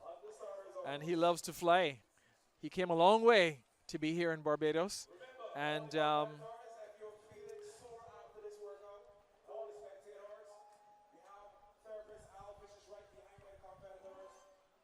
and he's passed the first obstacle, which is, for me, a major goal. You know, you're traveling this far, you want to be sure that you maximize it. Yes, it's also worth noting for World Ninja League qualifications, you have to clear the first obstacle, even if you're within the qualifying bracket placement-wise. If you don't clear the first obstacle, you will not qualify. Oh, wow. Okay, he's definitely a brave lad. He was really throwing his body around there on the Hackleton's pole vault. Definitely. So the palm tree swing, a little bit of okay. Good pull-up there as well. That's a lot of strength coming out of... He seems very confident with his leaps. Yes. Wouldn't you say? I mean, he's leaping all over the place. Here we have Jason under the directorship of his Jason now gets a good Okay. reach by the fingertips on the palm tree swing, but a quick exit out. Only a minute has passed. He still has 2 minutes for the last 6 obstacles. Coming Okay. up now to Sleeping Giant. And he's going to leap out to that second ring once again. Now he's got to generate some Okay. power. Wow, Okay, what safely a great done move. so. And I love it. He doesn't waste any time on that aspect onto the River Bay log roll. Great landing there. Now he's going to take a little bit of time. What is his approach going to be? I think he's contemplating pushing it out for a skip. Nope, he's just setting himself up to walk. Oh, wow. And he jumps I'm out. so happy for him. A minute 15 left for Bajan rotation and everything else that comes after. This is where Ninja can start to feel like a chess match, folks, where it's you versus the course and the clock. You're getting 2v1. You know, the odds technically shouldn't be in your favor, but Jason defying the odds right now. He has quite a bit of time to go. He has just under a minute, and should he proceed without any hindrances, I think he's on par to a finish. That was very smooth and quick through the Bajan rotation, so he definitely has time to get through the DGS ring toss and airy hill hook. And he seems to be very efficient here. It's the last aspect to the Bajan hook that I'm concerned about. All right, now I'm really rooting for him. The airy hill hook is what he says is his favorite obstacle, known in the United States as a sky hook. But he's a little twisted up. Oh, yeah, but He's the gotta time set is himself going. up. Yes, does he it. gets it. He's got 13 seconds left, though. He's got to go. Okay. He's got to get Mount Hillaby. He gets up. Come on, Jason, climb. Oh, Climb, use Jason. your feet, Jason. Use your feet. Go, 2, 1. One. No, Jason, bang. Oh, he barely missed it. He barely missed At it. the top of Mount Hillaby, runs out of time. You know, time is of the essence here, and it's so important to notice that when you're in a moment like this, every delay that you made, every extra swing that you took leading up to this point, ate away your time to finishing. Yes. It's just so. Oh, my goodness.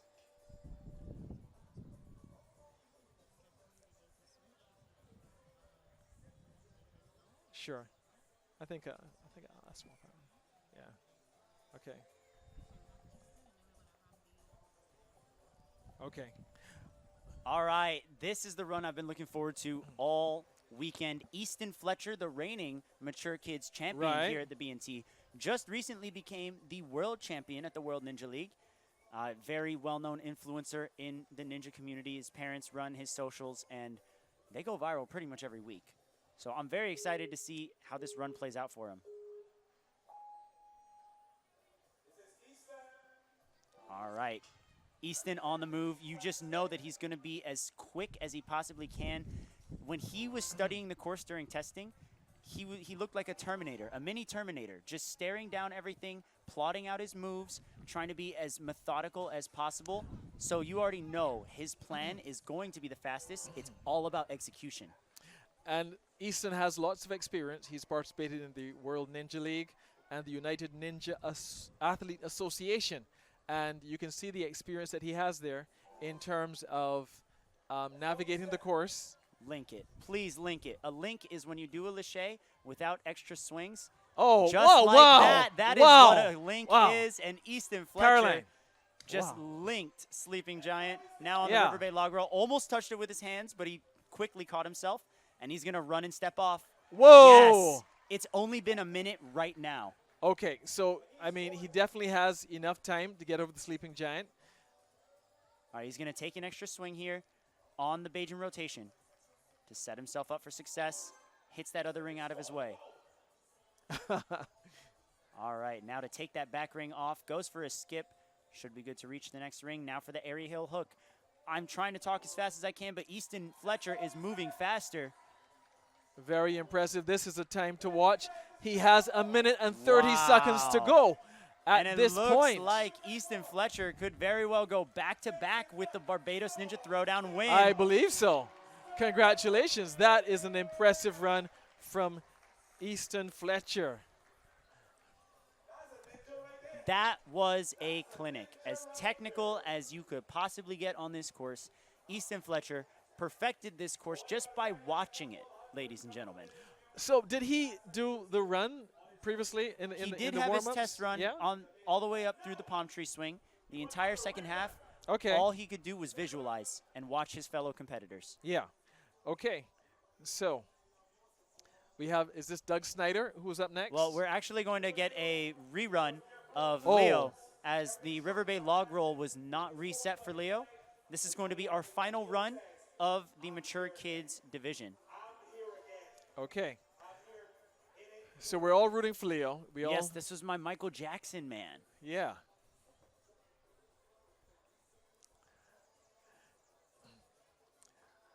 And we all rooting for Leo. We know that he had the unfortunate situation earlier But he's very confident. He's a very skilled competitor, and he has a very level head as he's going through. Through the starfish now, slider, he beat over all these of logs, these obstacles. all these obstacles he beat before. Yes, so and he I think knows he can do it. Look how much faster he's going right I now. think he's than his even first faster run. than he was before. That's the benefit. You know, obviously, if you are running a course, you could get tired, and then having to run it again can drain you. But the advantage is you know how these obstacles feel. A little bit of a hookup there, a little bit of a hookup, because with a guy who's going for time the way that Leo is, any extra swing, I know he's thinking about it. Yes. But he makes up for it. He's a bit faster across the palm 3 swing. He leaps into it. He doesn't delay. The sleeping giant. And he successful. also links Sleeping Giant. Okay. Amazing move. Okay, the log is here. Oh, wow. He And pushed he it out to walk it a little successful bit. navigation. And now we're in uncharted territory for Leo Bronov. Has not attempted this obstacle yet, the Bajan rotation. But I think he's in maybe a better position than he was the first time. Absolutely. So he's making the most of this opportunity. He's had to do a second run, and I'm really happy for him. All right, now onto the DGS ring toss. He's going to skip a knob.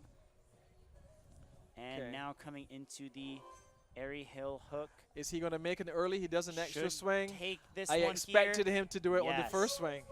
No, he didn't have enough on the first swing. That second swing was very tactical. Okay, he And goes straight Leo at now on Mount Hillaby with his it. rerun. 1 minute and 12 seconds to go. Really made the most of this opportunity because here we are, Leo Bronov, under 2 minutes to the buzzer. Oh, congratulations to Leo. Oh, and he hits So us with another happy. celebration as well. And a Michael, I don't know, is this a Michael That is not Jackson Michael dance? Jackson. Or I That don't is know. not Michael Jackson.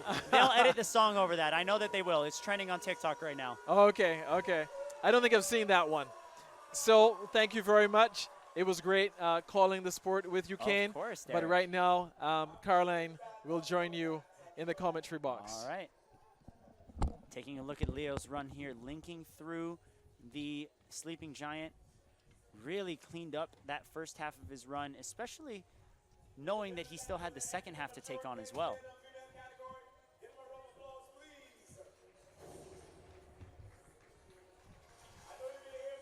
The celebration as well. I just know that he's going to put the song over it. It's going to be hilarious. How's everybody feeling? All right, we want the energy. These kids are giving us the energy. We want to give them that energy too here at the Barbados Ninja Throwdown 2025. Next category, we have the Masters Meals. That's the form of the Masters Meals. It would appear So some minor course adjustments will be made, and then we will be jumping right into the Masters Male Division. The Masters Male Division consists of athletes 40 years and older. Along that list is a bunch of my friends actually who have competed in USA, Hong Kong, Canada. Some of them have been on American Ninja Warrior or even Sasuke, the original Ninja Warrior competition coming from Japan. And they're bringing all of their experience and wisdom onto the BNC course. I see this as a great blessing. I'm very excited to experience these next batches of runs alongside Cece. Welcome back. Yes, indeed. Thank you so much, Kane. And yeah, just stepping back in and ready for the Masters Male Division.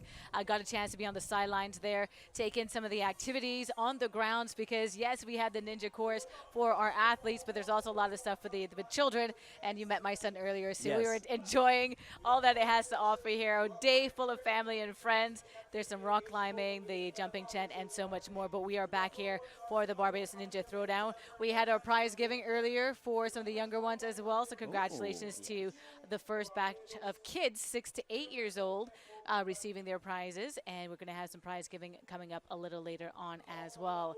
But right now, getting ready for the Masters Male. Now, you said you know some of these competitors. Yes. So putting you in the hot seat, first time co-hosting together. All right.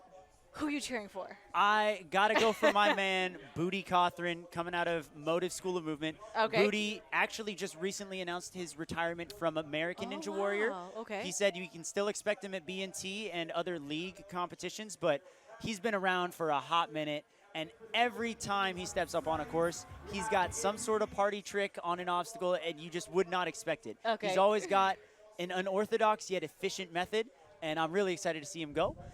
Coming up back-to-back as well are the two separate captains for the Hong Kong teams. We've got Jackie Wong and Chin Young, both of them leading their own separate gyms and teams in Hong Kong. And I'm really excited to see they've brought their whole team out for this event as well. They're starting off the charge for their countries, and the rest of their teammates will follow later on. But I'm very excited to see how those leaders will represent their country. Yes, I'm going through the names right now, and we do have a fair amount of competitors in this category. 24 competitors at the start of it. You never know what happens, but 24 competitors lined up for the Masters male division, and we are ready for it. And as you mentioned, you know, you may have your favorite. You may see someone that you didn't see before, and you're going to be like, for some reason, you know, certain people, certain athletes, they bring this energy and this charisma and this personality from the starting block, and even though they may not finish, for some reason the audience just feels like they're connected and cheering them in. So let's take a look at our athletes lined up here for the Masters Wave 2 division. I will say as well, taking a look at the run order on your screen right now, I'm seeing a lot of very familiar last names. Correct. Where that means we're getting a lot of ninja parents. The fourth runner is going to be Jeffrey Ishmael, who has a son who will be running in the elite division later on this weekend. And Jeffrey is super, super passionate and committed to the sport. Love to see it. Terrence Murphy, got to give him a shout out. He's an awesome guy and a very talented ninja for this age division as well. He might be a sleeper pick for the podium itself, and I'm very excited to see that. Also have to give one final shout out to Chunmin Young, better known as Jimmy. He owns a gym in Taiwan called Jimmy Fit, and every spring there is the Jimmy Fit Games, which is basically the biggest ninja event in Asia. Oh, fantastic. And he's decided to bring Team Taiwan out to the Barbados Ninja Throwdown this year. It's going to be his first time competing in a while, actually, overseas. And I'm really excited to see how that plays out for him. For sure, and hopefully, you know, there can be an exchange of cultures, an exchange of athletes. You know, they come here this time, and maybe you never know. We're building our Barbadian contingent here. We would have seen a lot of the Bajans in the 6 to 8 division, and you know, those are the athletes that they're going to grow with the sport, take the sport to another level here in Barbados. And you never know, we might be cheering on our Bajan athletes, watching them on TV in Taiwan. That would be and awesome. Definitely watching and seeing how we do on that international stage. Well, it is worth reminding everyone that the top 10 per division per country qualify for the World Ninja League Championships as long as they clear that first obstacle. So, as long as the automotive art tire run is cleared, our Bajan contingent here will be able to fly out to the United States in June of 2026, giving them an entire school year to prepare and train and be as ready as they can for one of the biggest ninja events should they choose to compete. And I think that's why on the calendar we are seeing a lot more countries being represented here at the Barbados Ninja Throwdown, because not only is this obviously recognized by the World Ninja League, but it's also recognized, and you kind of leading into that pivotal time where you want to qualify, but you still want to train and excel and get better. So this is the perfect kind of timing. And what better place to do it than in beautiful sunny Barbados? The weather has been fantastic. You know, that's a large reason why I'm here. I myself am from Hawaii, love the island vibes, love how at home I feel over here. It's very similar, but at the same time, Hawaii doesn't have any competitions. So this is my first and frankly only opportunity to qualify for the World Championships. Of course. And it's a big reason I came out, but at the same time, I mean, getting to hang out here with you and Derek and Strat and the whole rest of the crew, Delano and Perry and Monique obviously doing amazing work on this event. Of course, and yeah, so that's what it's all about, kind of experiencing a different culture, but, you know, the same love for the Ninja Throwdown, the World Ninja League, that kind of sport and athleticism that comes with it. And we're seeing our course being reset right now because, as you know, there are going to be some changes, some minor, some major. Yes. As We've got one of the major changes right now that you're looking at. We have a pulley system that I suggested, by the way. Just going to toot my own horn there. But they are removing the palm tree swing, which is an obstacle number 5. Yep. And they will be replacing it with the more advanced version.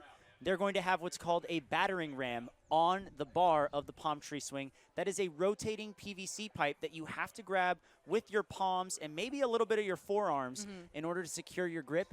If you go with one hand or just misgrab, it will spin out on you and send you into the pool. Of course, that's what the challenge is as we get into this elite masters male division, because you are going to test the strength, the agility, upper body. I heard you and Derek speaking about, you know, the upper body versus lower body strength, and it really is a commitment of your technical skill and not just your strength, but there's a mental aspect of it, of how you Yes. approach an obstacle, and also should you stumble, how do you recover physically and mentally going on to the next obstacle. So we're getting ready for that, the entire team. They are here and making sure the course is going to be reset, not just that, but safe as well. So Yes. as you prepare for your run, you mentioned that, of course, you're looking forward to your run. What's going through the mind of the athlete as they're watching this kind of setting take place and knowing that things that, you know, you just watched some athletes definitely run through the course quickly, they hit that buzzer, and now you're watching what they just did completely change, and you're next. So there's a lot of emotions, and it's a very mixed bag, because on one hand, Ninja's about cheering on your friends. Of You know, course. it's you versus the course. You want everyone to do well, but at the same time, you know, oh, that means I have to do just as well or better if I want to place well. At the same time, some people really enjoy watching other competitors Yeah. on the course because they can study and learn some techniques and see, oh, I had this idea, this didn't work, so maybe I Of go to course. plan B. Other people don't like to watch at all. And, you know, especially in the 2 or 3 runs before I run personally, I don't look at the course I was at all. gonna say, I wouldn't be don't watching. wanna I don't want to know what they're doing. I don't want to, like, I care how they do, but I'll care about it after my run, you know? And I want to focus on myself, make sure that I stay calm and just purge all of the other excess thoughts. I agree, because that's me as well. I'm definitely the person that is going to maybe second guess myself. And when you kind of you have that plan, you know, because obviously you had a chance to see the course, you have a chance to kind of touch different elements of the course, and you make your plan, you formulate your plan. And for me, I'm the kind of person that if I see someone, I might start to second guess myself. And then when you're there in the course, making that jump, that 1 second of self-doubt gets in your Yes. head, and that is just it. You're going for a swim. Yes, adaptability has to be huge, or you are definitely hitting that water. I always process Ninja in my head as a dance. I try to Okay. have my routine. I choreograph it. I make my plan, and I visualize it. If I were to be on the sideline right now, I would basically be turning with my arms in the air, Of course, we all see like that, yeah. twisty and everything. And a lot of people would be like, "What is this guy doing?" But then when I execute on the course, you know, ideally it's as smooth as it possibly can be. And, you know, if you miss a step in dance, you don't stand there and Stop. cry and stop. No, you freestyle until you get back on track, and you make your adjustments as needed. And that's exactly what you need to do on this obstacle course. You have to be adaptable. So, of course, you know, we do have a practice area for the athletes. So what you just mentioned, I do see a lot of the athletes visualizing their steps through the obstacles, visualizing how they're going to attack different obstacles and what they're going to do and the different techniques. Now, as we go on to this next division, you know, we've seen a few different techniques. And even earlier I heard you mention, you know, certain, we saw an athlete kind of kick the fidget spinner. Yes. And they're different techniques. So before an athlete runs, do they have the full rundown of what's allowed, what the rules are, what is and is not, what Yes. they're able to do, hands, feet? So our crew, Delano Hines and Perry Oosterly specifically, are going over all of the rules months before this even happens. And they're perfecting everything to make sure that it's appropriate for every age division.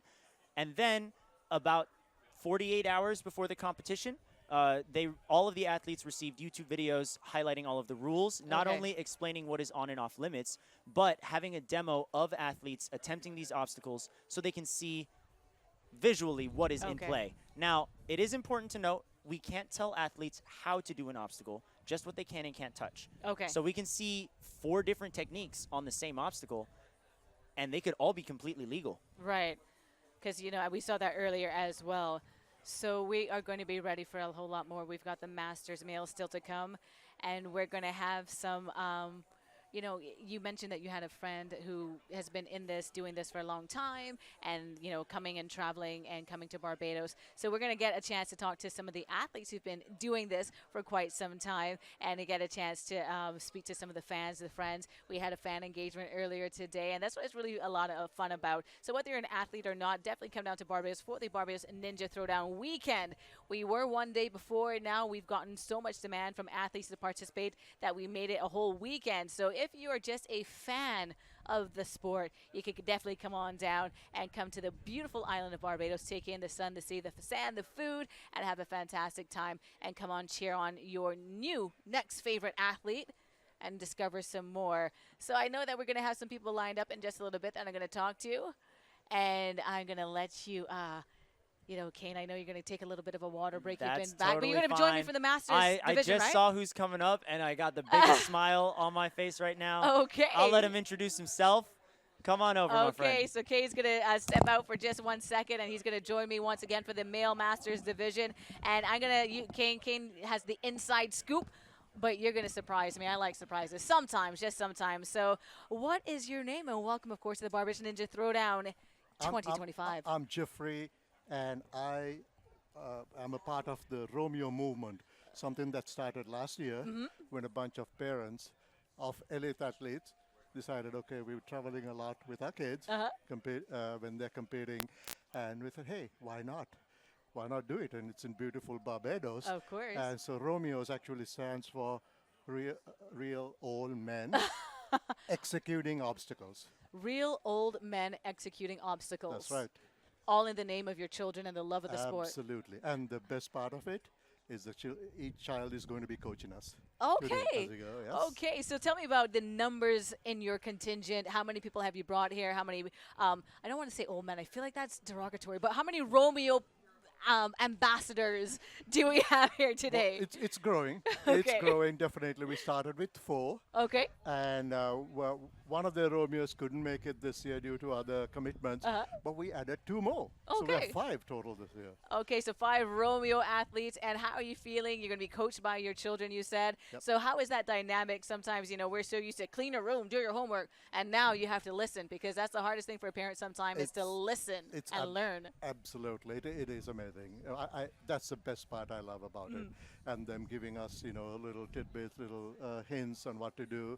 So it's just wonderful. It's just wonderful. So for you personally, when, say, you have a fall or a misstep, how does that go over with your coach? Oh, well, he'll come and give me a hug and say, good job anyway. Okay. In fact, last year, I failed on the first obstacle. Okay. He gave me a hug. And something to laugh about around the dinner table and be like, Dad, come on, we got to go back next year, because you can't go out like that, Dad, right? Absolutely. So tell us about your coach/son. He is Jazzy Ismail. He's for the first time he's be competing as an elite athlete tomorrow. Okay. He's excited. We did the course testing, and he feels pretty comfortable. And this is our 3rd year at Barbados. Every year we come in, there's something new to expect, and I absolutely love what happens here. It's just amazing. Okay, so we are 5 strong Romeo athletes this year, and next year we're going to bump that up by at least another 5. Well, we have a huge application process, so if they do make the cut, yes. Oh, the requirement is to be over 50. Okay. Yes. We've had some masters females over 50, and they Yes. definitely crushed the Yes. course and went Yes. far and did the best they can do. Okay. And what is your strategy as you get ready for the course? Well, go right off it, just to try to fight the nervousness and hopefully get past the pool. Or you know what? It's been a hot day so far. Yes. You can know it's a win-win at the end of the day. You go for a swim, you cool down for just a little bit. Could be a win-win situation. Yep, exactly. Okay, well, thank you so much and best of luck. Romeo contingent, I see I have another guest here lined up. So thank you, and I Thank definitely you. will be cheering on, and I know that it's a wonderful dynamic. Children coaching parents. Fantastic. Thanks for having us. Thank you. That's right. We are meeting a lot of people here at the Barbados Ninja Throwdown. It's an opportunity for parents to learn from children to learn and teach their parents and have a fantastic time. So I have Kane here with me once again, and I think, Kane, you're going to handle the next interview because we've got some people that we want to meet. That's right. We have another member of the Romeo group, Rick Kemmerer, another ninja dad, very familiar with his son. I've called a couple of his runs throughout his time. His son's pretty good at ninja, but I'm going to let Rick talk more about his ninja experience. What got you into this first? About 2 years ago, I was actually here. Yeah. And my son's been doing ninja like 5-6 years at that point, and I'm watching, and I'm like, I think I can do that. Yeah. And I've been sitting in a chair for 30 years. Let me give it a shot. And I'd seen there was a chiropractor, and I wanted to feel I earned the chiropractor. So next year I'm going to do this. I'm going to get a chiropractor. That's my smart. plan. That's yeah. very smart. I think when I was on A&W, I also got an adjustment about 12 hours before, and it was very needed. So get a chiropractor, folks. Exactly. That's our advice to you. Gets the old guys in. Now, talking about the course a little bit, we did just see the palm tree swing swapped out to be a more battering ram style obstacle. How are you feeling about that? We did get to try that in testing, but looking at it now, day of, what are your thoughts? Well, I think, first of all, it doesn't hurt to be heavier. So being a little bit bigger, it helps because that gives you the momentum to push it in. Yesterday, or actually Thursday, I had a chance to try it, and I tried it going forward, and it didn't work. But I have a new plan. I'm going to go backwards. I think I can get my knees a little higher, my hips a little higher, and move through it that way. So luckily, we were able to get on the course, and I've got a couple of adjustments I'm going to make. That's awesome. Looking forward to trying to get through that. Yeah. Are there any obstacles that you haven't gotten to attempt that maybe raise a couple of red flags, a couple of question marks, to say the least? Yeah, I think, first of all, the log. I've never been the most balanced person, so we'll give that a shot. And I'm, should I get there, a little bit nervous about the warped wall, actually. Those things look Mount high to me. Hillaby. Yeah. Well, it could be a tough one. Yeah. I do know that you guys will have some slots for assistance, Sure. but Yep, that does help. at the same time, we did see a couple of the mature kids athletes kind of slip off of that wall. Yeah. It's more of like a bouldering problem in a way at that point. You want to make sure that your hands and feet are in the right spot. Exactly. So it's every little part of your body. And how's that been coming into the Masters division, coming in after watching your son for so long, and now you're the athlete that has to worry about that? Yeah. It's a new experience. You watch it and you go, I can do that. But it's a whole different animal when you're sitting up there and you're looking at it and you're like, can I do that?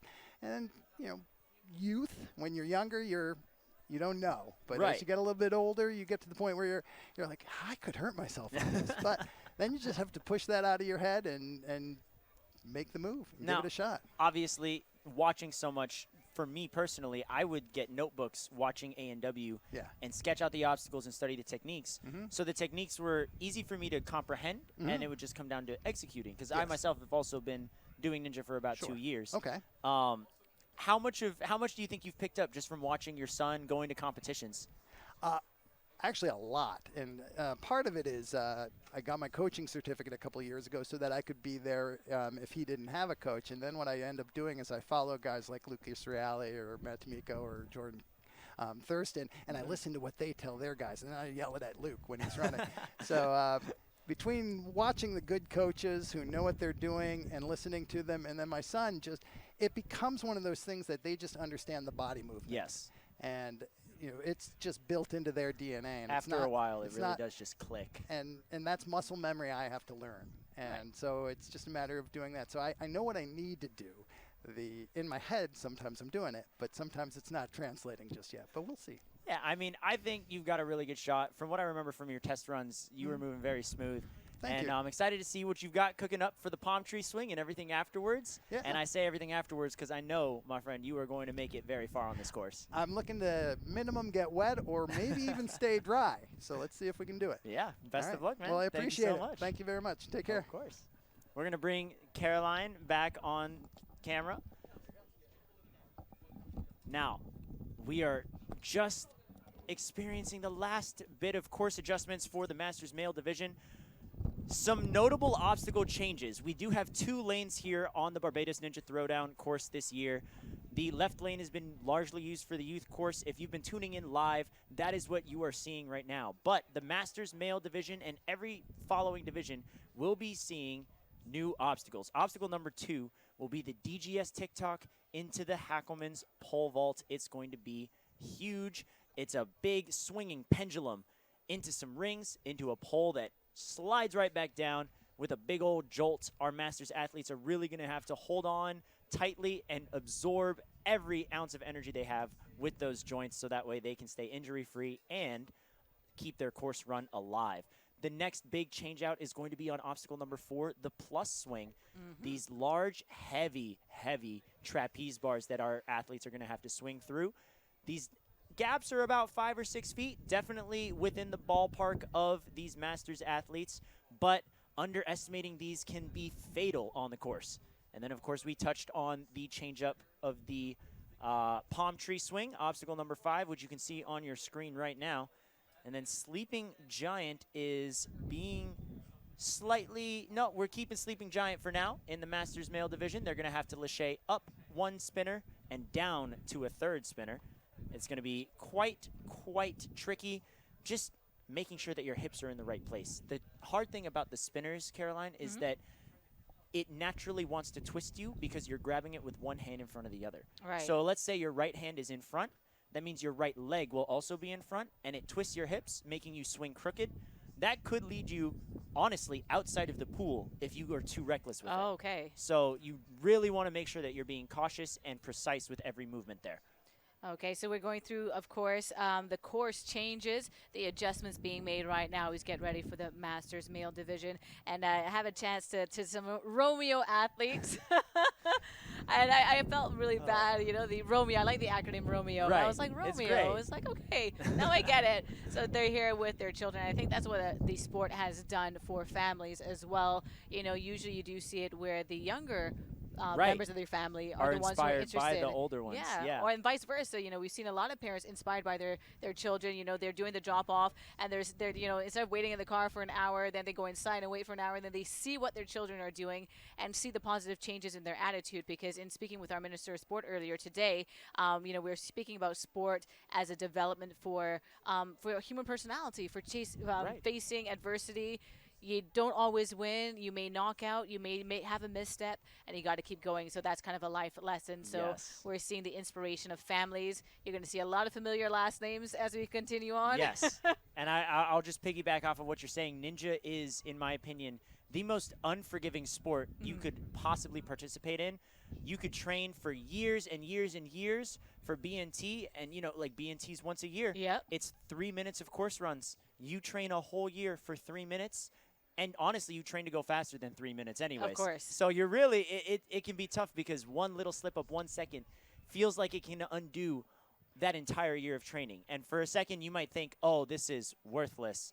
But it's not. And it's so easy to look at the negative when there's so much positive to learn. And I feel like coming in with family members, able to identify those lessons for you and help you through that process is so important, and it makes the loss feels so much easier. Of course. And, you know, we are seeing a lot of family members on the sidelines doing the videos to do exactly what you just mentioned. You know, those missteps, you can rewatch them. You can replay it, not just in your head, but actually see where you may have lost focus or where you may have had a misstep or where you can improve on your time, for example. So with that being said, I think we're going to have some reruns to watch right now and see some of the athletes who have done the course already, some successes, and some try again. So we're not going to use the word failures, but let's go through and watch some of these athletes go through the course. This is, if I'm not mistaken, yeah, just a little time up there. The time limit was very, very deceptive here. 3 minutes, I was here thinking, oh, very comfortable for a lot of our athletes. But we saw a lot of athletes make it to Mount Hillaby in the Mature Kids division. A lot of them actually ran out of time on or literally next to the buzzer. Yes, we saw that. And earlier today, you're seeing some cautious steps there. Some of the little ones going for gold, and you can just see that, you know, they're just having fun. And it's something different that they're doing. They're challenging themselves and, you know, going for a little bit of a swim. And I like to watch the little ones because they just seem more focused. We saw some of the adults just having a whole lot of fun, but the little ones, they're just super focused on just getting there. And sometimes, you know, that one little misstep and resetting the course for the next athlete. Love to see it. And this is where you kind of see a lot of the different techniques as well.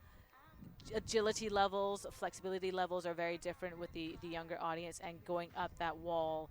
And as you mentioned, 3 seconds, 2 seconds, and you just got to hit that buzzer.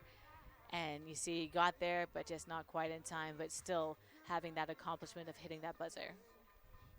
Yep. At the same time, we did have quite a few buzzers, and I believe everyone who's hit a buzzer is going to be on the podium for the Mature Kids division. And that's always super exciting. But here we're seeing, like, right there, just a little trip up. And that, it's all of those little moves like that in between obstacles as well. When I coach my kids back home, I always tell them, hey, like, you gotta plan in between obstacles. Tell me where you want chalk. Tell me where you need to take a deep breath. Because if you are hanging for 3 obstacles and your arms are tired, but the next obstacle is a balance obstacle, why are you resting? Right. You can recover your arms while you're using your feet. Right. And it's just, you know, the little thought processes like that can be harder for the 9 and 10-year-olds to you know, really take into consideration. But the ones that really do get it are the ones that are absolutely crushing this course. And when they're old enough, I believe the age is 13 now, to become a pro ninja, they're going to be absolute weapons on the course. And I think everyone who's a pro right now should be nervous about this generation coming for their crowns. Exactly. And as we said, it is a course that is physically demanding, but as you mentioned, mentally and emotionally demanding, because you have to have that foresight, that planning, your next step, and then the step after that. You have to think about it before you do it and really sketch out your plan. And that's what having coaches on the sideline do as well. They're there to kind of encourage you and remind you of what you know and just kind of push you to that next step. You're seeing some laughs there on the sidelines from coaching and like just the attitude and like, yeah, I got that far. Went for a swim, but still enjoying themselves. These are some of our athletes at the Barbados Ninja Throwdown 2025. And right there is a huge buzzer. You can just see the excitement out of our athletes there. It's a one-of-a-kind feeling. Really getting to be able to represent your country, your gym, your home, and hit a buzzer. And I believe that we are ready for the Masters male division. Our first athlete is on the starting block. We have Doug Snyder. Doug is a master of OCR, which is the type of obstacle style racing similar to Spartan race. That's what's going to be the 5th event in the modern pentathlon in the 2028 Olympics. So it's adjacent to Ninja, but not exactly the same. And because he basically beat everything over there, he wanted a new challenge and found Ninja.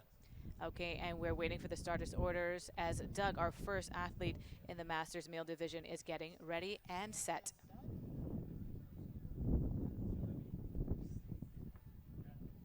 On top of a background in OCR, his background is also in rock climbing, so a lot of great endurance should be coming out of Doug. That'll be very useful once we get to the palm tree swing and pretty much everything afterwards. Very upper body strength heavy this course for this year. Oh, wow. Interesting fact here. Did not get into organized sports until after he was in college when he started running, and has been doing obstacle course races for over a decade now, started in 2012. So a bit of a late bloomer to the sports world, but a very welcome presence. So Doug is on that starting block, and we're just making sure the course has been completely set. All is set and ready to go. We do have our official starter there, getting ready to give the official word of 1, 2, 3, go. And as soon as he says go, Doug definitely will be taking off for this one.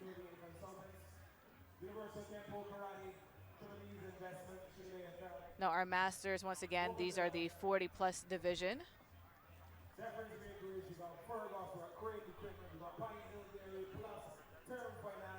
That's right. The oldest competitive ninja in the world is 73 wow. right now.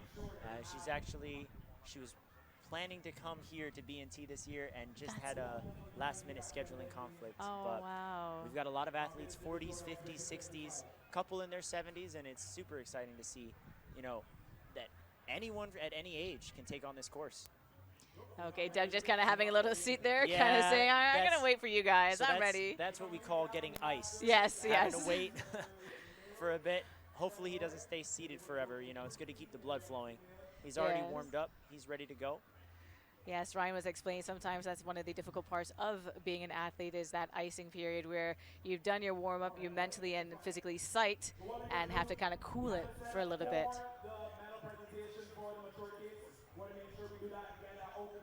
All right, so it sounds okay. like we're going to pivot back to the mature kids. We are going to get their awards. Okay, so yeah, we're going to go and have the awards for the mature kids. That means Doug is going to go on ice for a little bit and have to re-warm up.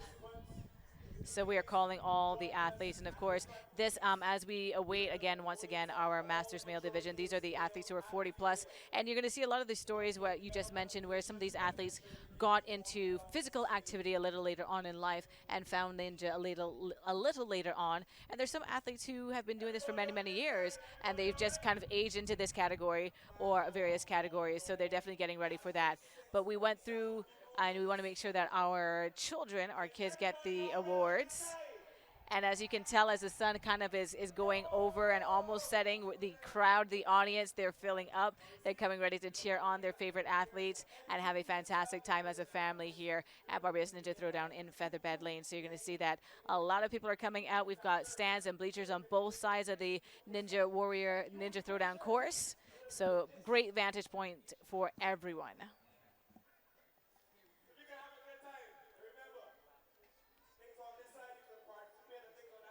We had 7 finishers overall in the mature kids division, 2 girls and 5 boys. So that does mean that our podium will be filled almost entirely of finishers of this course. So we're seeing that the some of the athletes are returning to the field with their coaches to line up and get their awards. And of course, as we mentioned, this is points towards competing in the World Ninja League. So this is a big deal for all of our athletes here.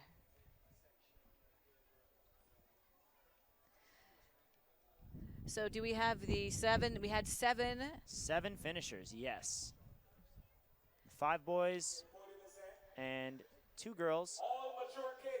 I was on the sideline watching, so I wasn't quite paying attention to the finishing positions because I was just, some of them had you holding your breath and you're like, Yes.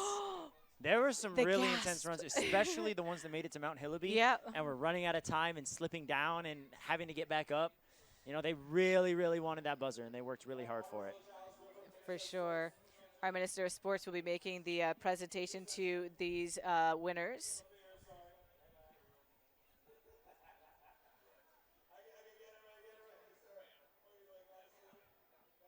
Looks like we're just rallying all of the mature kids athletes together. Yep.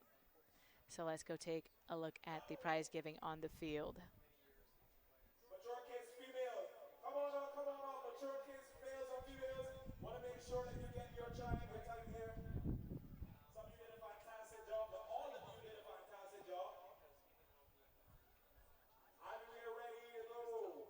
See on those pants.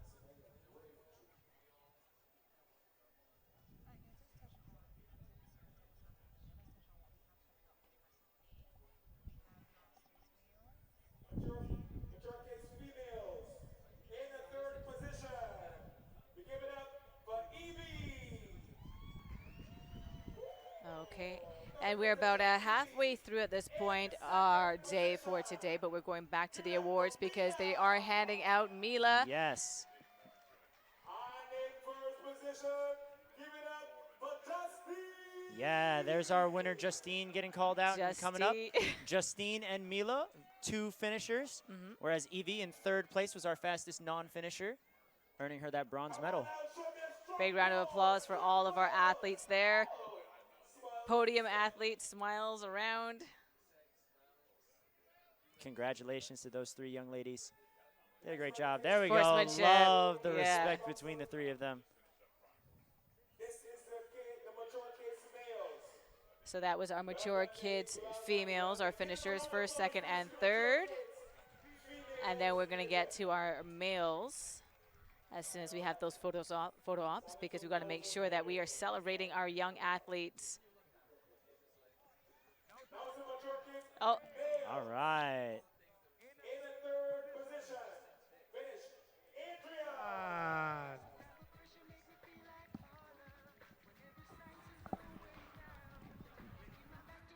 In the 2nd position, we have Leo. And in 1st position, give it up for Easton.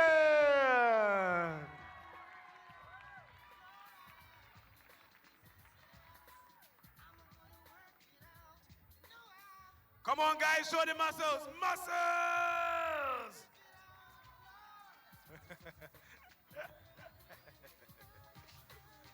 Thank you very much. Thank you very much for the presenters. And thank you very much for all the kids. And he's showing his dance moves. This is the mature kids, male and female edition medal presentation. Thank you very much. We need some assistance moving the Okay. podium. That was our podium for the mature kids male division as well. All 3 of those athletes, Easton, Leo, and Adrian, cleared the course. Easton in the fastest time, taking his 2nd straight title here at the Barbados Ninja Throwdown. congratulations. And of course, this is as we get into different divisions, this is where it really is going to come down to time because Yes. we're going to expect a few more athletes are going to finish, and then that is going to come right down to time. Still to come, we have the Masters male division, the Masters male wave, preteens female, and preteens male. And that preteens category is the ages 11 to 12, and Masters male 40 plus. So we're going to have a wide variety of techniques, of challenges, of skill sets, and more. So we're just clearing the course once again, moving the podium so that we can clear the course and get ready for the Masters Mail. I know we had Doug earlier on the starting block. He's what he said, he went on ice. Yes, he was iced. He was yeah. iced. And he's getting ready. I'm sure he is getting ready and doing his warm-up routine once again and getting ready to start. It's also worth noting the blocks for the podium are also blocks for the actual course, serving as some of our start and finish platforms. So our course team, made of amazing volunteers from the Barbados community, are just getting everything set in the correct placements. Everything has been marked and measured to make sure that this course is fair and the same for all of our athletes in each division. Yeah, there's going to be some reset in between, and depending on what happens, they're going to have to wipe down various platforms. And, we're really lucky that there has been no rain at all today. Where's some wood? Knock on it. Okay, let me knock on your head there. Yes, no, this is, I'm not a weather expert, but I'm looking at the sky, north, south, east, west. It's looking and good. It's clear. It's looking good. We've got our audience members here cheering on the athletes who have maybe perhaps run the course already on the sidelines, getting ready to cheer on other athletes, and that's what it's all about. So you're going to see as it gets a little cooler, we're feeling a nice, easy breeze roll across the podium right here, right now. And as it's getting, sun is setting, we're going to get a few more people come on out and bring the family and friends and have a good time supporting athletes. So this one, as we mentioned here, we have athletes from all over the world, right, Kane? That's right. This is actually, I believe, a record high of the number of countries represented at a Barbados Ninja Throwdown. It was already quite a few countries, I feel, in place, but they've really outdone themselves this year. And I know that is kudos to Delano Hines, and he does a lot of traveling, a lot of supporting, a lot of publicity of the Barbados Ninja Throwdown, and he gets out there talking and shaking hands with ninja athletes and getting out there and saying, hey, yeah, if I beat you, you should come to Barbados, and that's how it happens. And the word is just spreading, and of course, programs like this and having people like you come down here and see for yourself and experience it for yourself. And Ryan, who's been here now his second time on the broadcast table, having that opportunity to go back to home gyms and visiting gyms and going to your athletes that you personally train as well and say, hey, we got to make this a stop on our calendar for competition. Another big shout out to Perry Oosterly as well, Delano's right-hand man. Of course. The Worldwide Ninja's been on 8 different ninja shows, so he's met so many people from around the world and has been able to recruit many more. Now, Doug Snyder. And Doug is our first athlete in the Masters Male going through. And you can see not a lot of space between the DGS TikTok and the Hackelman's pole vault. Makes for the taller athletes like Doug to be in a bit of an awkward spot. Now he is allowed to reach the pole backwards to straighten himself out, but he's going crooked right now. Okay. Has to make the adjustment. Put your hand out, Doug. Okay. There we go. He heard you. There we go. I'm a coach that. too, you know? All right, now coming through obstacle number 3. The TikTok to this Hackerton's is pole the vault. We've gone on to shrinking gun hill steps. shrinking steps. Now onto the plus swing. Yeah, the plus swing. Now this is a new obstacle we're seeing here, and as you mentioned, it's going to move. You've got to swing and reach. There we go. Hearing his coach there on the sidelines, giving some words of encouragement. All right. Lovely Lachey over to that top bar. Has use of that ring to the dismount platform. Okay. Coming up now to the palm tree swing. Now, this is where the change has been made, so I'll let you, Kane, explain This has the definitely technique. evolved into what we call a battering ram. First things first, you are allowed to lock that palm tree into the bear trap, which is the locking mechanism that we use here in Ninja. Now, the battering ram is that pipe that is spinning on Doug as he's popping through. Has to be super precise with both of his hands in order to progress, and he has done it beautifully. Now has 1:15 left for the second half of the course, coming up to the sleeping giant. Taking a moment there just to kind of reset. All right, now setting himself up. And as I said before, you can end up a little twisted. Doug's using that twist to his advantage right now, straightening out on the front swing, for a nice static reach. He does have that arm span that he can kind of reach out to the next obstacle, the next fidget spinner there, and then the next ring, making that easy dismount onto the next obstacle. River Bay log roll. Now this log roll can be so tough. It speeds up as you go, and you can see there it just went a little too fast for Doug. Got away from him. And as you're going to notice, it is a longer log roll than some of the other divisions that we'd have seen earlier. So as we go on to this, it's going to be a longer log roll. So some of the obstacles, you're going to recognize that they look the same with slight tweaks and adjustments. But let's watch Doug once again here. The plus swing, then this new obstacle. You can see barely any movement on that roll, though, on that log. But now this is where Doug, unfortunately, lost it. It got a little too fast. We're getting ready for our next athlete. Neil Parker.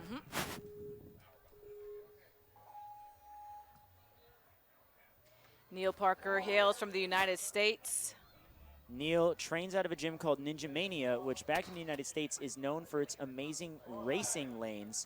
Speed is definitely their forte over at Ninja Mania. So let's see. Neil's going to put that into practice right here. Wow, very smooth dismount.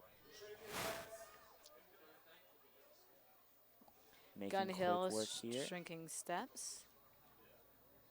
And he's off that quickly. Going to chalk up a little bit before the plus swing. Can utilize both of those rings. And a nice high tuck with his legs and hips. The hips are where your power comes from. The legs determine the direction you're going to be launching in. Now is he going to do a two-hand jump or he's going to reach again? Oh, nice. Nails it. A great shimmy over to the bar. He's going to use that ring to center himself and get straight onto that platform. Chalking up again. Maybe we're having a bit of a perspiration problem here. But maybe it's just a safety measure. Either way, he's coming in to the, he locked it. Reset. Maybe that was on purpose. Okay. It might have been. Now he's got to build up a big swing. To reach it? Yes, Okay. and now he can progress through the palm tree swing. Now, once again, this is a rolling log, so you have to be very careful and use both hands because one wrong slip, as you mentioned, that log's going to roll and you're going to go with it, but making easy work of that. You could see him over gripping as well, not just using his hands, but also a bit of his wrists and forearms to really make sure that he secured that pipe in place. I think that's the smart move there with that. Now coming up to the sleeping giant. A nice pull up. These ascending reaches require a lot of shoulder strength, but the other option is to lâcher a two-handed approach, and he gets it by the fingertips. Just under a minute left for his run, Neil Parker from the United States. Been training for about a year, actually. Taking part in ninja competitions for about a year. Looking very strong for a first-time athlete as we move on now to the River Bay log roll. Ooh, struggled to find his footing there, and it's picking up speed, and he tried to get out of there, but just couldn't do it. Not bad at all. Neil Parker from the United States, again, making it only as far as that River Bay log roll. Hearing son cheering on, yeah, Dad! Aw, awesome. See, the River Bay log roll has such a simple technique. Your goal is to slightly bend your knees and keep your chest in line with your knees to maintain good balance. But because the log speeds up as you're progressing down the track, it forces your chest away from that position like you're seeing right now, and it just threw Neil off of the track. On the starters block, we have Troy Helming, also from the United States. Favorite obstacle is the salmon ladder. His favorite superhero, Iron Man.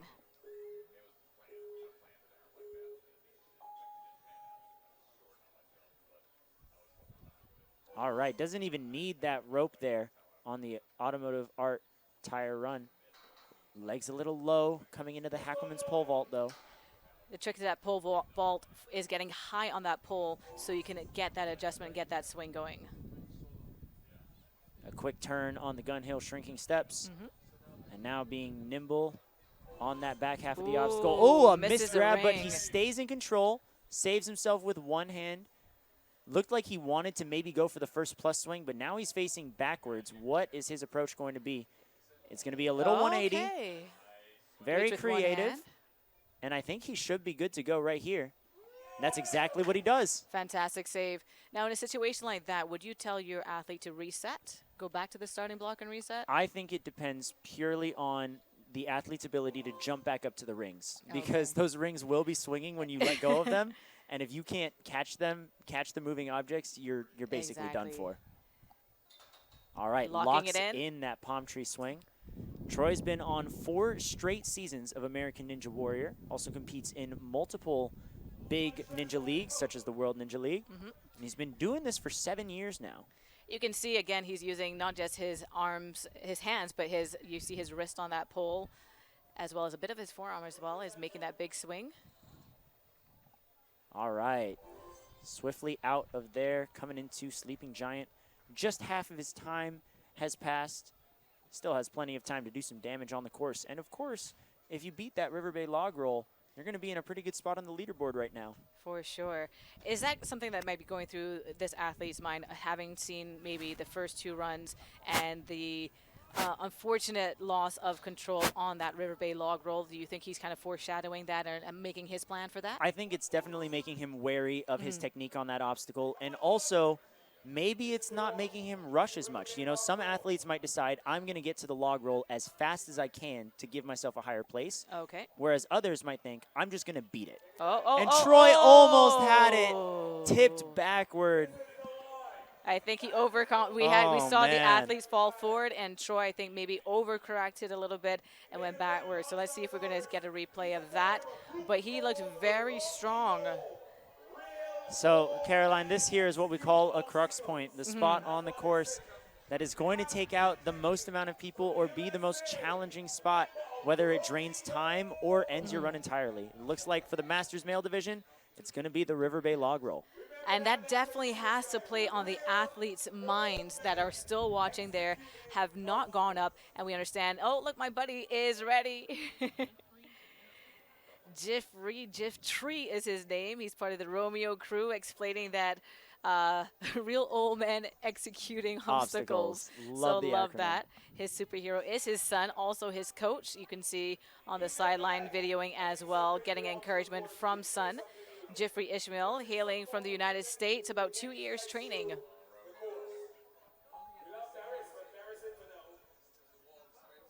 Oh, come on, Jiffrey, no! No! The thing is, Jiffrey mentioned that he lost it, his first run on the Automotive Art Tire Run. But, you know, he did mention that his son gives him a hug. They smile, they laugh. Shout out, Jiffrey. Gotta love Jiffrey. the passion, man. Like, he started this because of his son. You know, that's who inspired him. That's who he put down as his favorite superhero.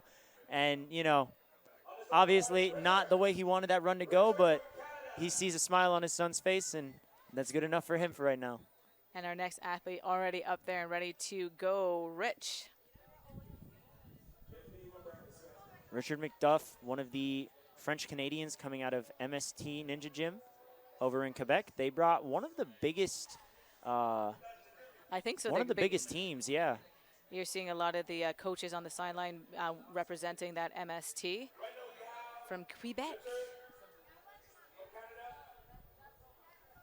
So his McDuff, that's such an awesome last name.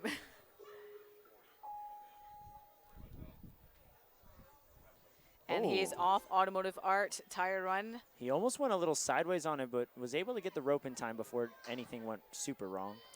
And here you're seeing kind of speed. I think he's going a little quickly. So he has to calm down, slow down, and regain that balance there. Setting his feet only on the gun hill, and he's through. Should be good to reach the first plus swing right now. And you can see them, all of these athletes using the pullback so they don't have to spend as much time or energy building a swing here. This is efficient and about as efficient as it'll get. All right, now on the palm tree swing, is he going to lock it in? Yes. Oh, keeping a hand on the ring as well. Oh, but he goes with one hand. And just like that, it spun him out. You got to go with 2 hands on the palm tree swing. Yes, you have to remember that this is going to swing on you. You lock it in, but it is going to have movement. It is going to swing. So if you don't get that 2-hand, it's just going to roll, and you're going to roll with it. And we're going to watch again what happens. He locks it in. And then goes for the reach, 1 hand, and it's gone.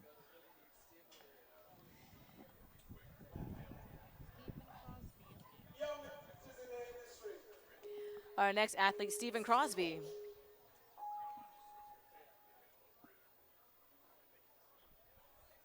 And Stephen Crosby clearing the automotive art tire run. Stephen got in a ninja to train with his daughter. Trains out of the Windsor Ninja Academy. Very well-known franchise over on the East Coast of the United States. The Ninja Academies have a lot of great obstacles that you can try. I guarantee you, when B&T posted this course on Instagram, they made as many replicas as they possibly could. You can see daughter there on the sideline as well, coaching and cheering on. All right, taking a more cautious approach here on the gun hill shrinking steps. Making sure he doesn't make a silly mistake. And it pays off, coming into the plus swing.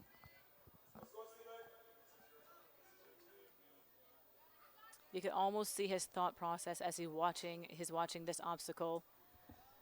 He has to get those hips going. Oh, really slapped into it, but he's got to get his legs up higher now. He's putting his hips into it, but yes, your toes to target. That's what I tell the kids. You got to get your toes up to where you want to catch before you go. I like that tip. Toes to target. Now he's got to pop up to the next bar, and he barely catches it. His laches are scaring me right now, Caroline, but it's working for him, so I'm not going to question it. Hey, it's only wrong if it doesn't work, right? Exactly. Well, now he's coming up to the palm tree swing. We did just see it take a name. We'll see if Stephen can work his way around this. A nice jump up as well. Got to lock it in. Oh, trying to force it, but he's going against the rhythm of the swing. He's going to reach back for the ring. He can do it. You got to reach back. If he can reach back and use that ring to pull back there we go. And gather momentum, that's going to be huge for his efficiency and for his energy. But he is hanging for quite some time here. He's got to lock it, having difficulty he's locking that it in. Right now. There's a bear claw up there, and if you can see, there's going to be a hook. Oh, no, he's on one hand. Come on, Stephen. Come on, Stephen. He's looking like Superman in my eyes right now. Oh, great effort from Stephen, losing the glasses in the pool. Got to go find them. But fantastic run from Stephen. A good fight. He really he did not give up. The challenge was locking that log in. You have to lock it in, and then you can see the difficulty with that. The other athletes, some of them may have made it look quite easy, but here we are watching him run again. Yep. And it looks like we're going to come over to another Romeo man in a sec, but I'm going to pass it over to my man, Ryan Stratus. Thank you so much, Caroline. Yeah, thank you. Okay, we're going to see his attempt again to lock in and just loses it there with that one. But we have our next athlete on the starting block.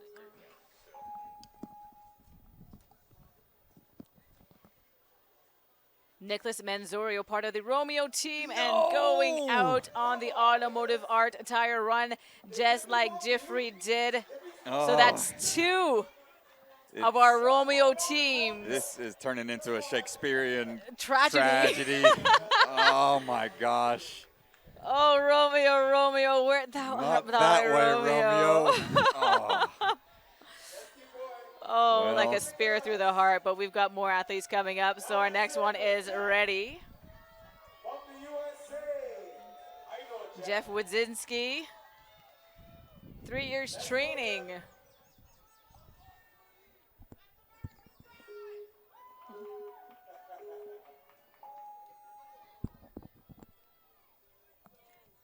All right, good swing right out of the steps, going quick on to that TikTok. Let's see if we can find the hand placements here. Oh, don't split the difference too much. You got to go high.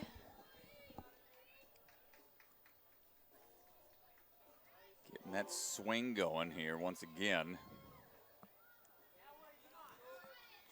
Gun Hill shrinking steps. Oh, yeah, that Oh, right into the swings here, right into the swords. Good swing tech here, making sure he's got the grip going. Dismount down. He's making great time right now. It's important here to always pace yourself, find that time to recover. But with some of these more complicated obstacles like this one, Big jumps. oh, I like the wrist clasp he's got. He's grabbing on, looks almost like on top of the wrist right there to make sure he wasn't going to lose his grip.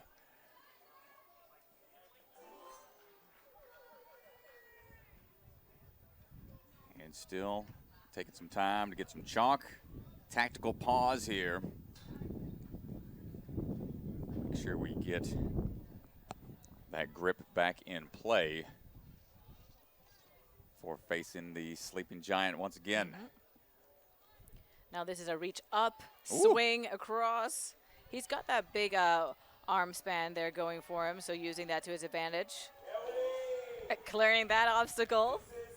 Oh, no, no, no, no, no, no, no! What happened? No, another one down. So it just seems that this is like okay, come on, let's show them that you can do it. Let's do it still. River The Bay wood run. took him out. The wood took Woody out.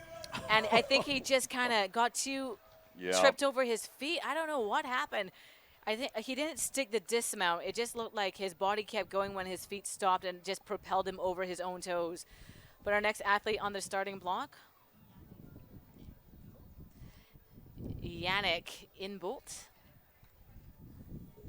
from Canada. Yannick standing by.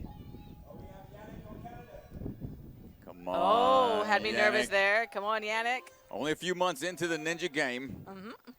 Got a background in ice hockey. So you know he's not intimidated by anything out there. Likely would probably maybe start a fight out there with the course. Let's see what he's got. Come on, don't let the course win. Got to go high. Of course, use your body weight to pull that pole. There Come you go. on. Hold on, hold on. Almost lost it there. Because there is that coming down, that jolt when you hit that next pole. Got to reach for that ring, make the dismount. All right, take some time here. It's like you're on some ice skates. Try to find your balance around. Yep, okay, almost. His daughter encouraged him to be here today.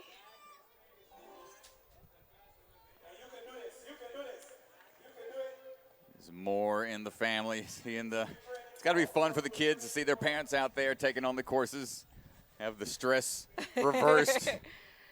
I think it's great. You're hearing the French on the sidelines, so they're from Quebec. Oui, monsieur. Come on, Yannick. Oh, nice timing. This is the plus swing. These are awkward to swing on. This is very similar to the flying squirrel mechanism from American Ninja Warrior.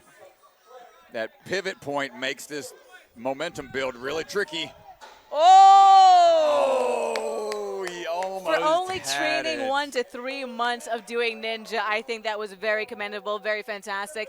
And Kane taught me something, toes to target. So it's not just about thrusting the hips towards the target. You got to get the toes high and point towards the target. And I felt like he had it, but just coming down and not locking the elbows a little bit, the momentum just pulled him to those mats. Yeah, that's a hard move. When you swing a bunch, you start to lose that grip. We've got our first competitor from Hong Kong in this division, Reggie Ho.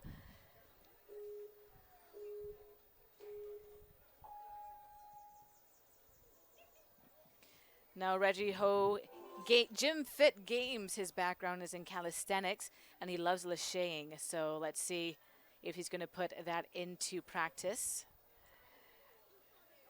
Reggie looking very cautious on this obstacle waiting here. Trying to find that pivot point. The DGS TikTok to Hackleton's pole vault. Looking for that next ring. Yeah, you can see he's a little hesitant, maybe being cautious, not wanting to take an early fall. That does come into play when it comes to the time that you have to work with. Sometimes you don't know how long you're staying up there either. And at this point in time, the athletes are kind of almost concentrating on making it past that log roll. Right. Because it took a lot of athletes out. So maybe he's just saying, like, let me just get to the log roll. Let me just get past that. And he might be in some good positions there. Well, focusing in on the plus swing here. Trying to power up a little bit. Gets the first catch.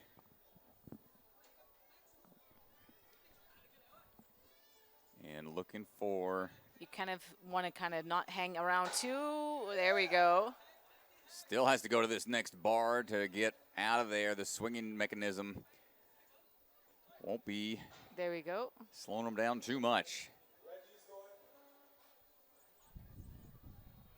And here we go. Take his time here, try to collect himself a little bit before taking on the palm tree swing. Seen a couple different variations on how to attack this, trying to push it into place into that locked spot before attempting to move any on there.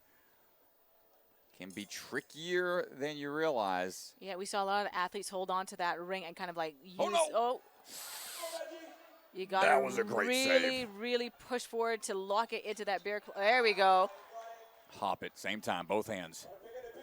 Get on there, No, man. both hands. Oh. We saw a that's mistake tough. that was made previously with the one hand. You got to remember that pole is going to roll with you, so you need both hands. The minute you only have one hand on there, you're just going to go right on over.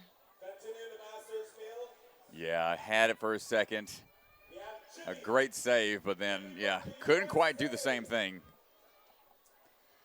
All right, so we've got Jimmy Johnson from the United States on the starting block getting ready for his run.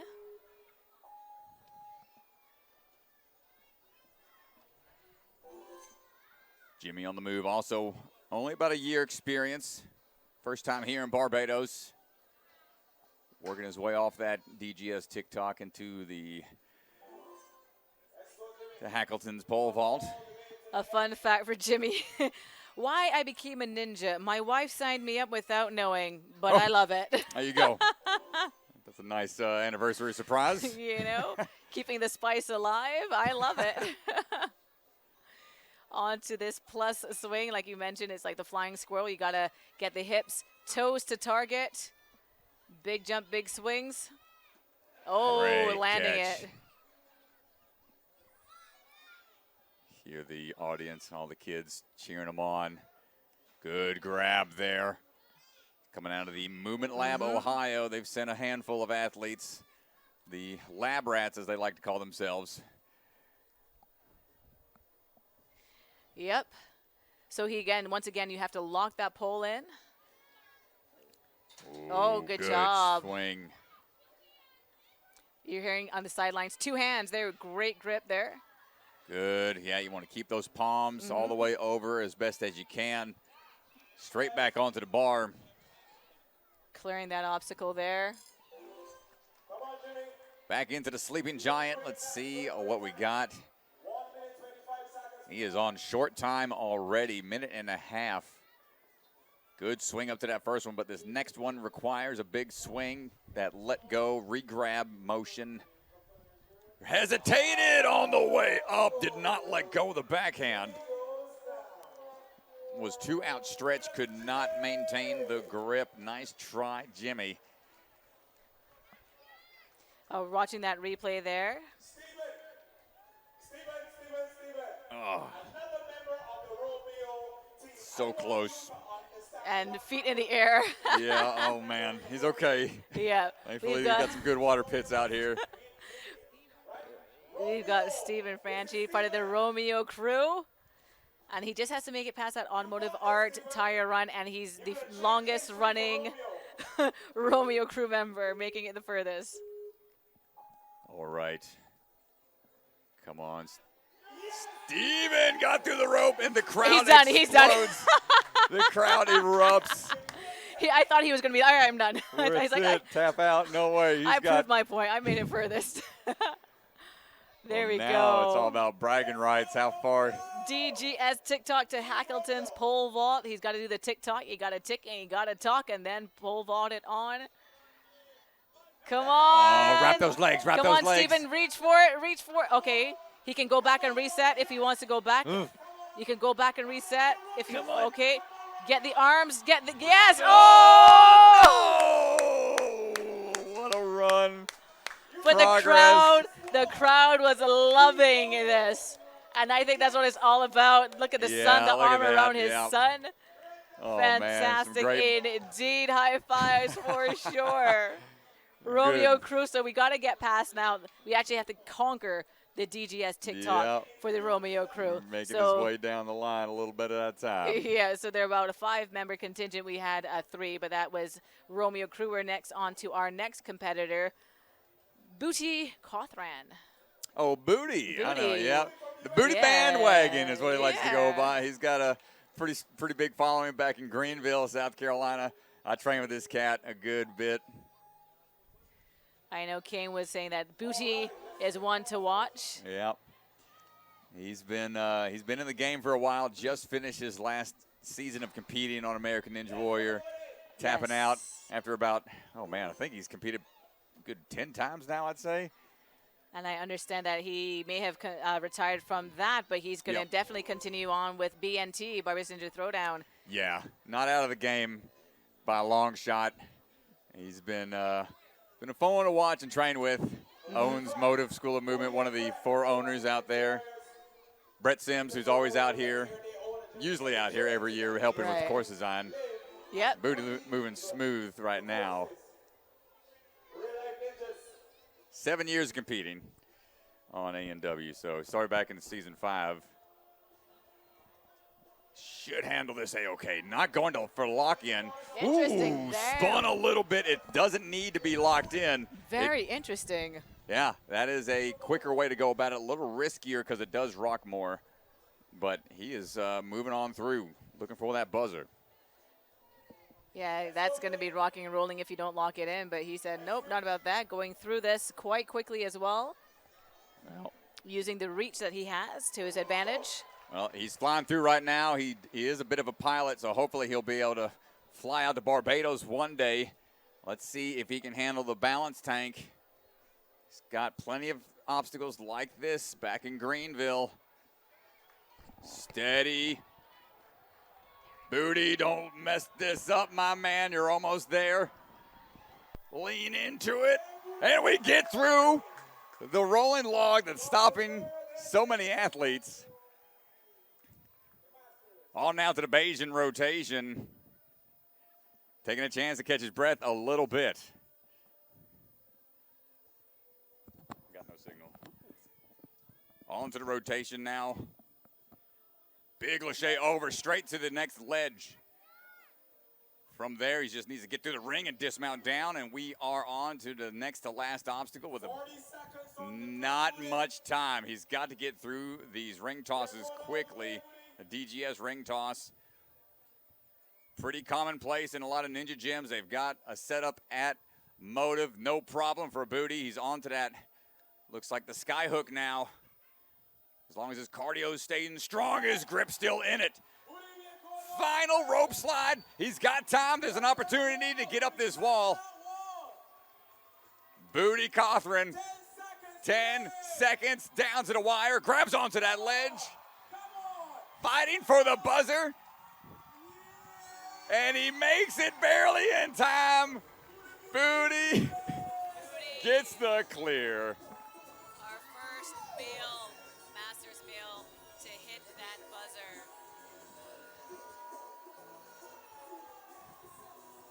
Oh my goodness. Booty with the win. Booty taking home the booty of hitting the buzzer there with that one. Oh, great job, man. First time out here in Barbados. Glad he had a great run out there. On the starters orders, we have Steve. Steve from Canada. The face coach. Steve Allard standing by, getting ready to go. Coming out of Canada. First time here at the Barbados Ninja Throwdown.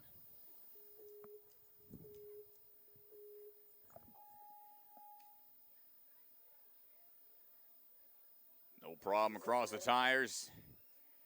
daughter's been training for 5 years, and that's what got him interested in taking on the obstacles now himself. Through the DGS, TikTok, Hackleton's pole vault without any issues. Onto the shrinking steps right now. Woo. Rocking some minimus type shoes, the ones that don't have much support. They are great to be able to feel the obstacles under your feet. We got a lot of upper body obstacles here. Traction will come into play later on. Looking for at buzzer up that Mount Hillaby.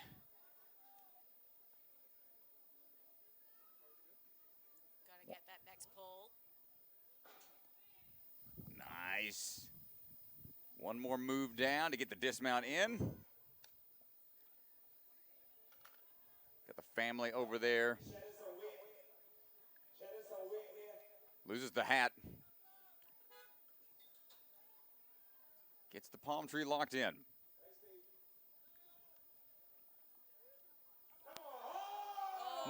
No! A shocker. Had tried to do the 1, then 2. Didn't quite work out. So Great effort, though, for Steve Allard from Canada. All right, Romeo team. Don't get in his head. So now we have to get this team member past that DGS TikTok to Hackleton's pole vault. We got to get this Romeo guy further than before. I believe this is Rick. Rick Kemmer. We just had him up here chatting for a little bit. Okay. Got him through there. Automotive Art Tire Run definitely gone and cleared. DGS TikTok. You got a tick and then you got a talk. Good. You know what you have to do? Come on. Hackleton's pole vault. Got to go high to pull that over. Use momentum to swing back. Nice work. Hold on tight. Almost through. Oh my God, this history we made. Okay. History has been made. Okay, come on, you can clear it. And yes, indeed. Progress. Progress. Don't let that stop you. You got to keep going. Forward always. And you execute it. We've got moving on now. There we go. Shrinking steps. No problem. And he is fired up out there. He is fist pumping. As it comes to dad bragging rights, I think he's got it so far, Rick. You showed He's- Jesse, Steven, all of them. It is a battle between the Romeo. Oh, no. Need to reset. Reset. Don't fall. Take a second. Shake it out. Try to recover a little bit more. He's got to have a good swing up. He just missed timing the kick through with his legs. Hold it. I think the Romeos are starting to become the fan favorites. Indeed, the crowd is cheering on. Kick forwards. Hold on. Oh, no. Folded up. I love it, though, the smile on his face. Oh, Son man. and dad embracing. It was a hard fall there, but he's bouncing up A-OK. Might feel that one tomorrow. We're watching what happened. He's definitely getting some swing going on there. Yeah, and Just cannot hold on to that grip.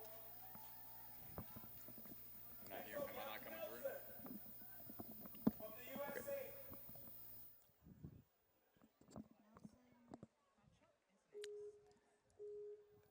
Oh.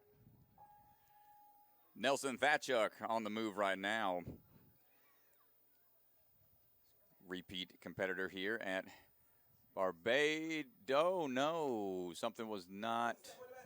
Oh, yeah, yes, you see, he was actually honest. So- He went on the platform and he stepped on the gray man, which is not allowed. Oh, no. You're going so well.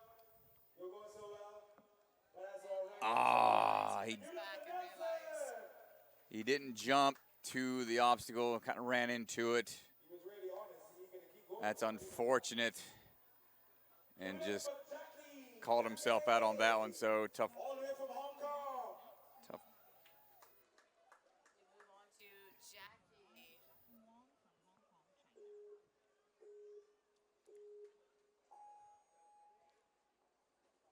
And on the move right now, Jackie Wong from Hong Kong. And we are making our way through 7 years of experience. Kind of. Saw him on the sideline earlier, cheering on his other athlete, and now you see that he's going to run and take on the course. Gun Hill shrinking steps. Well, he's got some history in the ninja world. Very few of these competitors have ever competed on various versions of Sasuke. He was on the original Ninja Warrior, number 37, Sasuke 37. They are well into their, I'd say, 40th competition, 43rd competition coming up. As he is looking real smooth, linking those laches coming through the +1 swing. I've got a good feeling about Jackie. I feel like he's going to go all the way. He seems to have the experience, the confidence. He's got his Strategy, just got to make sure that we got that locked in there now. Perfect. nice, perfect tech.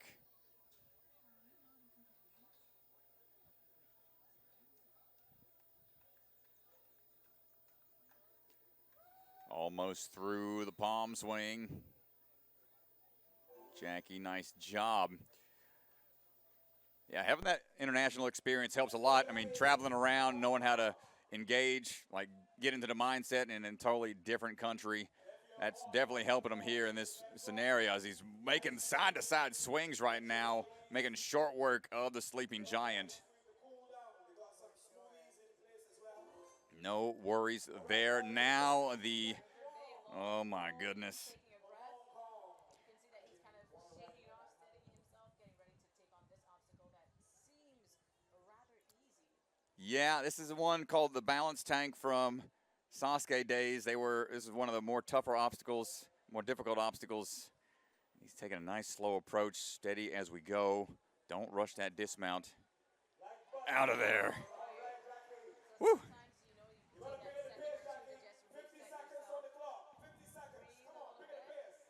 Well, he has got to start picking up the pace. He's got a long way to go still. I think his challenge is going to come down to time at this point. 40 seconds, just under 40 seconds left already. It's possible, but that got rushed. I think the timing got to him. Perhaps he's looking down at his hands, might have had a rip. Those are still tough holds. It's an in cut for your hands. But you can see he was trying to get some momentum built up, the shaking side to side. One hand caught, next one did not.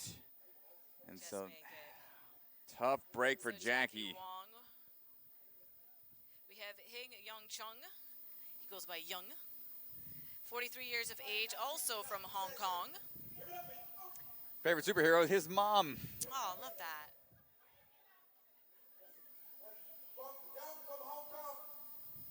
All right, 7 years of experience. Getting things reset out there.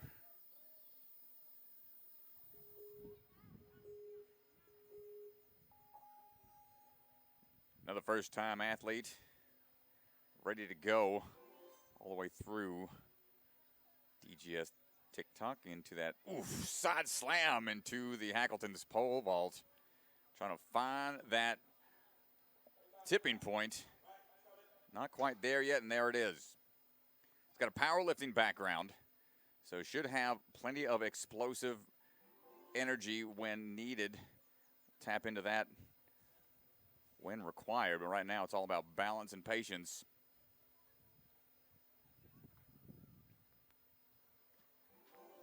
And looking for the +1 swings. Power up plus swings here.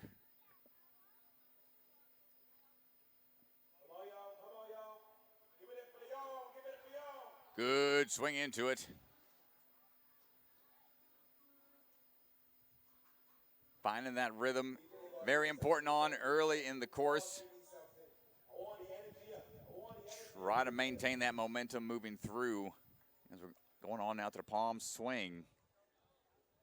He's trying to get these swings set first. Needs to push a little further. He's a little off axis with his swing. Yeah, I'd say, there it is. Got to power push that move sometimes. Ooh, open hands. Got to be a little tighter. The bend in the arms is pretty important on this one. He's got to dig deep these next couple of moves. He's almost to the safe point on the bar. Oh, no! He tried to reach a little too soon. Could not quite get the farthest hand on place in a safe spot. High fives to his teammates. There's a replay, another look at it. You got towards the end of the track. And that was all we got. Couldn't quite get the hands there. Yes, league of break history, every single one of y'all. Over to you, Terrence. Terrence of the USA.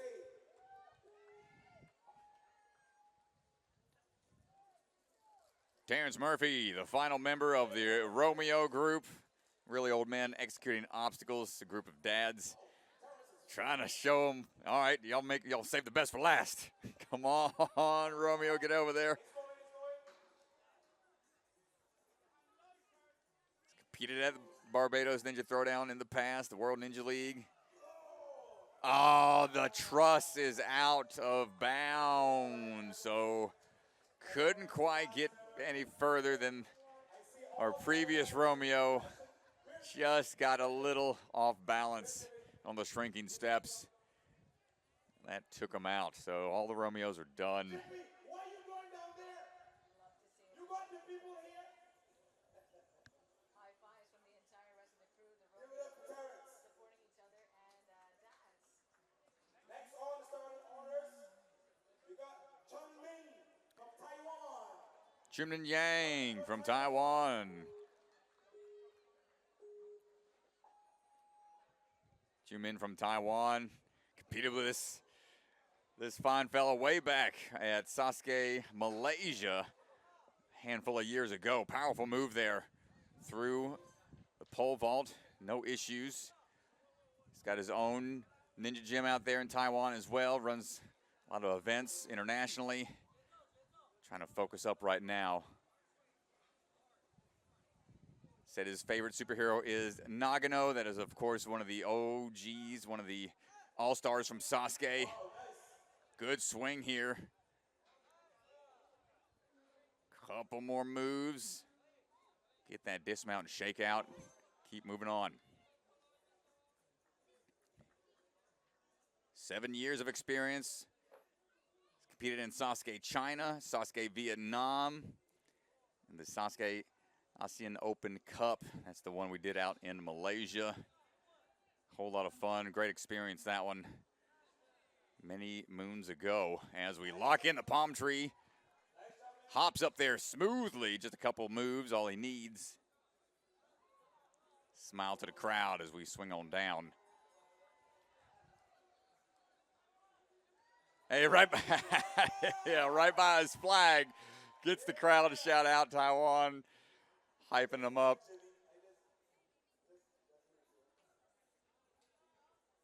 Over into the sleeping giant. Swings one hand, trusting that grip. A little further into it.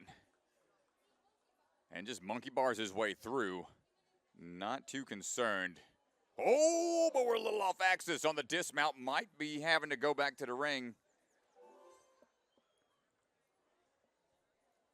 And now taking a close look at the River Bay log run.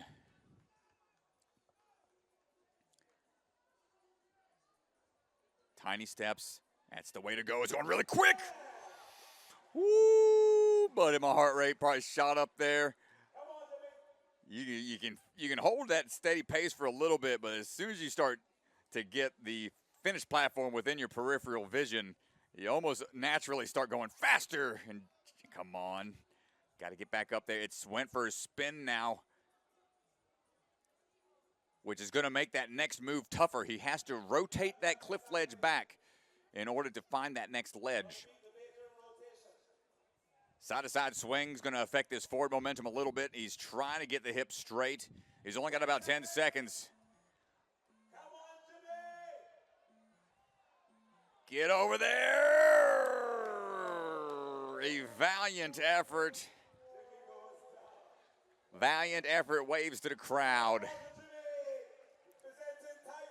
I think it was just a couple missed grabs that really affected his overall time and his overall composure out there. Had to re-swing a couple times. Just not quite able to dial it in.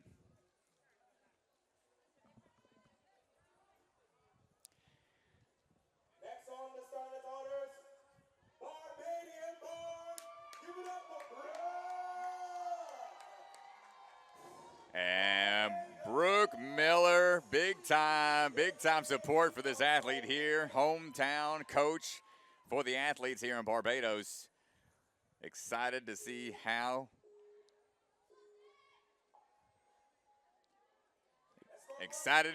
he does out there. Brooke Miller, 5-time appearances here at the Barbados Ninja Throwdown.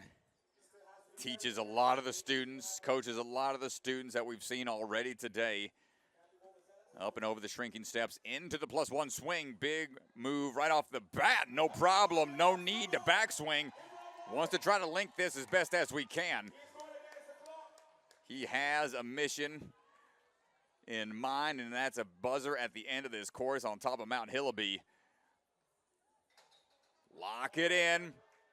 Careful on the rotation here. Big swing into it. Great dismount down.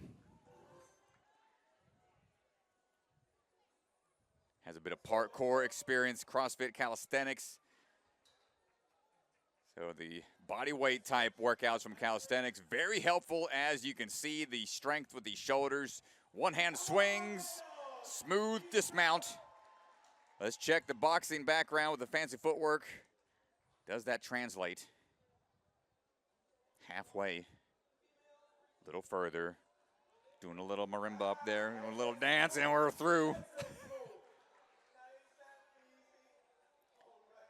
He's got a lot of time. Minute 30 remaining. On now to the Bajan rotation. Hands on the first ledge. You can see the side-to-side swing affecting how he wants to build momentum. This is an all-or-nothing swing, folks. There's very few ways to save this. He's trying to be patient. It's tough to fight. Smart move. Go back to that ring. Set your swing and go in one. It might be the play he's trying to go for. Give it a toss. Reset, reset. Pull back. He's going all the way back, folks. Play it safe. Resets on the start platforms are allowed. He doesn't take long to reset. Just seeing if he can approach this differently. Oh, is he going from the ring? This is a risky move. What a move. Knew the swing was giving him a hard time and just went for a skip. We haven't seen anybody do that. Brooke Miller with quite an impressive play.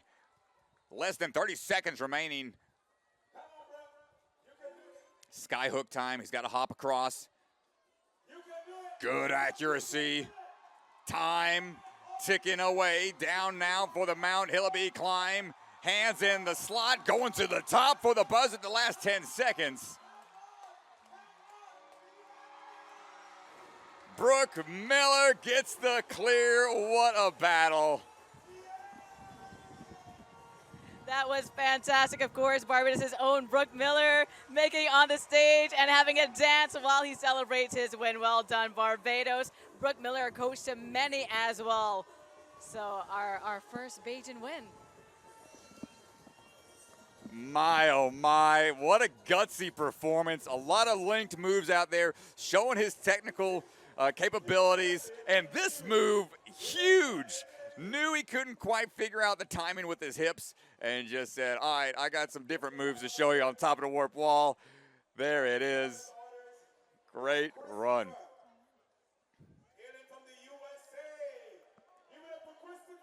Christopher Tower standing by for his run.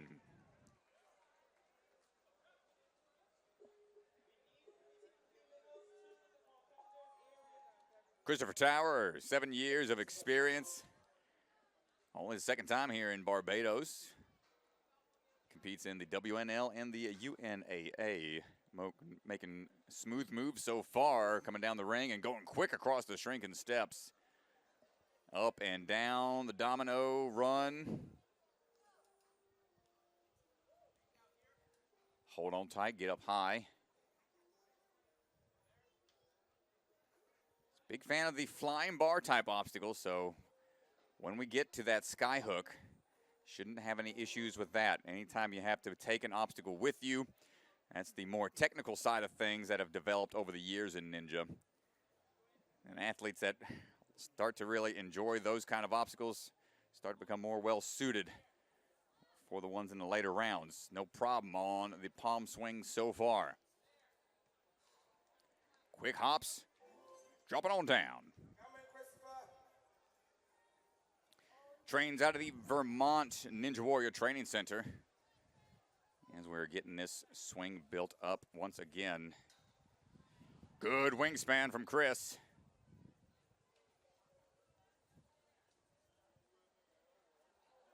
Over we go, nice drop down. Back on to the river. Bay log roll, good approach. Leaning forwards, gets the jump for the dismount out.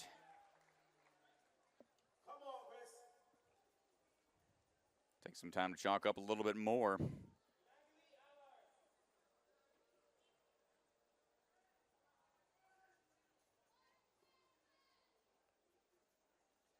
And here we go, Bayesian rotation up and in. I think he's going to try to take a big swing into it, and what a jump. My goodness. Hopping on down. No need to go to that first ledge if you don't need to. It's not required. It is a much smaller jump, but the fact that it rotates makes it a little more challenging based on your swing tech. And here we go. Skyhook Time said he's a fan of the flying bar type obstacles. You see he's trying to get that swing built up off the 2 rings, drop to 1. Hopefully have a straight enough swing to make the gap. Right into the rope dismount. And we got a few seconds remaining with some time to spare. Ooh, the first run up a little. Catching him off guard some. Oh no. Oh no, a tragedy at Mount Hillaby. This wall is a tad bit steeper in a couple of different areas and making it a little harder to climb up, so just not quite able to get the wall. And that is going to be it. A few runs at it and couldn't quite get there.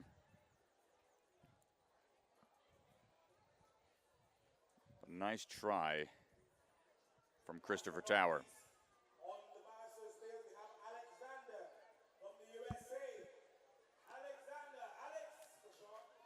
Alexander Crumlin rocking the suspenders.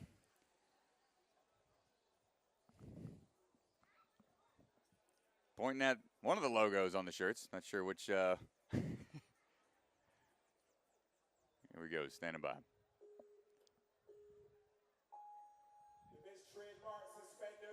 Alexander Crumlin going to try to take the top spot once again.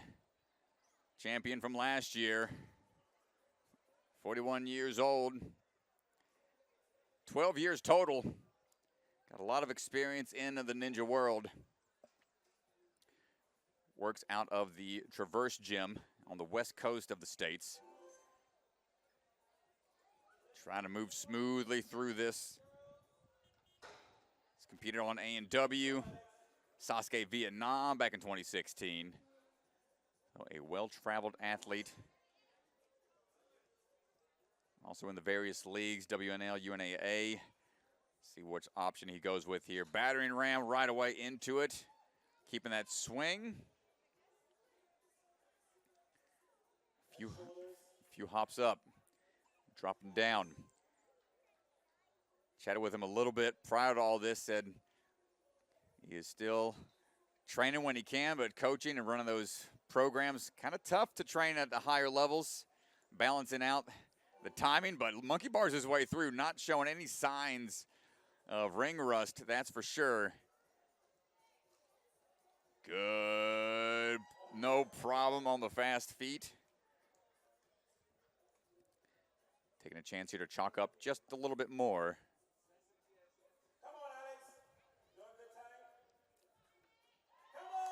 And going up now for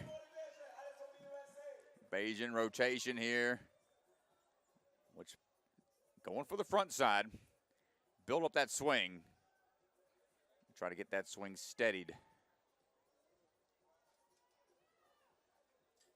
Building it up. Gets the toss across.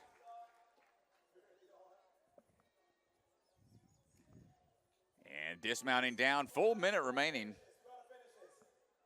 50 seconds, 50 seconds. Taking a little bit more time to recover here.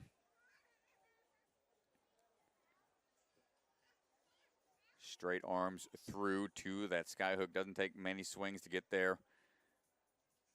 Can we get this dialed in? Off axis a little bit, but we're A-okay.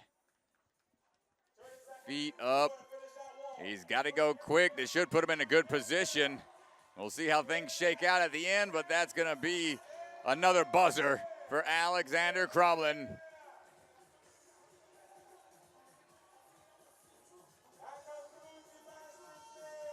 Great job out there.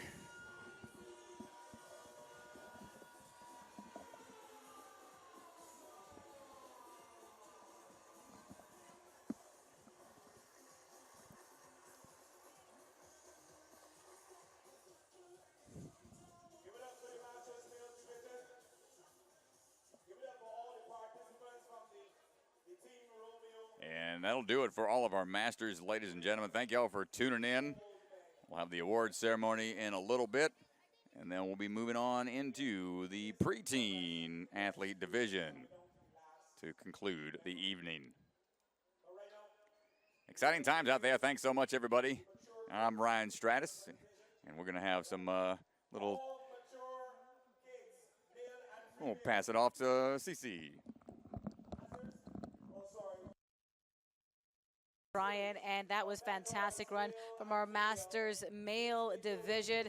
And seeing Brooke Miller, I know he has faced this obstacle course several times before, and seeing him be able to hit the buzzer, fantastic run from all of our athletes. So we're going to talk to Brooke a little bit later. We're going to do some talking to some of the athletes and make sure that we catch up with everyone. So we are here at the Barbados Ninja Throwdown. You can see that the sun is getting ready to set. The beautiful sky as we take in the scenes. You're seeing the obstacles course here, the changes that were made for the Masters male division, and making it a bit more difficult, but definitely seeing some of the competitors approach it in different ways, and some of the competitors actually dominate and being able to push that buzzer at the top of Mount Hillaby. So here we are, of course, still to come. We've got the preteens division. We're looking at the females 11 to 12 and males 11 to 12 as well. And they are coming up. And we're going to see some familiar names and familiar faces still to come in that division coming up in a little bit. But we are going to have some awards. They're going to reset the course. You can see that our team up there, the Barbados Ninja Throwdown team up there already getting ready to reset the course as we get ready for the preteen division. So far, we've had the divisions already. The kids division, ages 6 to 8. Then we had our Masters female, 40 plus. We had our mature kids, 9 to 10. Masters male just completed. That's the 40 plus division. Our Romeo team, even though our Romeo crew did not go quite as far as I think that they had hoped to, they brought a lot of entertainment, a lot of excitement to the course, to Barbados Ninja Throwdown, and making it definitely a staple on their calendar, and bringing their children and having a whole lot of fun while they do it as well, and inspiring the crowd. And I think they won the Barbados crowd over for sure here at the Barbados Ninja Throwdown. So the course being reset as we get ready for the preteen division. We're going to give you a little preview of that, those course runs. We've got the Automotive Art Tire Run into the Harrison's Rope, Starfish Slider East Coast Runner. The plus swing, we're going to have that version 1 of that. We're going to have a version of palm tree swing.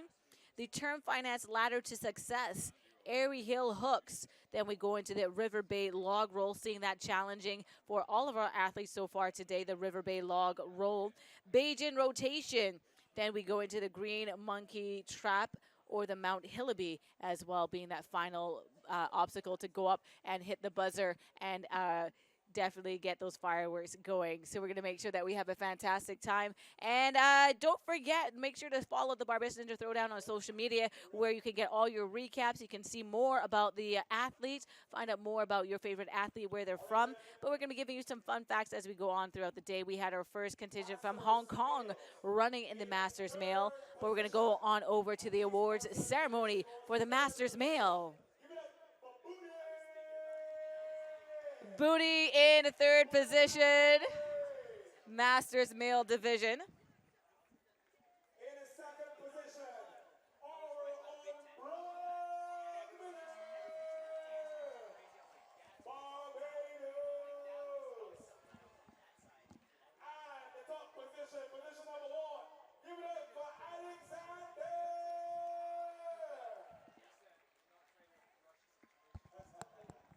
It's 4th best. These ones are massive.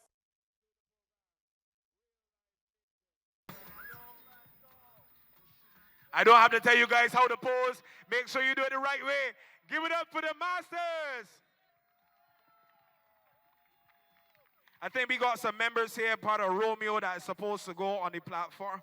No, not for you. Give it up for Romeo, guys. Thank you very much. Thank you very much. You got to get Jiffy. Get Jiffy some advice. Right now, that was the Masters category. The next category is the preteen females and males.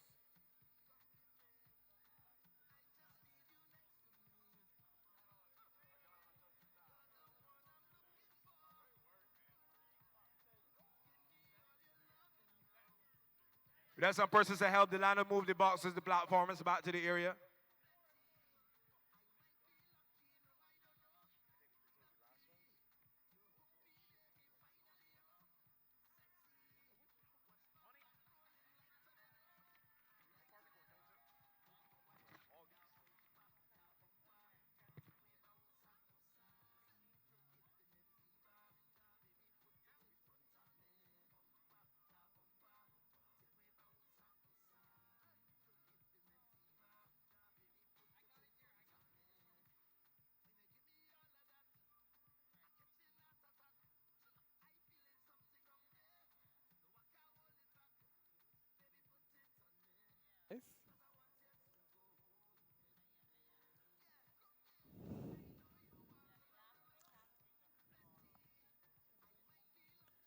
Hi, this is Derek saying hi.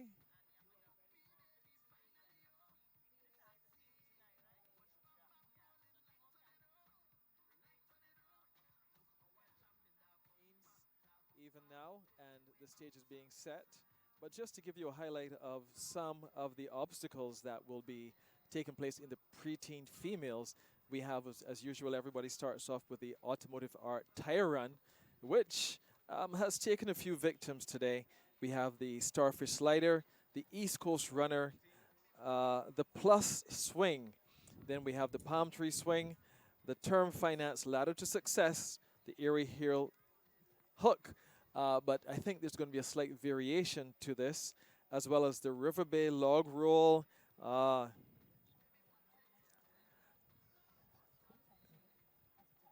The River Bay Log Roll, which has been a real menace to many of the competitors today. Even some of the more experienced competitors that we would have expected to complete the course, showing that there's definitely a difference between upper and lower body skills.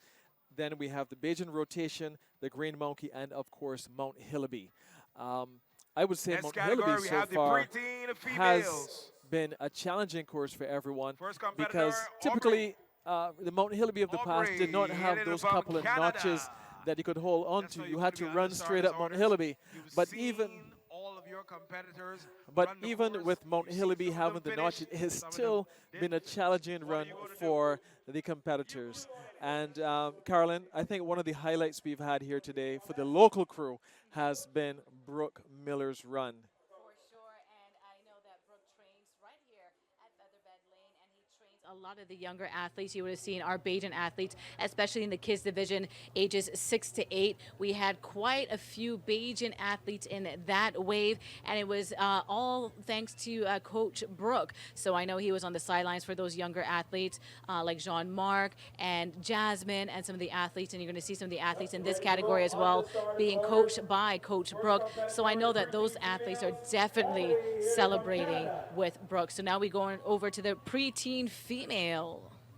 Preteen female, and we have Lyndon Cox, who is now on the starter's orders, and she's made her way through the automotive art tire run. Aubrey,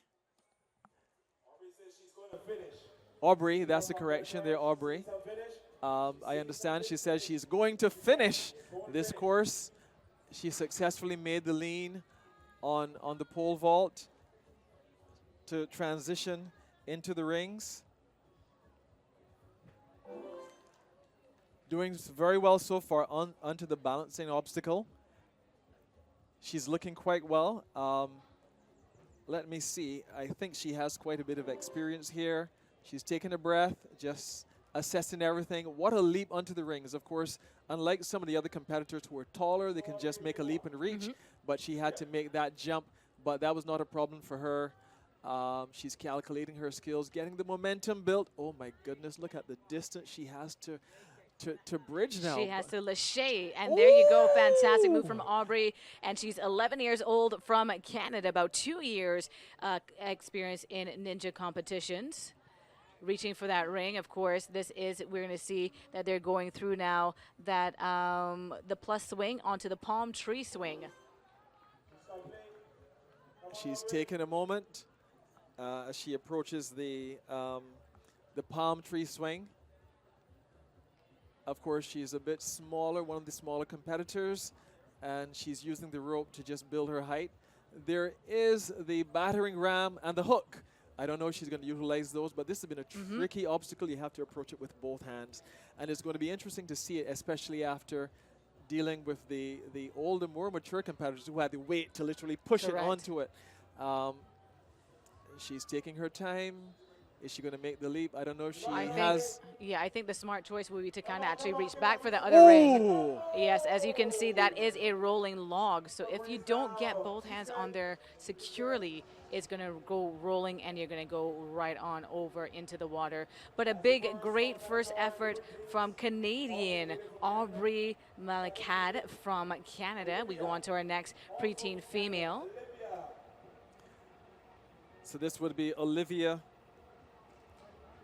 Yes, Olivia. Bilal? How do you pronounce Bilal. that? Bilal. Okay, Olivia thank you very much. Bilal, 12 years old from Canada as well.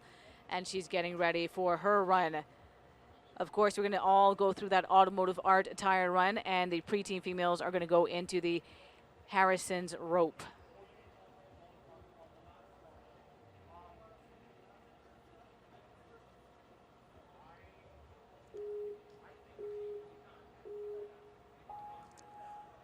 Okay, and this is Olivia.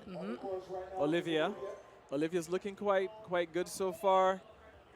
Showing she's going for the clock. She's not delaying on any of the obstacles. She's climbing up to the pole just to get that momentum, that leverage, especially being a smaller competitor. She needs that leverage to be able to tilt it over to the rings. Successfully navigating with one arm onto the balanced obstacles. She's being very precarious, very cautious, and very rightly she should be. Because after traveling all this way, you don't want to have to go out on just a simple balanced obstacle. You have the East Coast runner there going into the plus swing. Again, we've seen that you have to get momentum here. And I learned a key trick here, not just your hips, but you point your toes to the target. So you want to get your toes going towards that next target.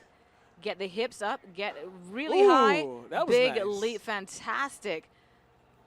you know, it's easy to say point your toes towards the target, but that literally requires you to almost have your body parallel to the ground. Yeah, it should be, yep. That's where those big swings definitely come in and assist in momentum. She's getting a moment here to reset, looking at the next obstacle. The I think palm she's tree feeling a little swing. daunted. She's catching her breath. She's definitely catching her breath there. Coach is giving some tips saying you got this. This is definitely one of the more challenging obstacles on this side of the course, especially for a smaller competitor. So far, she's navigating it. And, you know, the longer you take to make the decision, the more that weight of the body weight is taking a toll on we're your seeing a arms. new, brand new I've never technique here. seen this before, and I love it. I love it. So we're I going love to it. basically sloth climb Oh my our way goodness. across that. And Not even locking it into the bear claw.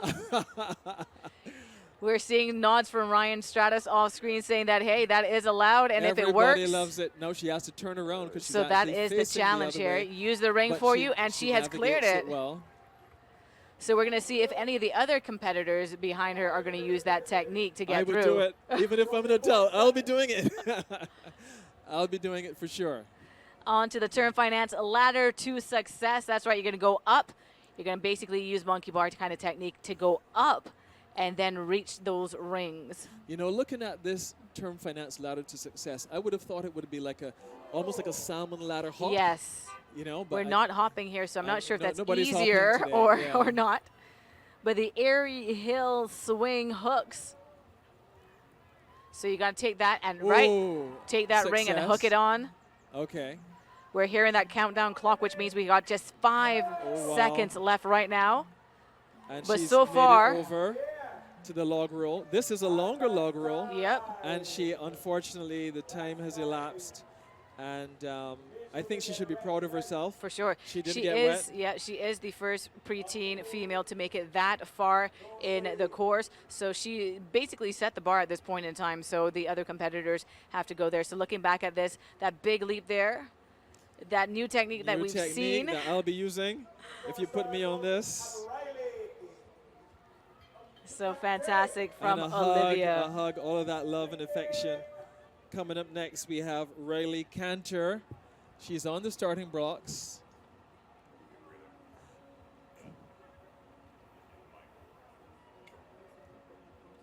And I'm getting to share this with none other than Ryan Stratus. Hey, coming back in on the mic. Yes, yes. So Riley is now starting over the Automotive Art tire run. Nice. Got this ring swing over onto the DGS TikTok for that. Ooh, Hackett's pole vault. We got to find that leverage point. Oh yeah, she's climbing. She's climbing. She has those skills. She's trying to pull it over. It's not. Oh, it's happening. She's got it. Oh, but she's slipping.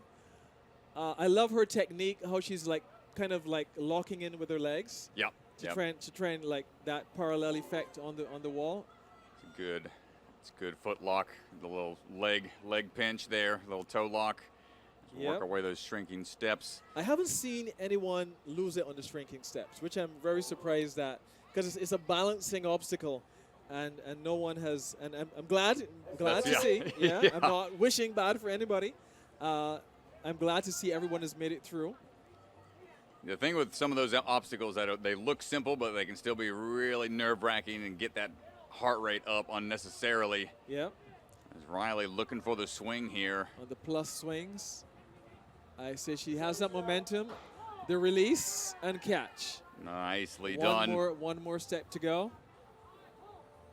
And she does it. Just going for that dismount now. Bypassing the ring. That's a big drop, but she's A-OK. Okay. So right now she's on the palm tree swings, getting a little advice from her coach, a little chalk on her hands. Now, I would understand her getting some advice here, because as we said, a lot of people have lost it. She is one of the, she's not as tiny as the others as it comes to, she's locked the battering ram as I expected her to do. And now, is she going to use that tech? No, she doesn't. Going all arms here. She all arms, but Oh! Not quite there. You know what? If I was her coach, I would tell her lock in with your legs. Man, tough break, yeah. It's a tough break, yeah. It's hard to judge sometimes, like what we saw before with the leg, the koala bear crawl. That one's more of a slower but stable way to go about it. The all arms move on the rolling pin here is going to be a lot faster, but a little more higher risk. So that's going to do it for Riley. Nice try. The jump twist ninja out there. So up next we have I think it's Magali Allard. Yeah, Magali Allard. I believe that's one of our Canada athletes. Standing by. I see someone is there. I'm not sure if it's her coach, her mom, or her coach and her mom. Yeah, pulling double this duty. Is a family event here, so we can expect it's not uncommon to have both all in one. I see the starter is just making sure that all the flags are happening at the same time. She trains out of the Volti Zone Ninja Gym. A lot of different options now for the youth athletes to grow into various fields of obstacle skills out there, obstacle facilities. And she has lots of experience. She has been to the Ultimate Ninja Athlete Association, the Canadian Ninja League, and the Ligue Ninja Quebec. So she's a French-speaking ninja here, which speaks well because to be a first-timer at this event, there are lots of butterflies you can get from the big stage. And, seeing that she's been to so many big events before, we can expect a bit of calm, a bit more control, and, hopefully approaching like this first automotive art tire run, not losing it on that because of the nerves. Yeah, that first obstacle And typically she does the it toughest. clearly navigated. Yeah. On to that DGS TikTok. A pretty popular one with the youth athletes. I like building up a lot of momentum and launching themselves as far as they can. Yeah. Right now it's all about that Leverage. pivot point. She's done it. Sweet. Oh, okay. Don't go too far. Okay, honey. good stop there. Some of those dismounts can throw your approach off for the next one. But one thing I find about these shrinking steps is it kind of changes direction. So if you get too much direction in one way, it's hard for you to change direction, then follow the course. Got to put the brakes on real quick. Yep. Been able to figure it out, leaping A up lovely now. leap. Again, I really feel for the shorter athletes, how they have to leap into the rings, but they manage it nevertheless. The transition, another big swing, a wide gap. Oh, This come is on. it. Oh, no, Oh, it's yeah, not. she wants one more. Oh! Not I kind of quite. felt, even though she took the additional swing, I didn't feel the additional momentum in that Yeah. swing. That's tough. It's As tough. she did it. I know she seems a little disappointed. Yeah, well, those are really heavy to move. And if she's a lighter athlete, it's tough to generate a good amount of swing power to cover that extra distance required to brace for the grab. So she made the distance, just needed the height to hold on tight for that next move. Yeah. For the $1 tokens, only $1 tokens only. Yes? If you're not using those tokens, So up next we have Elizabeth Imbielt. Elizabeth Imbielt, and want to make sure we get the pronunciation there.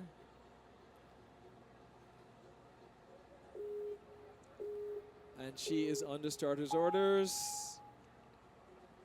And there we go, striding across the tires, finds the rope without any issues. Elizabeth from Canada. Okay. I like it. She's comfortable with one arm. She's really clinging like Spider-Woman. Yeah, hold on onto, tight. Onto Yep. the pole vault. Looks like she's got some, I'm trying to see what the shoe tech is we got here. Looks like New Balances, perhaps. Not too many of those. Oh, no, those are the Series 1s, excuse me. Oh, wow. Yeah, Tell those- me about that. Series 1s are, a newer shoe in the ninja community. Oh, for really? Probably about 3 or 4 years now, actually. Okay. They've been around for a little bit. So what advantage does it give you?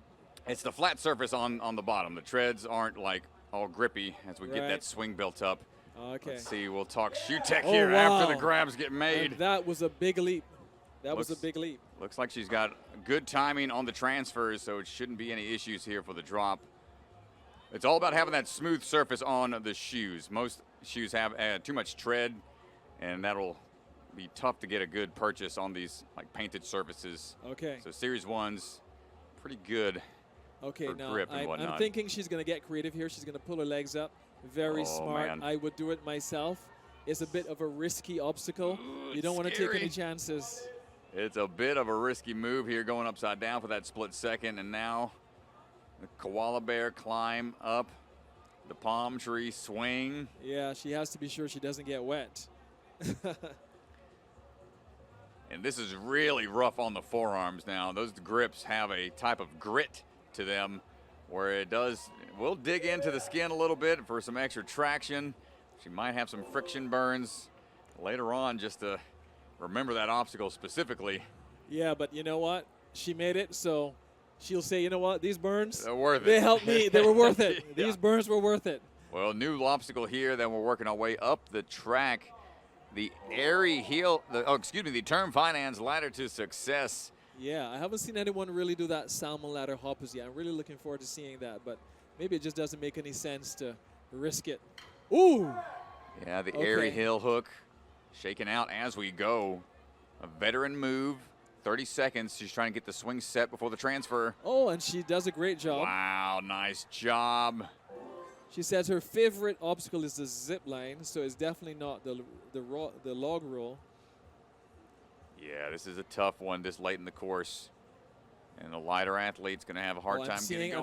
I'm seeing. Oh! Yeah, tough. Yeah. You know, the thing about this for the preteens is that it's such a longer distance that you can't even just roll a few times and make the leap. Yeah. Like the one hop we saw the others do. There's no way you can leap that, even if you're Carl Lewis. No, no. It's a risky move. Here we saw, she went for that reverse climb. Great technique on the sky hook, but the log just ran away. Couldn't quite keep up. Adelaide Sickens standing by, ready to go. Fidget spinners are her favorite obstacles. She doesn't get a chance to play on those this time. Lane switched over for the older athletes. Oh. Another Barbados athlete here. Yeah. I see she has participated previously in the Ninja Throwdown, but she did not finish. So she has some unfinished business to deal with here. Well, there we go. Purposeful strides. Got Coach just coming off of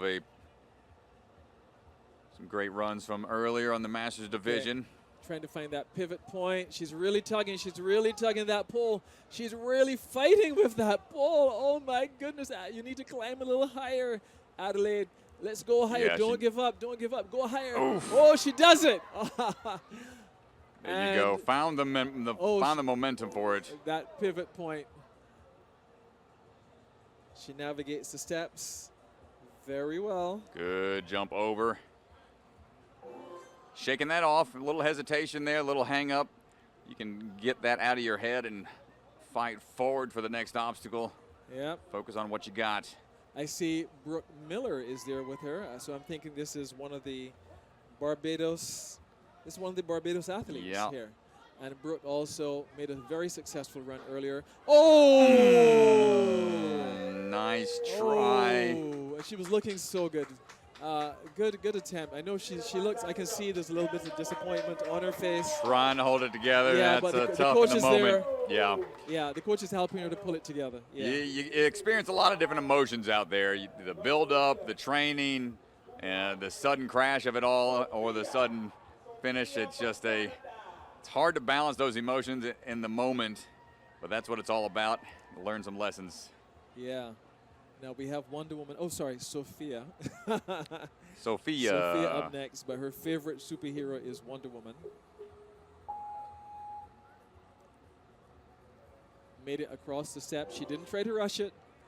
Another athlete from Canada, Sophia Guay, on the way. Needs to find that pivot point. Yeah. It's been a challenging one. They've increased the distance. You can see the bars and how they slide down the truss overhead. Okay. Yeah, the older they get, the further of a drop they have to handle. So that's like an adjustment they make on the bars? Correct. Okay, all right. Ooh, lean to Ooh. the side. Good save on the turn.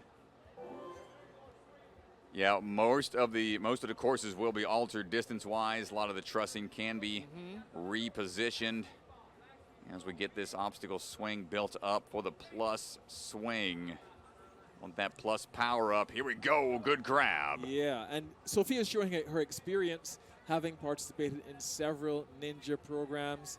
And, you know, that experience, it just makes the subtle differences make the difference between catching and not catching.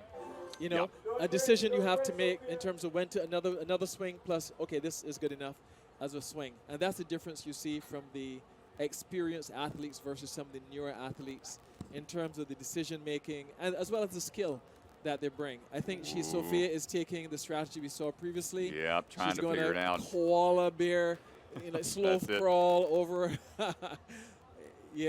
over the top. Yeah, that's very cute and very safe. It works. It's going to be a slower approach, but something that works out in the long run. Yep. Now she has 1 minute and 22 seconds to go, and quite a distance to go. So she made it over the palm tree swing, the term finance ladder. She's a bit pensive now. She leaps. She's up. Yeah, these bars aren't secured from what it looks like, so the possibility of them coming out of the track is there. Oh dear. So I you mean it believe can slide so. to the left or to the right? Well, let's see how it interacts when she swings a little bit more. It might be cinched down. Oh. Hold on tight. Great drop. Yeah, that was scary.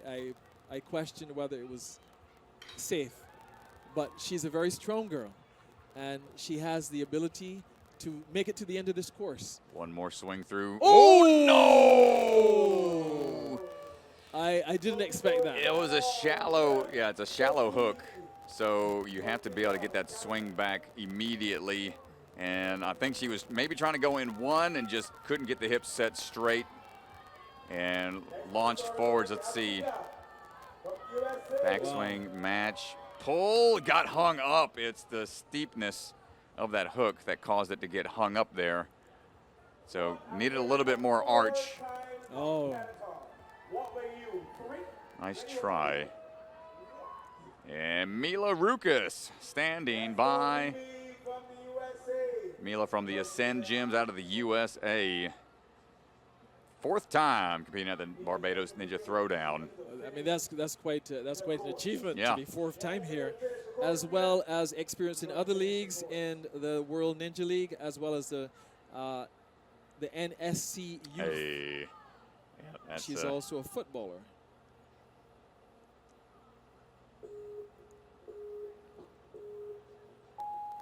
And we're off. Off to a great start. Good run through. Let's see how we'd handle the TikTok here on to the Hackett's pole vault. You know, the Ascend facility has a lot of cool obstacles, and wow, Lucas knows how to set up some challenging courses for these athletes. You know, for such a small competitor, I noticed that she pivoted the pole vault at a lower point, which was very surprised that it actually moved. A one-arm grab! A one-arm. Oh, this is a brave girl here. This is a brave girl. I haven't seen that. Unfazed. She is unfazed by that. Just took a little extra to get the swing going, but not going to let it get in her head. Yeah. Veteran. Okay. In her own right here. Looking for these next couple of moves. Her home gym is called Ascend, and a very strong young lady. She's a power to be dealt with. Her brother got her into the Ninja League. There you go. Yeah. So she has a family. Maybe her brother's here as well. I would have to check and see. Okay. Yeah, the family, now, competes. I think I'm going to know what's going to happen here. Yep. Ooh, no. Come on. I thought I knew what was going to happen here. She's got this in the bag. Quick hops here. Yeah. Tiny hops, timing it just right with the swing. Yeah. Gets to the handlebars, just a reach or two away. Oh, yeah. There it is. But you notice with this, at the end, you have to release with both arms, because if you release and keep one hand on, you can roll off. Yep. Wow. So smart play there, showing the technique and the experience. But she's kind of going at a pace too, so. Oh, big jump. Come on. A little nervous on that one, yeah. Fully I think outstretched. she barely grabbed that with her fingertips. That's tough. I mean, the Ah. Bosu ball there to help with the bounces. Yeah, I mean, she's in the preteen. Okay. Big toss Okay. across. Oh, yeah, she does it. She One does more it. to go. Set those hips and try to get it in one. Big kick back. Oh! Wow. Just off to the second side. competitor.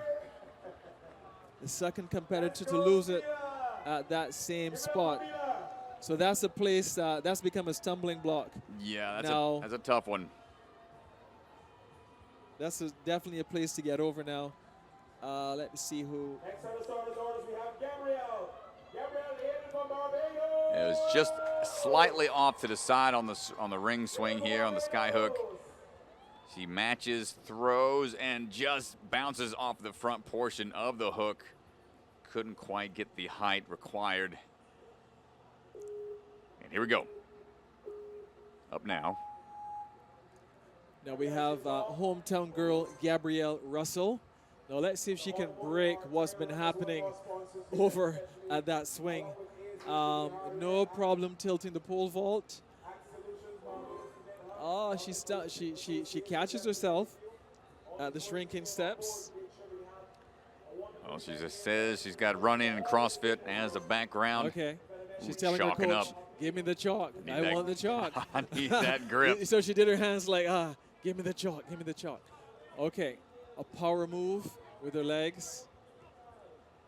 No problem at all. There we go. Okay, we want to see you do it. You have the whole got the height. local crouch. She has the height, yeah. Ooh! Hey, you got the throw, no She problem. kind of tucked her arms in and then kind of reached out again. Well, it's good to Nice. have that catch, kind of catch it with your arms bent a little bit so you can put the brakes on, lower yourself And into absorb, it. yeah. Oh, no, she's doing a lot of swinging there Yeah, now. she That's- has. I think she's put in like another 2 swings, another 3 swings that She has to steady I think this. the angle of the swing is kind of setting her off the course. It's a tricky. Ooh, she has to change direction.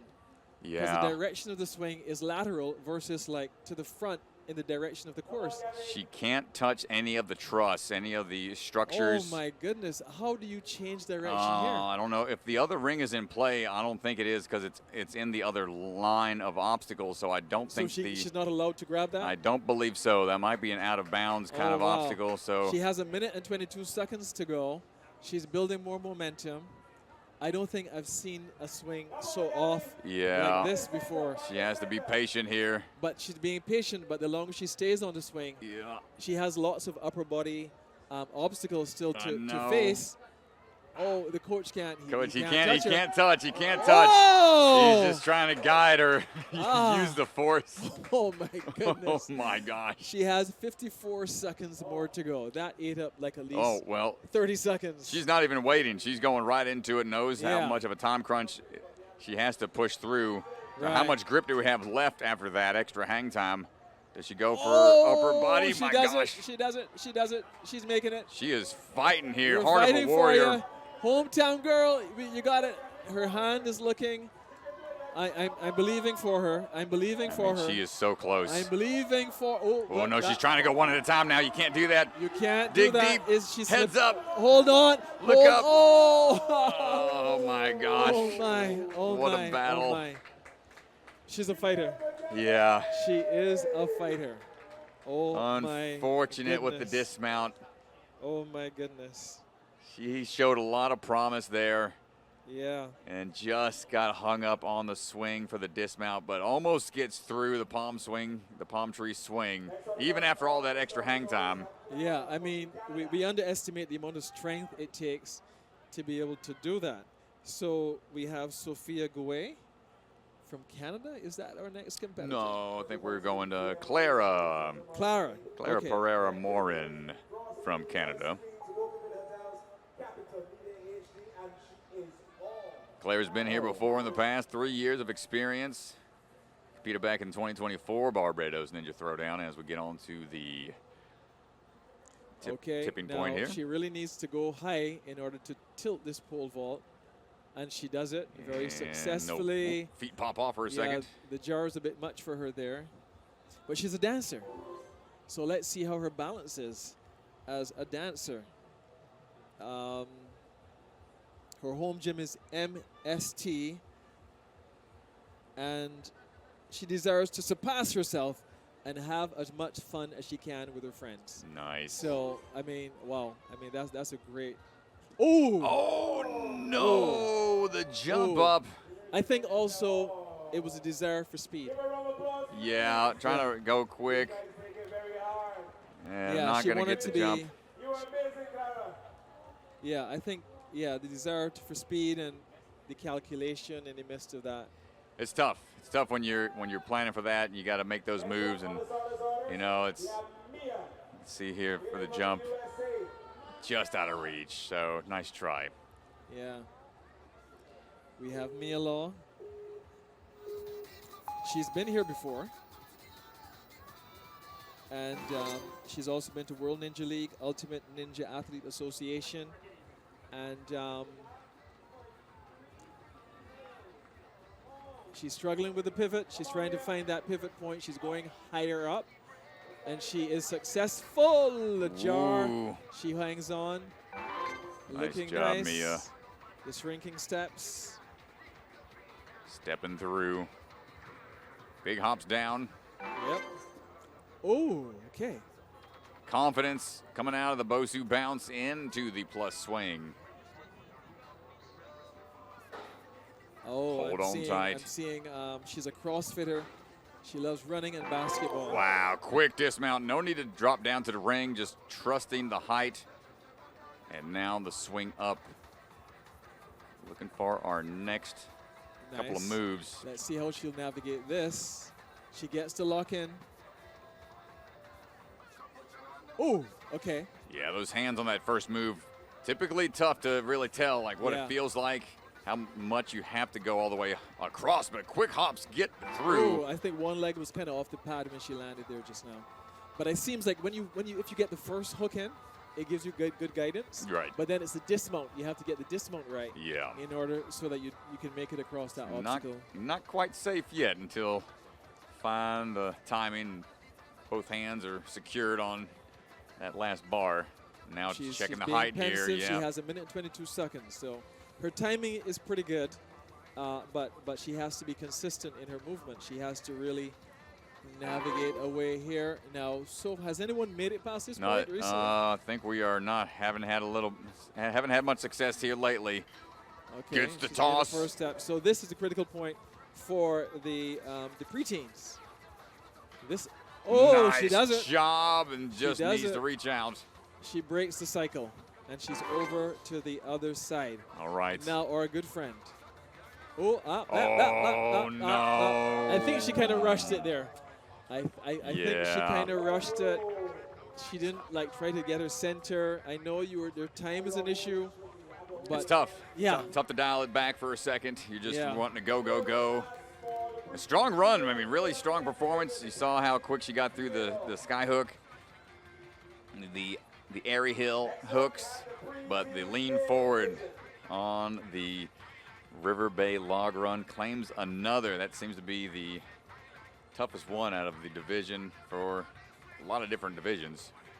So we're up with the preteen males next. Preteen males standing by. I think we'll have a few obstacle changes or path changes for them, so it might be a little bit. So would you say there's a difference between the preteen male and preteen female course? Let's have a look here. Here's a look at the run order. Okay, so first up we have Paul Conifal. I hope I'm getting the pronunciation right. Ethan Shafai. I'm not sure if it's Jorge or George Armas. It's George. It's George Armas. Are you familiar with him? Yeah, his dad competes as well.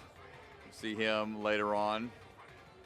It's always Then cool. we have more. have Grayson Carter, Blake Williams, Jake Johnson, Julian McDuff, Calvin White, Bryce Zelasco, and Timmerland Gurenkov Tang. Thank you.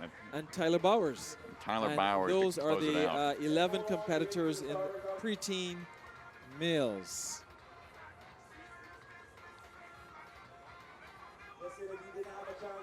Frosty's ice cream to cool off. You can visit the Frosty's truck right behind by the tent, right? So we haven't had any success moving very deep into this course with the changes for this division. Definitely the palm tree swing adds a little higher factor of the pump out on the arm power. Right. So when they get to that skyhook combination, they're usually a little more tired there. And that rolling, the rolling log of the River Bay log roll, just always an intimidating factor to take in. And that's I think, a combination of those three obstacles alone making this much more difficult for these athletes. But I think it's also the Erie Hill hook. Yes. Just making that hook for the females. So let's see how the males are going to navigate this side of it to make it, see if we can get one of these teams to press the buzzer at this time.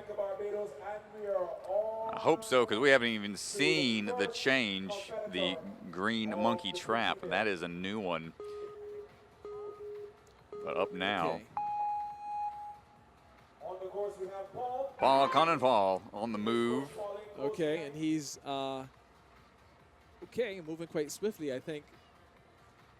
Good. Come on, get on He there. did very well to navigate the DG Find the top. Hold on. colliding with the obstacles. Oh, needs a little more swing here. Straighten it out. It's a tricky dismount. Very good. All about that accuracy. Quickly over the shrinking steps. He's looking quite confident. He needs to make a leap for this. Yeah, that's one of the other challenges is this. Oh, when going with that twist around Lachey Tech, we see some athletes really able to generate a lot of power with that swing. I think power is no issue for Paul. No. Paul is a power guy. He's not one of the bigger guys you've seen, but he seems to have a lot of power and confidence. Okay.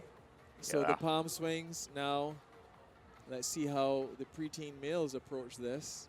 Just wants to swing it back. You know, maybe. guys tend to be a little adventurous. He jams it into the battering ram right away. Good. Okay. Quick hops, using the feet to help. He's not wasting time. Yeah, he's building up that momentum with his feet. Oh, I saw a drop there. I didn't know what happened. Well, first time in Barbados, so this is his time to shine here on the main stage. Hopping up, and now the bar is all freely hanging. He's got to take it up a couple rungs. Okay. Up that ladder of success before the airy sky hooks. Successful on one sky hook. A little miss there. Back in. Okay, too successful. There's a little on the, held back a little bit, had to reach out with that ring. That sets him Okay. up great. Great time so far. What is it about this transition here that's the issue? I see he's taking his time. He seemed to have a little coach there, like not much older than he is. Oh, that's old Easton Fletcher. Yeah, one of from the earlier age divisions. Did really well out there, so he's got some experience on the course. And he's taking his time, and this is a great approach here. That's a heavy, heavy log that you have to walk backwards to get it to go down the track. And it's a long distance. But I noticed that he collected himself. Yep, small motions there. Yeah. And here we go. Bayesian rotation. Can we get through this with the time remaining? Oh, wow, that's not much time to go. And the Bayesian rotation is a very technical issue. It's a grip obstacle Ooh. with also a bit of movement. Yeah, you got And it's rotating like a clock. I'm That's serious. it. The cliffhanger style move all the way to where that ledge is back at the bottom. Throws Oh, for he it. does it. Gets cross-legged mid-air. One hand comes off, but And he gets does it it to within the time. other side. He's down to 5 seconds. I don't know. I think. Not going to get the time. But you know what? He's come further than anybody else. He is. Saying he's leading the way for the males. Oh, and just went for it. Wow. I mean, yeah, first athlete up in this division shows that he has that pressure on the rest of the field now. They know what they have to accomplish. So great run as the first athlete here. And I think some of these obstacles are really appearing for the first time.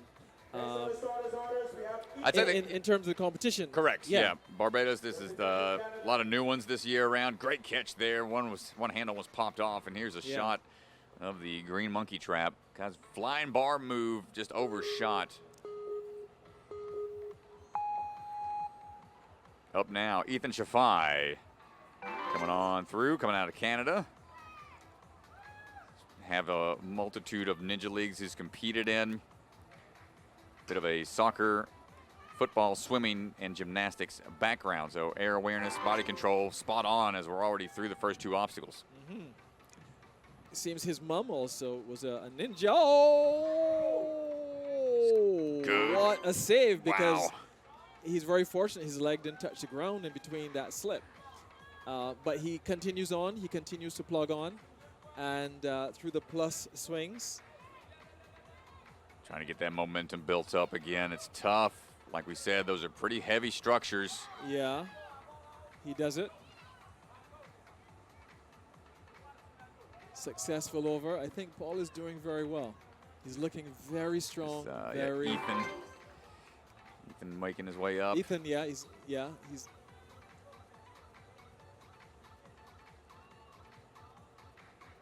Here we go. Okay. And this is the tough one.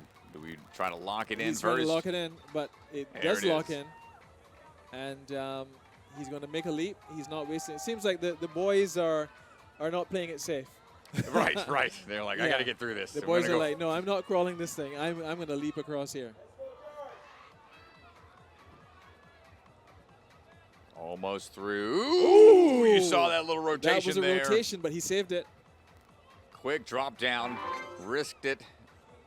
The Seemed trying term finance ladder of success. quick hop up, not taking any rest, wants to go right into it. Hopping up a little sideways. He's the first one I've seen hop this, I think, for me. There was one, we just had one. Yeah, Paul made a quick move, Oh! but couldn't quite get down onto the ring. Okay. Yeah, it was a quick move. I think you looked away for a second, but it was, they have to hop it up as far as they want. You got to go up at least one to get that. To get it Possibly, in the right position. yeah, I think Yeah, so. Because okay. going from the bottom of the track, not very easy. It's a huge move, and the ring would probably, start swinging you all over the place, and not really set you up for a good transfer. Let's go, George. Let's go, George. From the USA. Up now, George Armas.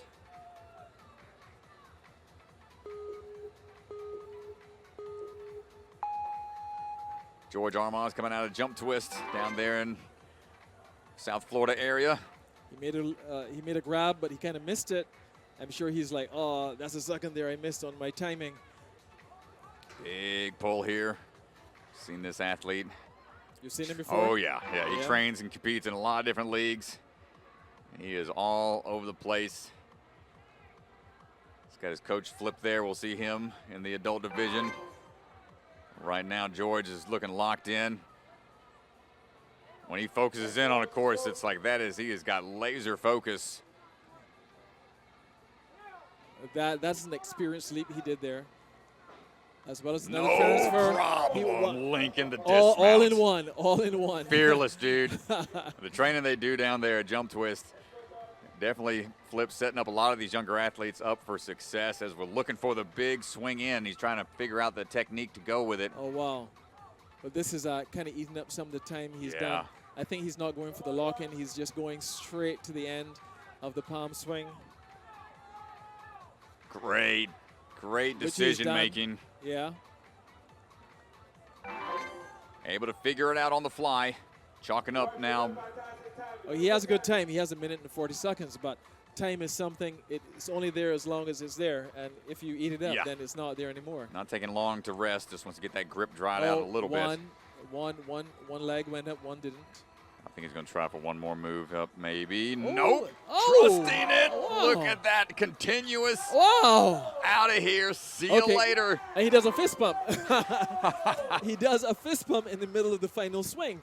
So I think that kind of made up for the time he lost There you go. for the chalk. So there you go. Oh, yeah. Careful, Oh, yeah, George. yeah, Careful. Oh, yeah. Trying Oh, to lock this George. in. He can't even jump this. He can't even make. He has to take. No, it's so tough. Oh, A great run, though. a great run, a spectacular run. Yeah. A spectacular run.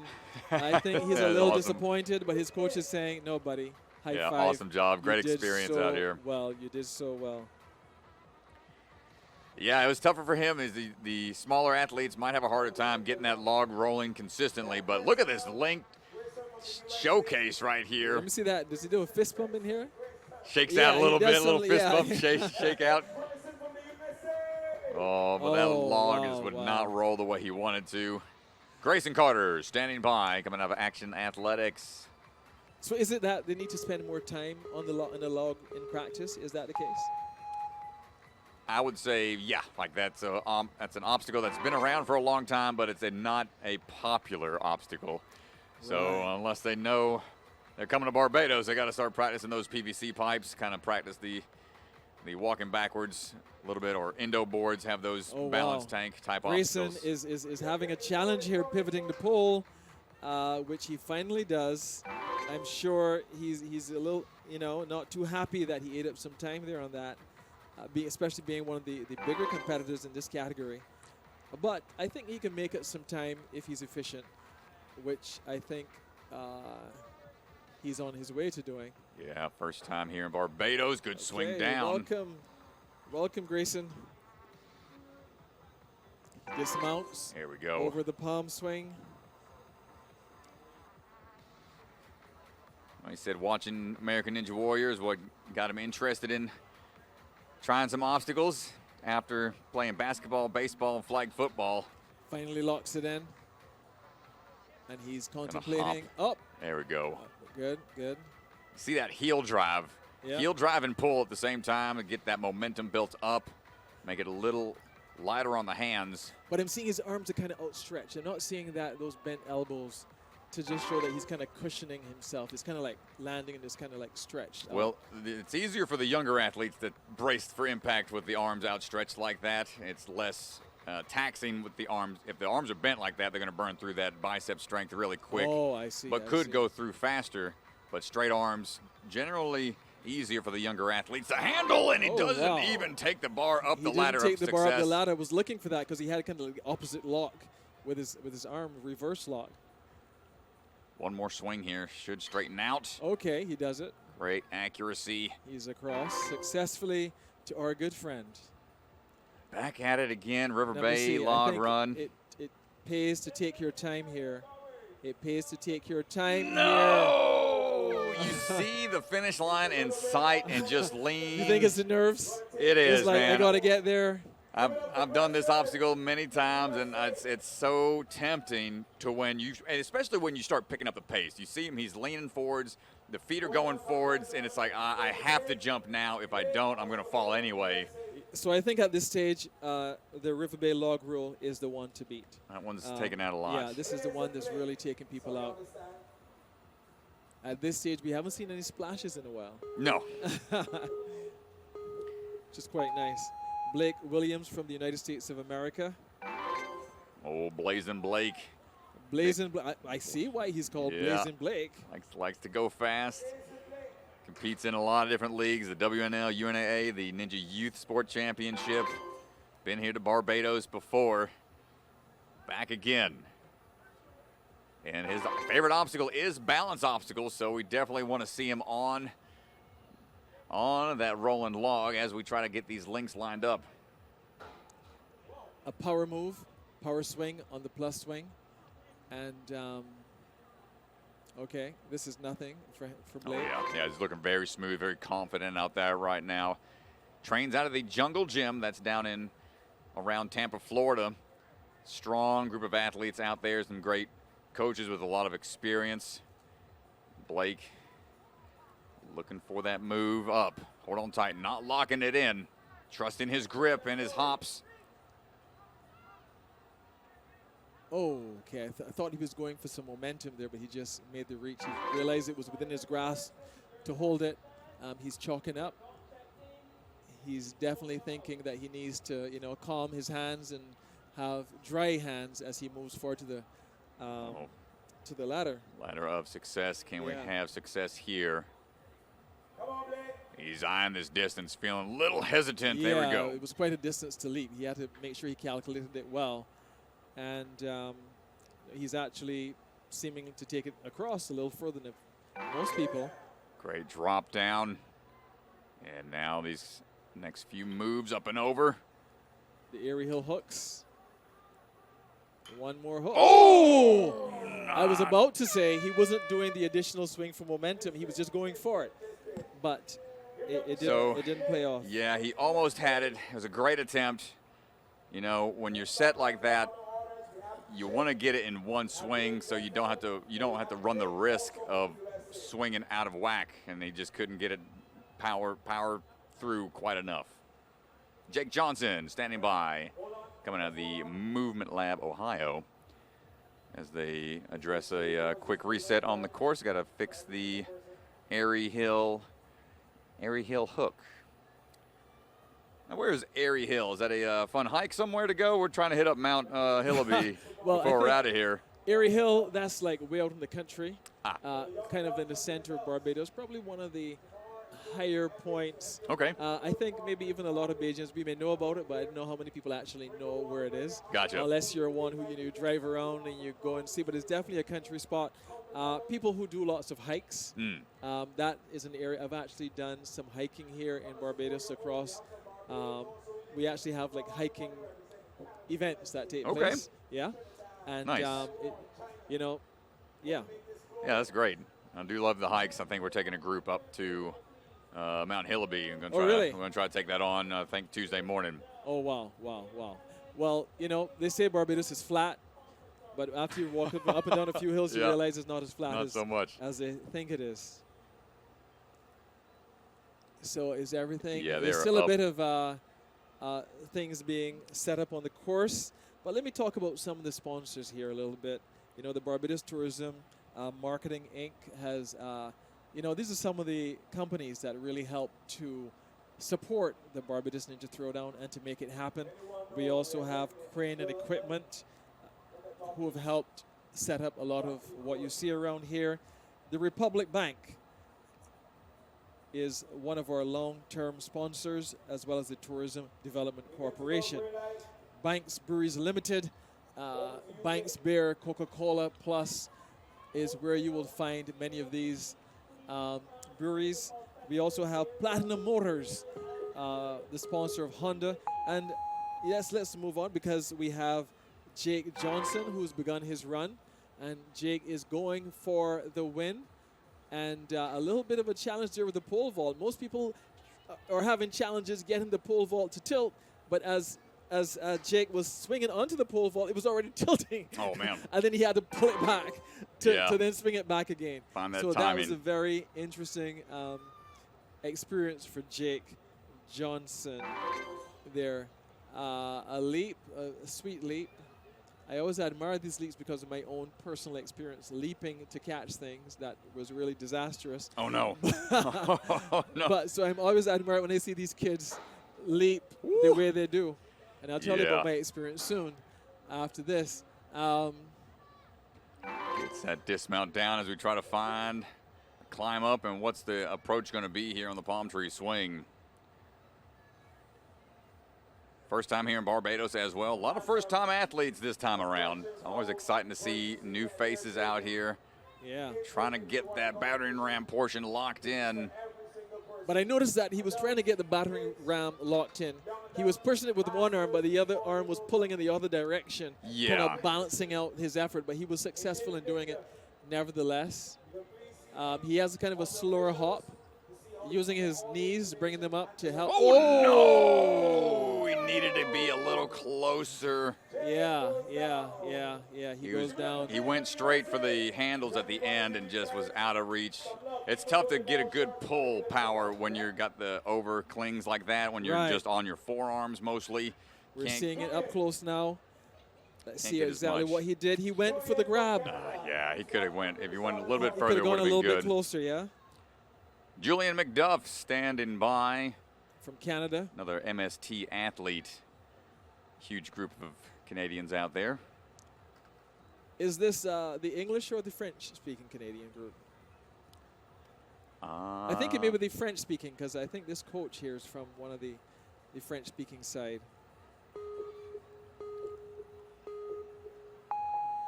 Count them down, and here we go. Julian is off. Turbo. We're expecting. Okay, he's going to the pivot point. He really pushes that. He really puts his force onto that pole vault, a one-arm swing onto the shrinking steps. He's progressing quite well. Lovely leaps. Oh, yeah, we're at a good onto the pace. swings. Momentum is building right away. He wastes no time. He grabs on. But even as he Monkey bar grabs, he this, builds up yeah. momentum in the back. To go forward, I think he's about as efficient as he could have been at this point in time. Okay, he pauses for a brief moment for the battering ram. Momentum. Yep, right there. Perfect timing. Perfect timing. Hopping up. Knee drive, but let's be a little closer before the transition down onto the handles for the exit. Yeah, he was confident. One arm swing to safety. Here we go. Ladder to success. Can we get it in a few moves? He is a big fan of flying bar type work, and that's exactly what these obstacles are going to test. Good accuracy on the first area hill hook. Next one, locked in, and we're out of there. Oh boy, here we go again. River Bay, what do you got for us today? See the coach saying, hey, you got to squat down, use them quads. Take your time with it. I think he's looking pretty good so far. He's within leaping distance. Ooh, but you And remember, don't want to go too he soon. doesn't. Yeah, it's like half that halfway point is like it looks like it's good leaping distance. But I guess if you're confident at Yeah, that point, you that's just true. keep rolling. You know. Yeah, it's like why? If it's feeling good, it's only when you get the nerves and you feel off balance and you contemplate. Okay, I need to leap. I need to leap now. But he didn't need to do that. He was good. All right. He was confident. Gonna rotate this Bayesian rotation around a little bit. Get that shield in place. Next ledge to grab coming up. Whoa! What is that? One-handed save, started rocking to the side. Who is this guy? Oh my goodness. A one-handed Mr. McDuff. rotation? Yeah, Oh impressive. my goodness. And he said it flying bars his favorite, so this is going to be a good test for that. Now, I hope he's going to take us past this obstacle. That was a very safe landing. Well, notice the bear trap. You have to force it forwards to Right. clasp it closed and do a couple more moves here. Ooh, careful on the pullback. Switching that grip so the bar doesn't roll out of his hands. Oh, I can see this is his favorite event because Get there, dismount quickly. He's got 3 seconds. He's got to get 3 this clear. seconds. Wow. Oh, wow. The wall. But he's taken us further than we've been to this point. He's taken us something. Even though he was being very efficient, I mentioned he was one of the more efficient that we've seen coming through. Yet still, something happened in between there that kind of ate up his time. Yeah. But sometimes it's necessary. I mean, the one-handed save definitely. This out of this world. Man, highlight reel run right here. Yeah. And, he approached River Bay, log roll. He kind of took a second, but you know what? It was worked worth out. it. Yep. It was worth it. Got him pretty far. Calvin White standing by. Coming out of Ascend as well. The favorite obstacle is the guillotine. Yeah, that one's not too sure which one that is. Which one's that, Kane? Oh, it's okay. It's just a different shape of the wingnut style obstacle. It's got a more of a sideways swing technique and curve at the base, and it's got the mail slot for the hands. So it looks like you're about to get your head like chopped killer. off. It sounds like anything with the name guillotine yeah. can't be pretty.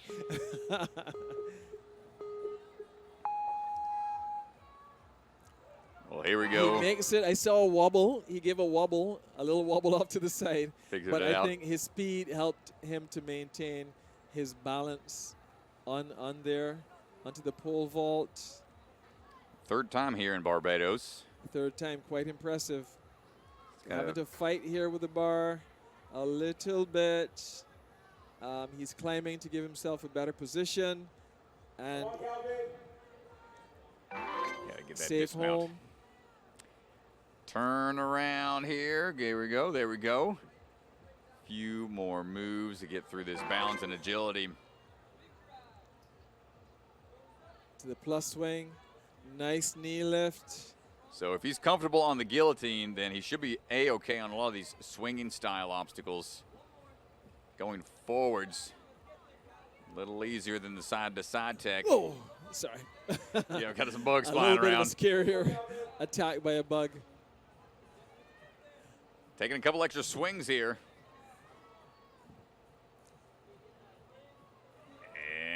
successfully over. Man, time is Time, this yeah. was a tough. This is a tough time is limit. Tough, isn't it? Yeah, yeah. So far, it seems as though they really don't have much time to stop and ponder. No, your transitions have to be fluid. You can't really hold back.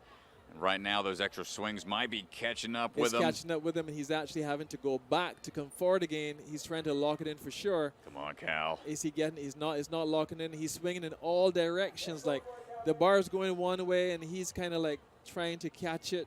I think he's trying to jump on the top, which he does. Nice. Well, you got to fight for it here now. Yep. Took a lot of extra energy to try to get it locked in. I was about to say that. He took a lot of time, Yeah. that strength there. Well, that reminds me of one of my runs in season 16. It was 16, the bells. We had these big old bells, and we shook them a lot. You had to try to swing through and couldn't get through them. It was season 16 for me, and not quite able to figure that out on the palm tree swing. Up next, we have Bryce Zelasco. Do I have the pronunciation correct? I believe so. Zelasco, Bryce, coming out of jump twist. See flip in toe right there. We are standing by. Got a rock climbing background, flying bar, bear trap. It's from some of his favorite obstacles, so we'll see how well he does those out there on the course when he gets there as he rides back on. Hold on tight, find that ring. So his favorite superhero is his coach, Flip Rodriguez. There you go. Okay. Give him the shout out to the coach. He's looking quite good. Not too many swings to make that transition. Should get it on this one. A nice power. Nice. One more to be sure about it. Going up to that next bar. Find that sideways dismount down can be a bit intimidating. 3 years of experience. Second time in Barbados. So no doubt he's hoping to take home the prize. He wants to have a little bit. See how much further we can get this time around. Good hops here. You can see him trying to keep the arms bent a little bit to go quicker through the palm tree swing. Term finance. Ladder to success. Oh, big swing going for it, going for it.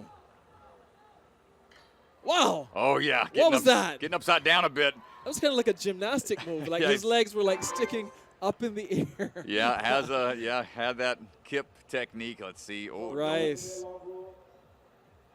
Hold on tight. Oh, he's getting The ahead of heels himself. are going too far. Yeah, he was kind of getting ahead of himself. I think you said what, his heels were? Heels. Yeah, the heels go forwards too much, and it's hard to salvage.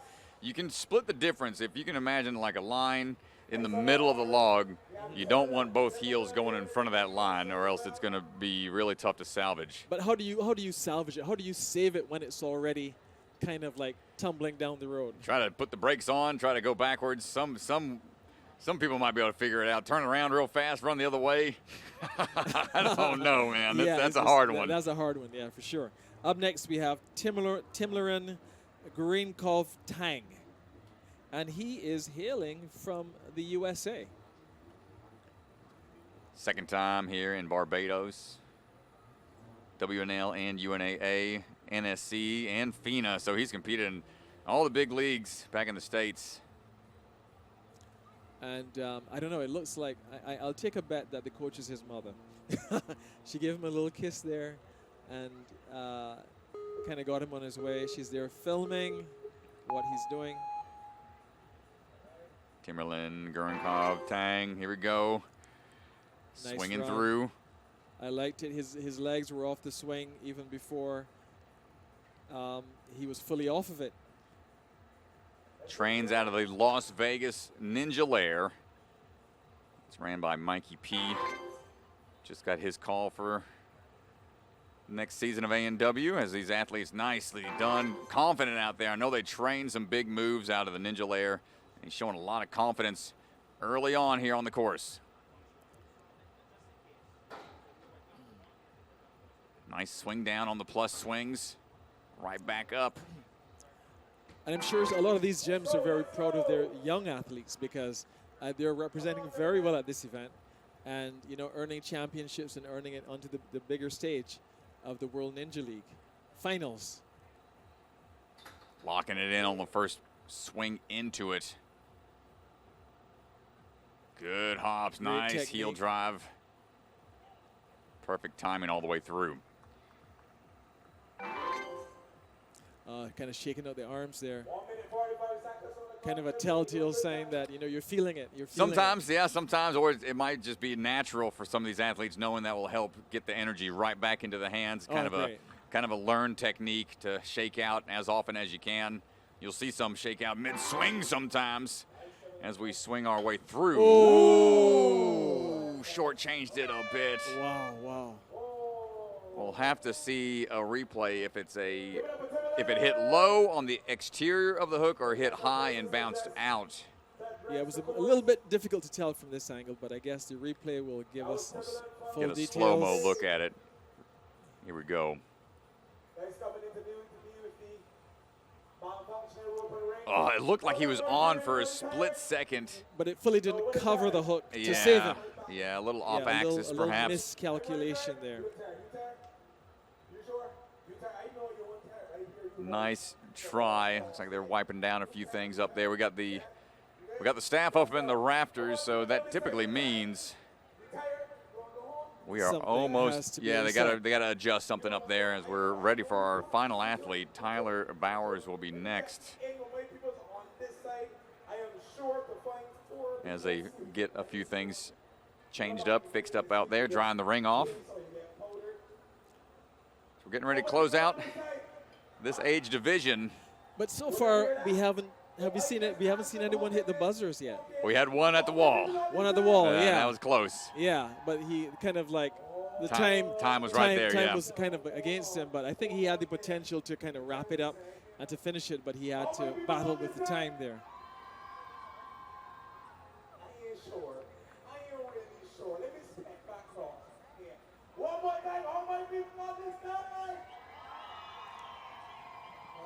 Sure.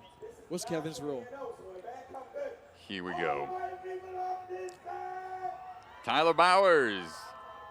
Tyler Bowers finishing up here for this age division. Chalk up, we see Alex Crumlin out there. We saw him in the Masters division earlier. Yeah, he had a very impressive run, the man with the suspenders. I'm sorry he doesn't require all of his team to wear suspenders. That would be hilarious. Used to rock the bow tie with it, but he's going more business casual now. Okay. Now, one of his proteges up next. He's like, okay, I'm ready to do this. I'm ready. Tyler Bowers coming out of Skyhook Ninja Fitness in Oregon. Another really strong athlete in the ninja world. Getting some direction.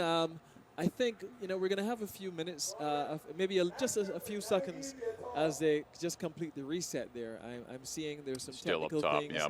being done up top. But what are some of the major, again, we know that the Ninja is a friendly rivalry, but what are some of the main competitions that are happening here within the categories that we should be aware of in terms of, again, two competitors who are very close in terms of their skill level, and they're going up head to head. I mean, like, for example, Kane and, Mr. Stratus. Yeah, we're going to be in the adult division tomorrow. Yep, we'll be in the adult division competing. And then another one to watch out for, especially, is last year's champion, Mr. Noah Munir, versus my compatriot, Chris DeGangi. Right. We've got a friendly battle between those two. Chris, longtime athlete in the ninja world, fellow commentator for Ninja Sport Network. He put together a whole video training blog to try to take down the champion, and he's well in his 30s. He's got a kid, so it's like kind of like the dad versus the young buck. Right. And so that's been a fun storyline for us back in the States to kind of follow and cheer on. And I'm sure sometimes there's this like alternating, like, okay, you won this one and I won that one, and okay, are you going to win too? Am I going to win? How is he going to balance off, Well, DeGangi ain't won any in a long time, so this will be his first in a while. And oh, it looks like we're getting I think, a little yeah, drizzle. I think we're seeing this is the first drizzle we've had this time around, and it kind of everything has to be covered quickly, because we want to ensure that everything is as balanced as possible, as much as you can do it. Right. There's certain things that are outside of your control, and yep, I've had to compete a couple times in the rain, and it's never fun. It's like if it drizzled enough to mess up your foot technique on an obstacle somewhere, then it's pretty unfair. It's like it's tough at the times, but you got to face those environments it's at times. It's what you call an act of God. Yeah. Okay, but I see. Think we're gonna run with it. Tyler is he's still there on the station. He's still on the block, and I see some of the coverings are being removed. So it's just a little drizzle. It's just a little drizzle. You know what? We should be thankful because up to this stage, it's been very good. We've had a very good weather. Great weather. Great weather all day. Great weather. No, last Barbados Throwdown was a bit rough the last time I commentated over here. Had some good delays on that one. And thankfully, hopefully this one won't be too long. And we get going back here again in a bit. And, we're noticing, I guess, there's a camaraderie amongst the ninja fraternity. You travel a lot. I mean, how is it traveling in terms of being a ninja? I know you travel a lot within the USA, but what about traveling outside the USA? Because, there's a European league as well. There's the Asian league. How is it in terms of moving between these different leagues? Well, some athletes and families are able to make those big trips and travel around a good deal. This is like my first international trip of the year, so I haven't made it out of the country quite yet to the other ones. There's a few that I'm got my eye on, would like to get out to eventually. So we'll see. We'll see if I can make my way to some other competitions down the line, but I know some athletes do like to travel around to various spots, and especially other athletes coming to the States. We get many international athletes coming over to try the various leagues over there. Probably because the U.S. has been, I guess, more well-established when it comes to the infrastructure in the various leagues for so long. But now we're starting to see so much pop up around the country, or around the world. Definitely got to start getting our other athletes out there to the other spots in the world. So, yeah. And coming out of this event, there's the World Ninja League. Now, I've noticed that some of the competitors who have left here for the World Ninja League have actually made it as a champion in the World Ninja League. Now, that's what I've seen, especially some of the youngsters have come to Barbados. They competed in the Barbados Ninja Throwdown. Yep. They moved to the World Ninja League, and they became champions at that level. Mm-hmm. I mean, how significant is that you've had a champion that, qualified from here in the Ninja Throwdown? That's pretty cool, man. Yeah, I know. Let's see. It was Easton Fletcher won the championship this past season. Noah Munir as well took the top spot for the elites. Probably a handful of others I can't think of off the top of my head, but it's great. I mean, it's a different format for the WNL. They have the multi-staged competition for what they take on, and this is a great learning experience and a way to take all the pressure off throughout the season. If you qualify here, you place well enough and qualify for the championship, then you can just focus solely on training, not have that stress of competing and trying to qualify. Okay, thank you. Kamal Springer. All right. Now, we will be having shortly an interview with Mr. Kamal Springer from the BTMI, who will be here to join us shortly. All right. I'll be taking my time. Thank you. A little break. Thank you, Ryan. See you guys later. Yeah, we'll see you in a short while.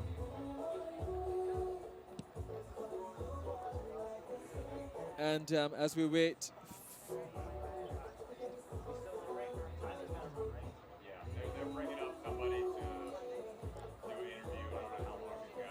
As we wait for Mr. Springer to come up, we want to thank the BTMI, who has been a major supporter of this event from its inception in terms of promoting the event, not only in the region, but also internationally.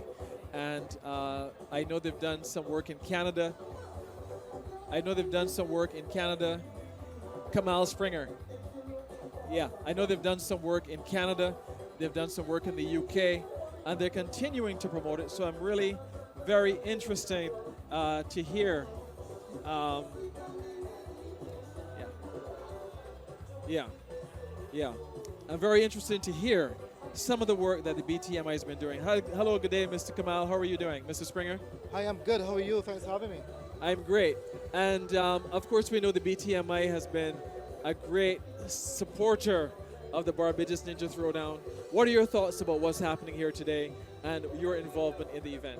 Well, it's coming up to about 5 years that we've been a part of the event as a sponsor, and the growth has been incredible. This is the second year of it being a two-day event because of that incredible growth. And seeing people come from the United States, from Canada, Hong Kong, Israel, from all over the world is incredible. And I think we've reached something like 600 visitors to the island. And they stay for extended periods of time, over 2 weeks.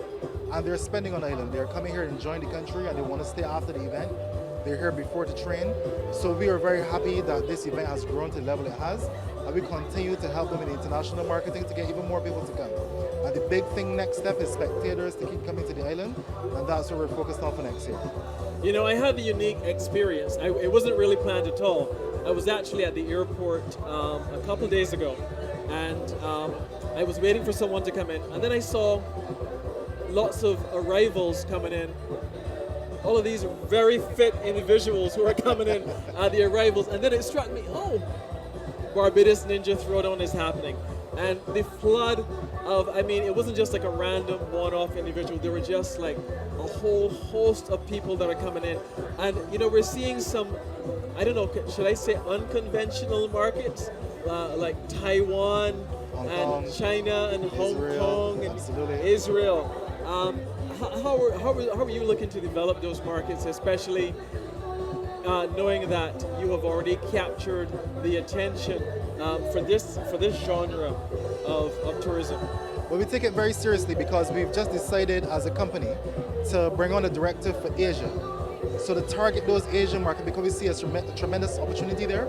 So we want to see a lot more coming from Taiwan and coming from Hong Kong, coming from China, coming from those parts of the world. And we're going to invest heavily to have an office there, have marketing there, and so on. And we are really pushing for the fitness side of visitation to Barbados because we've just signed an agreement with the International Federation of Bodybuilding and Fitness, and they're going to be working with us to make sure that more fitness type activities come to the island. So Ninja Throwdown is one key facet of that, but we're going a lot deeper and making those partnerships around the world. So we're going to focus on Asia a lot more, and outside of that, we'll make sure we grow the markets that we have currently. So it's really important for us to take this fitness regime that we're getting from these events and try to make it a very attractive offering to come to Barbados and participate in your activities. Okay, great. Now you mentioned Asia. Would you be able to tell us, like specifically, you know, I don't know what detail you have, but like what markets in Asia you were looking at? Yeah, absolutely. I mean, you're looking at China, Japan, you're looking at those major markets. We're looking at destinations that have the ability to travel for long periods of time, who have the disposable income to make those trips. And we're also looking around Asia as well. So the director of Asia will be able to give you more detail, but we're definitely looking at those markets where a person is able to come and stay for a longer time because it's a long trip to get here. So we want to make sure that you have enough on island to keep you here and keep you sustained. So I can tell you that we're looking for longer visitation from those markets and from the bigger markets where we're able to get people to stay for that period of time and spend on island. Okay, great, Mr. Jamal Springer. And as you said, some of those markets are some of the largest markets in the world. You talk about China. If you're able to tap into that Chinese market, that is, I mean, that's one of the largest populations as well, right? So I see where we have one of our competitors just about to line up. So thanks a lot for sharing that information. I don't know if there's anything else you want to share about what you're doing. Wanted to emphasize the importance of sports tourism to Barbados. We see it as an opportunity to target all age groups, all demographics, all times of the year. It's a tool that we'll use to enhance tourism, and we'll continue to put our efforts towards that. Well, thank you, Mr. Springer, for all the work you're doing and for the benefit that, you know, sometimes as the average person, we don't understand how tourism impacts us. But I think that, you know, when that message starts to go out that, you know, when tourists come here, they bring that foreign exchange, and the more tourists we get, there's more foreign exchange, which increases our purchasing power in the international marketplace, and it improves our quality of life. So thank you for what you're doing to make that a reality, and also for your support of the Barbados Ninja Throwdown. Our absolute pleasure. Thank you. Blessings. Thank you very much.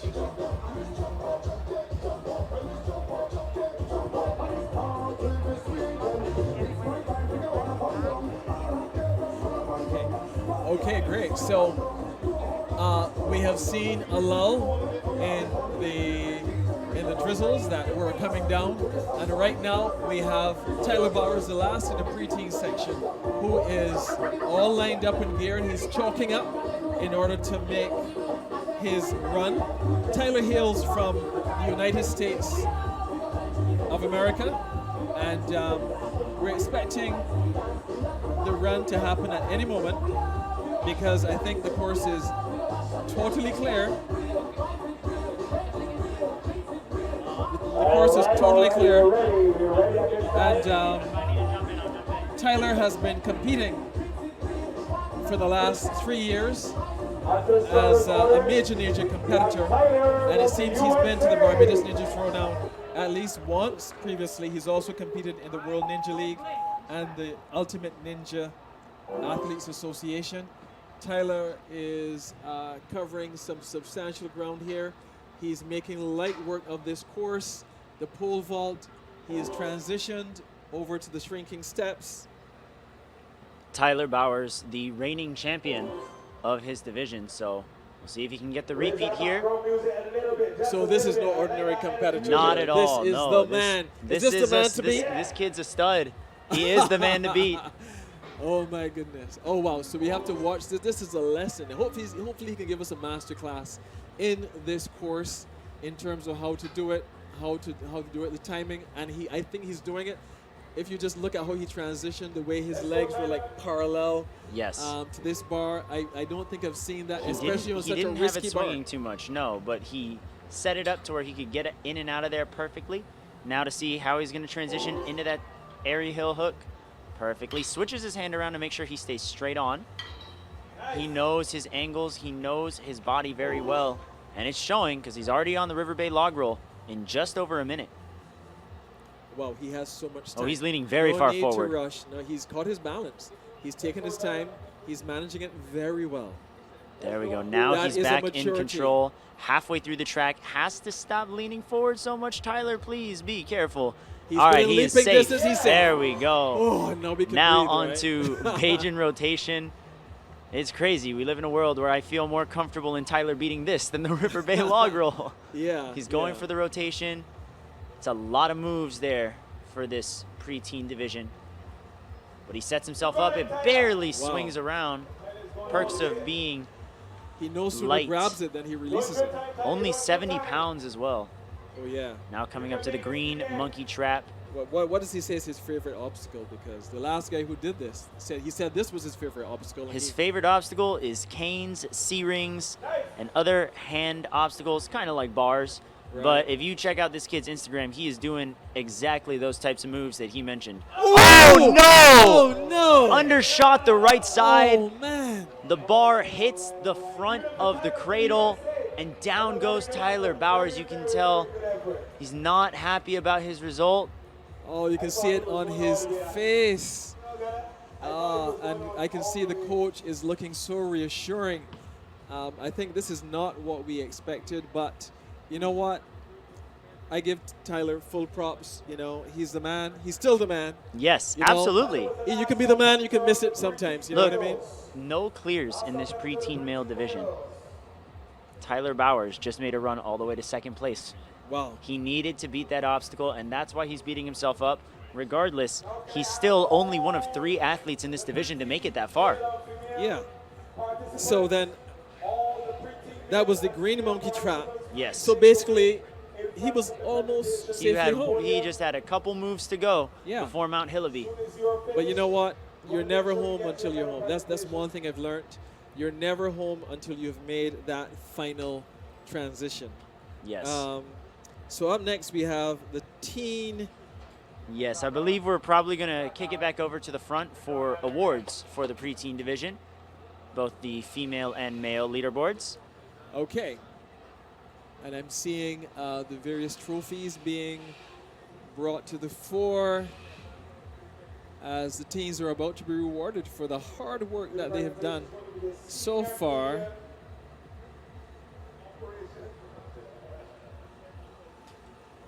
All flow sports. And so you're saying then that She's gonna do the presentation. so Tyler is up for an award in this category? Tyler just placed second with that He run. just placed second. Yes. So, therefore, would it be right to say that somebody achieved their goal? Absolutely. Because Tyler was the man to beat.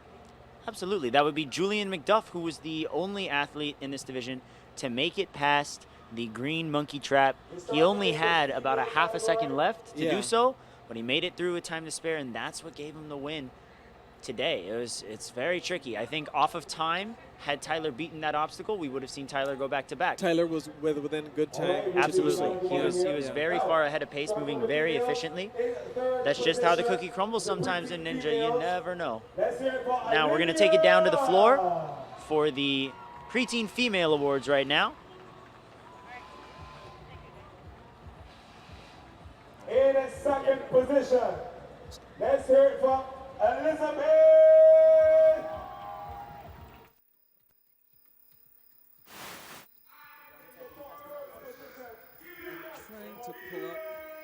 I'm trying to pull up this next one, Teens Wave 1. Let me see if we can find it. Teens Division. So, Teens Madison, Crosby.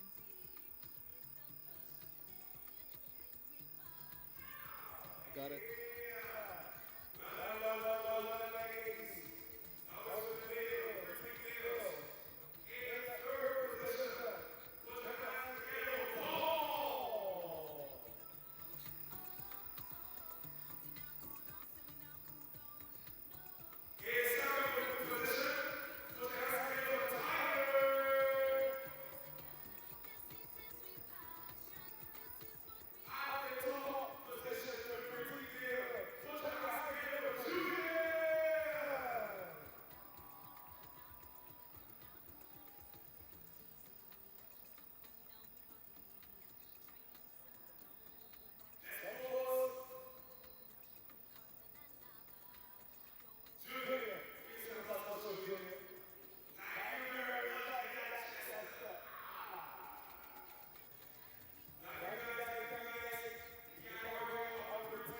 Okay.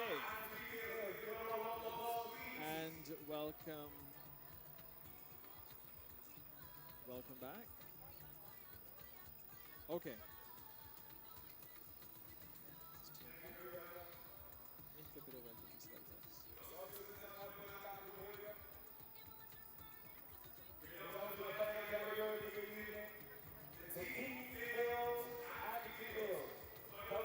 So Kane, we're on the brink of the teen male and females division, and of course we expect that there will be some changes to the course as we go through this. What can we expect to see as we move ahead? Well, the big first change that I'm noticing is going to be on the plus swing, obstacle number 4. That second swing is going to be slotted up into another bar, which means our athletes are going to have to swing and pull back at the same time to loosen it to create a trapeze swing for themselves. This is called a sword move. It's, you know, inspired by pulling the sword out of the stone, like Excalibur. So, yeah, doing those moves while swinging in the air, it's a very heavy swing, speaking from experience, having tested this before, and I think that's going to be a little more challenging for our lighter competitors.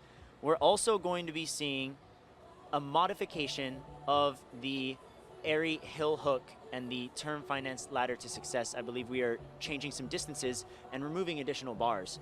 So that's going to be pretty difficult. And the Bajan rotation will also be modified. Or actually, no, that stays the same, thankfully. We're keeping that the same for now. That's always good. The Bajan rotation always so tricky. And of course, the teens, we're talking about persons within the ages of 13 and 14 years old. So we're continuing Generally these will be slightly taller, slightly heavier. How does that, in terms of like the pole vault, because we've seen some of the younger competitors having the challenges of getting the pole vault to tilt, and they're having to go a little higher and kind of struggling. How do we expect that to be altered or to change as we move forward? So the biggest change from preteens to teens is it will emphasize your technique so much more. Because you have the weight and the height and the size, they make the obstacles more technical. So if you don't know what you're doing, it'll show because you will be falling or struggling on an obstacle. It's also worth noting that now we're going to see a change in how difficult the teens course is compared to previous years. And this is because the age limit for the elite division to be eligible to be a pro used to be 15, now it's 13. So there are some teenagers who are opting to go into the elite division instead, which means presumably this group of athletes are still very talented, but maybe they don't feel that they're at that pro level yet and are waiting, and this is supposed to be scaled accordingly. Okay, I can understand, it may sound quite young for a 13-year-old to be saying, oh, well, I'm going to be an elite. But the way I've seen some of these youngsters handle themselves, oh yeah, I think that I can fully understand it. And up next, we have the first competitor who... This is going to be Madison Crosby. Madison Crosby. That's right, Madison Madison Crosby wants up at to the be a starting line. firefighter. Ooh. And she's trying to find ways to get stronger. She's also a musician, and she plays the saxophone and the electric guitar. I love it. Let's see if she can shred the course. Yeah. So we know she has rhythm. Yes, and rhythm is very important in Ninja. A lot of people don't realize that. Looks like we are getting ready to go, waiting for those ever so fateful beeps. Kicking off our teen female division. Our final division of this first day.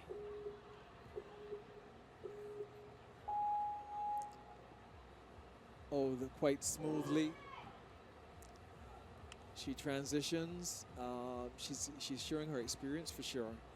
She mounts the pole vault at quite a low level, but that doesn't prevent her from giving it the tilt forward. Not wasting any time into the gun hill shrinking steps. And we can't underestimate those shrinking steps. No one has lost it, but it doesn't mean that no one can't lose it. Exactly, there. exactly. Yeah. There were a lot of people who were rushing that in testing, actually, and making careless mistakes. And I think, Madison's just doing her best to avoid a careless mistake. Now, on the plus swing, we are going to see that sword movement. It's advisable to kick back similar to how she's doing, but as she's swinging backwards. And to flip one of her hands around so her palm is over the bar when it swings down. There we go. She's getting the hang. Pull it out? Yes, it is a heavy, heavy swing. Is There's it coming that out? Switch. Very slowly. It will inch its way out just like that. We see a little bit of movement. Should come out in the next two. And a big pop here. No, not enough out. You have to find the right combination of kipping your body up like she is and swinging backwards and out. Well, she's using a lot of energy there. She's done like about, close to 10 swings it's so a far. Very tiring obstacle if you don't get it on your first or second attempt. It's a challenge because she's the first person on the obstacle. Oh, and she drops down. Just didn't have it in her. Unfortunate there. There was movement. There was definitely movement. I think that maybe they need to look at that a little bit more closely because she is a young lady. She's not like one of the smaller competitors. And I think someone is going up to check it now. We're getting a review. I think he's going to actually He's going to push test it. He's going to test it. He's going to push it back in for reset. Nope. Oh, little stumble there. There we go. Now we got it out. Oh, so that's how it swings, yeah? Yes, it is very, very doable to get it out in your first swing. But Madison is 123 pounds. Doable. Very, very doable. Okay, so we saw... I myself weigh 125 pounds, and I was able to remove it on my first Okay, so attempt. you did it today? On Thursday for testing. Thursday, okay. Yes. So I think we're pretty much assured. So it's just a matter of the technique. Yes. Okay, great. Now, our next athlete's going to be 90 pounds, which is a little more questionable, I think. Once you start getting under 100 pounds, you start to question, all right, what's heavier, you or the swing? you know. But Jade McDuff, coming out of Canada, is going to be our next athlete. Competes in WNL and UNAA with a baseball background. That was the first team. That was Madison. Give her another round of applause, please. Here from the USA. Right now, on the starters' orders, we have Jade. So Jade is under starters' orders, and she said what made her want to become a ninja. She said mental. Mental. Maybe she means she has a mindset. Building that mental toughness. Yeah, Definitely. Yeah. She's never been here before, but she's competed in the World Ninja League and the Ultimate Ninja Athlete Association. And she's under starters' orders. And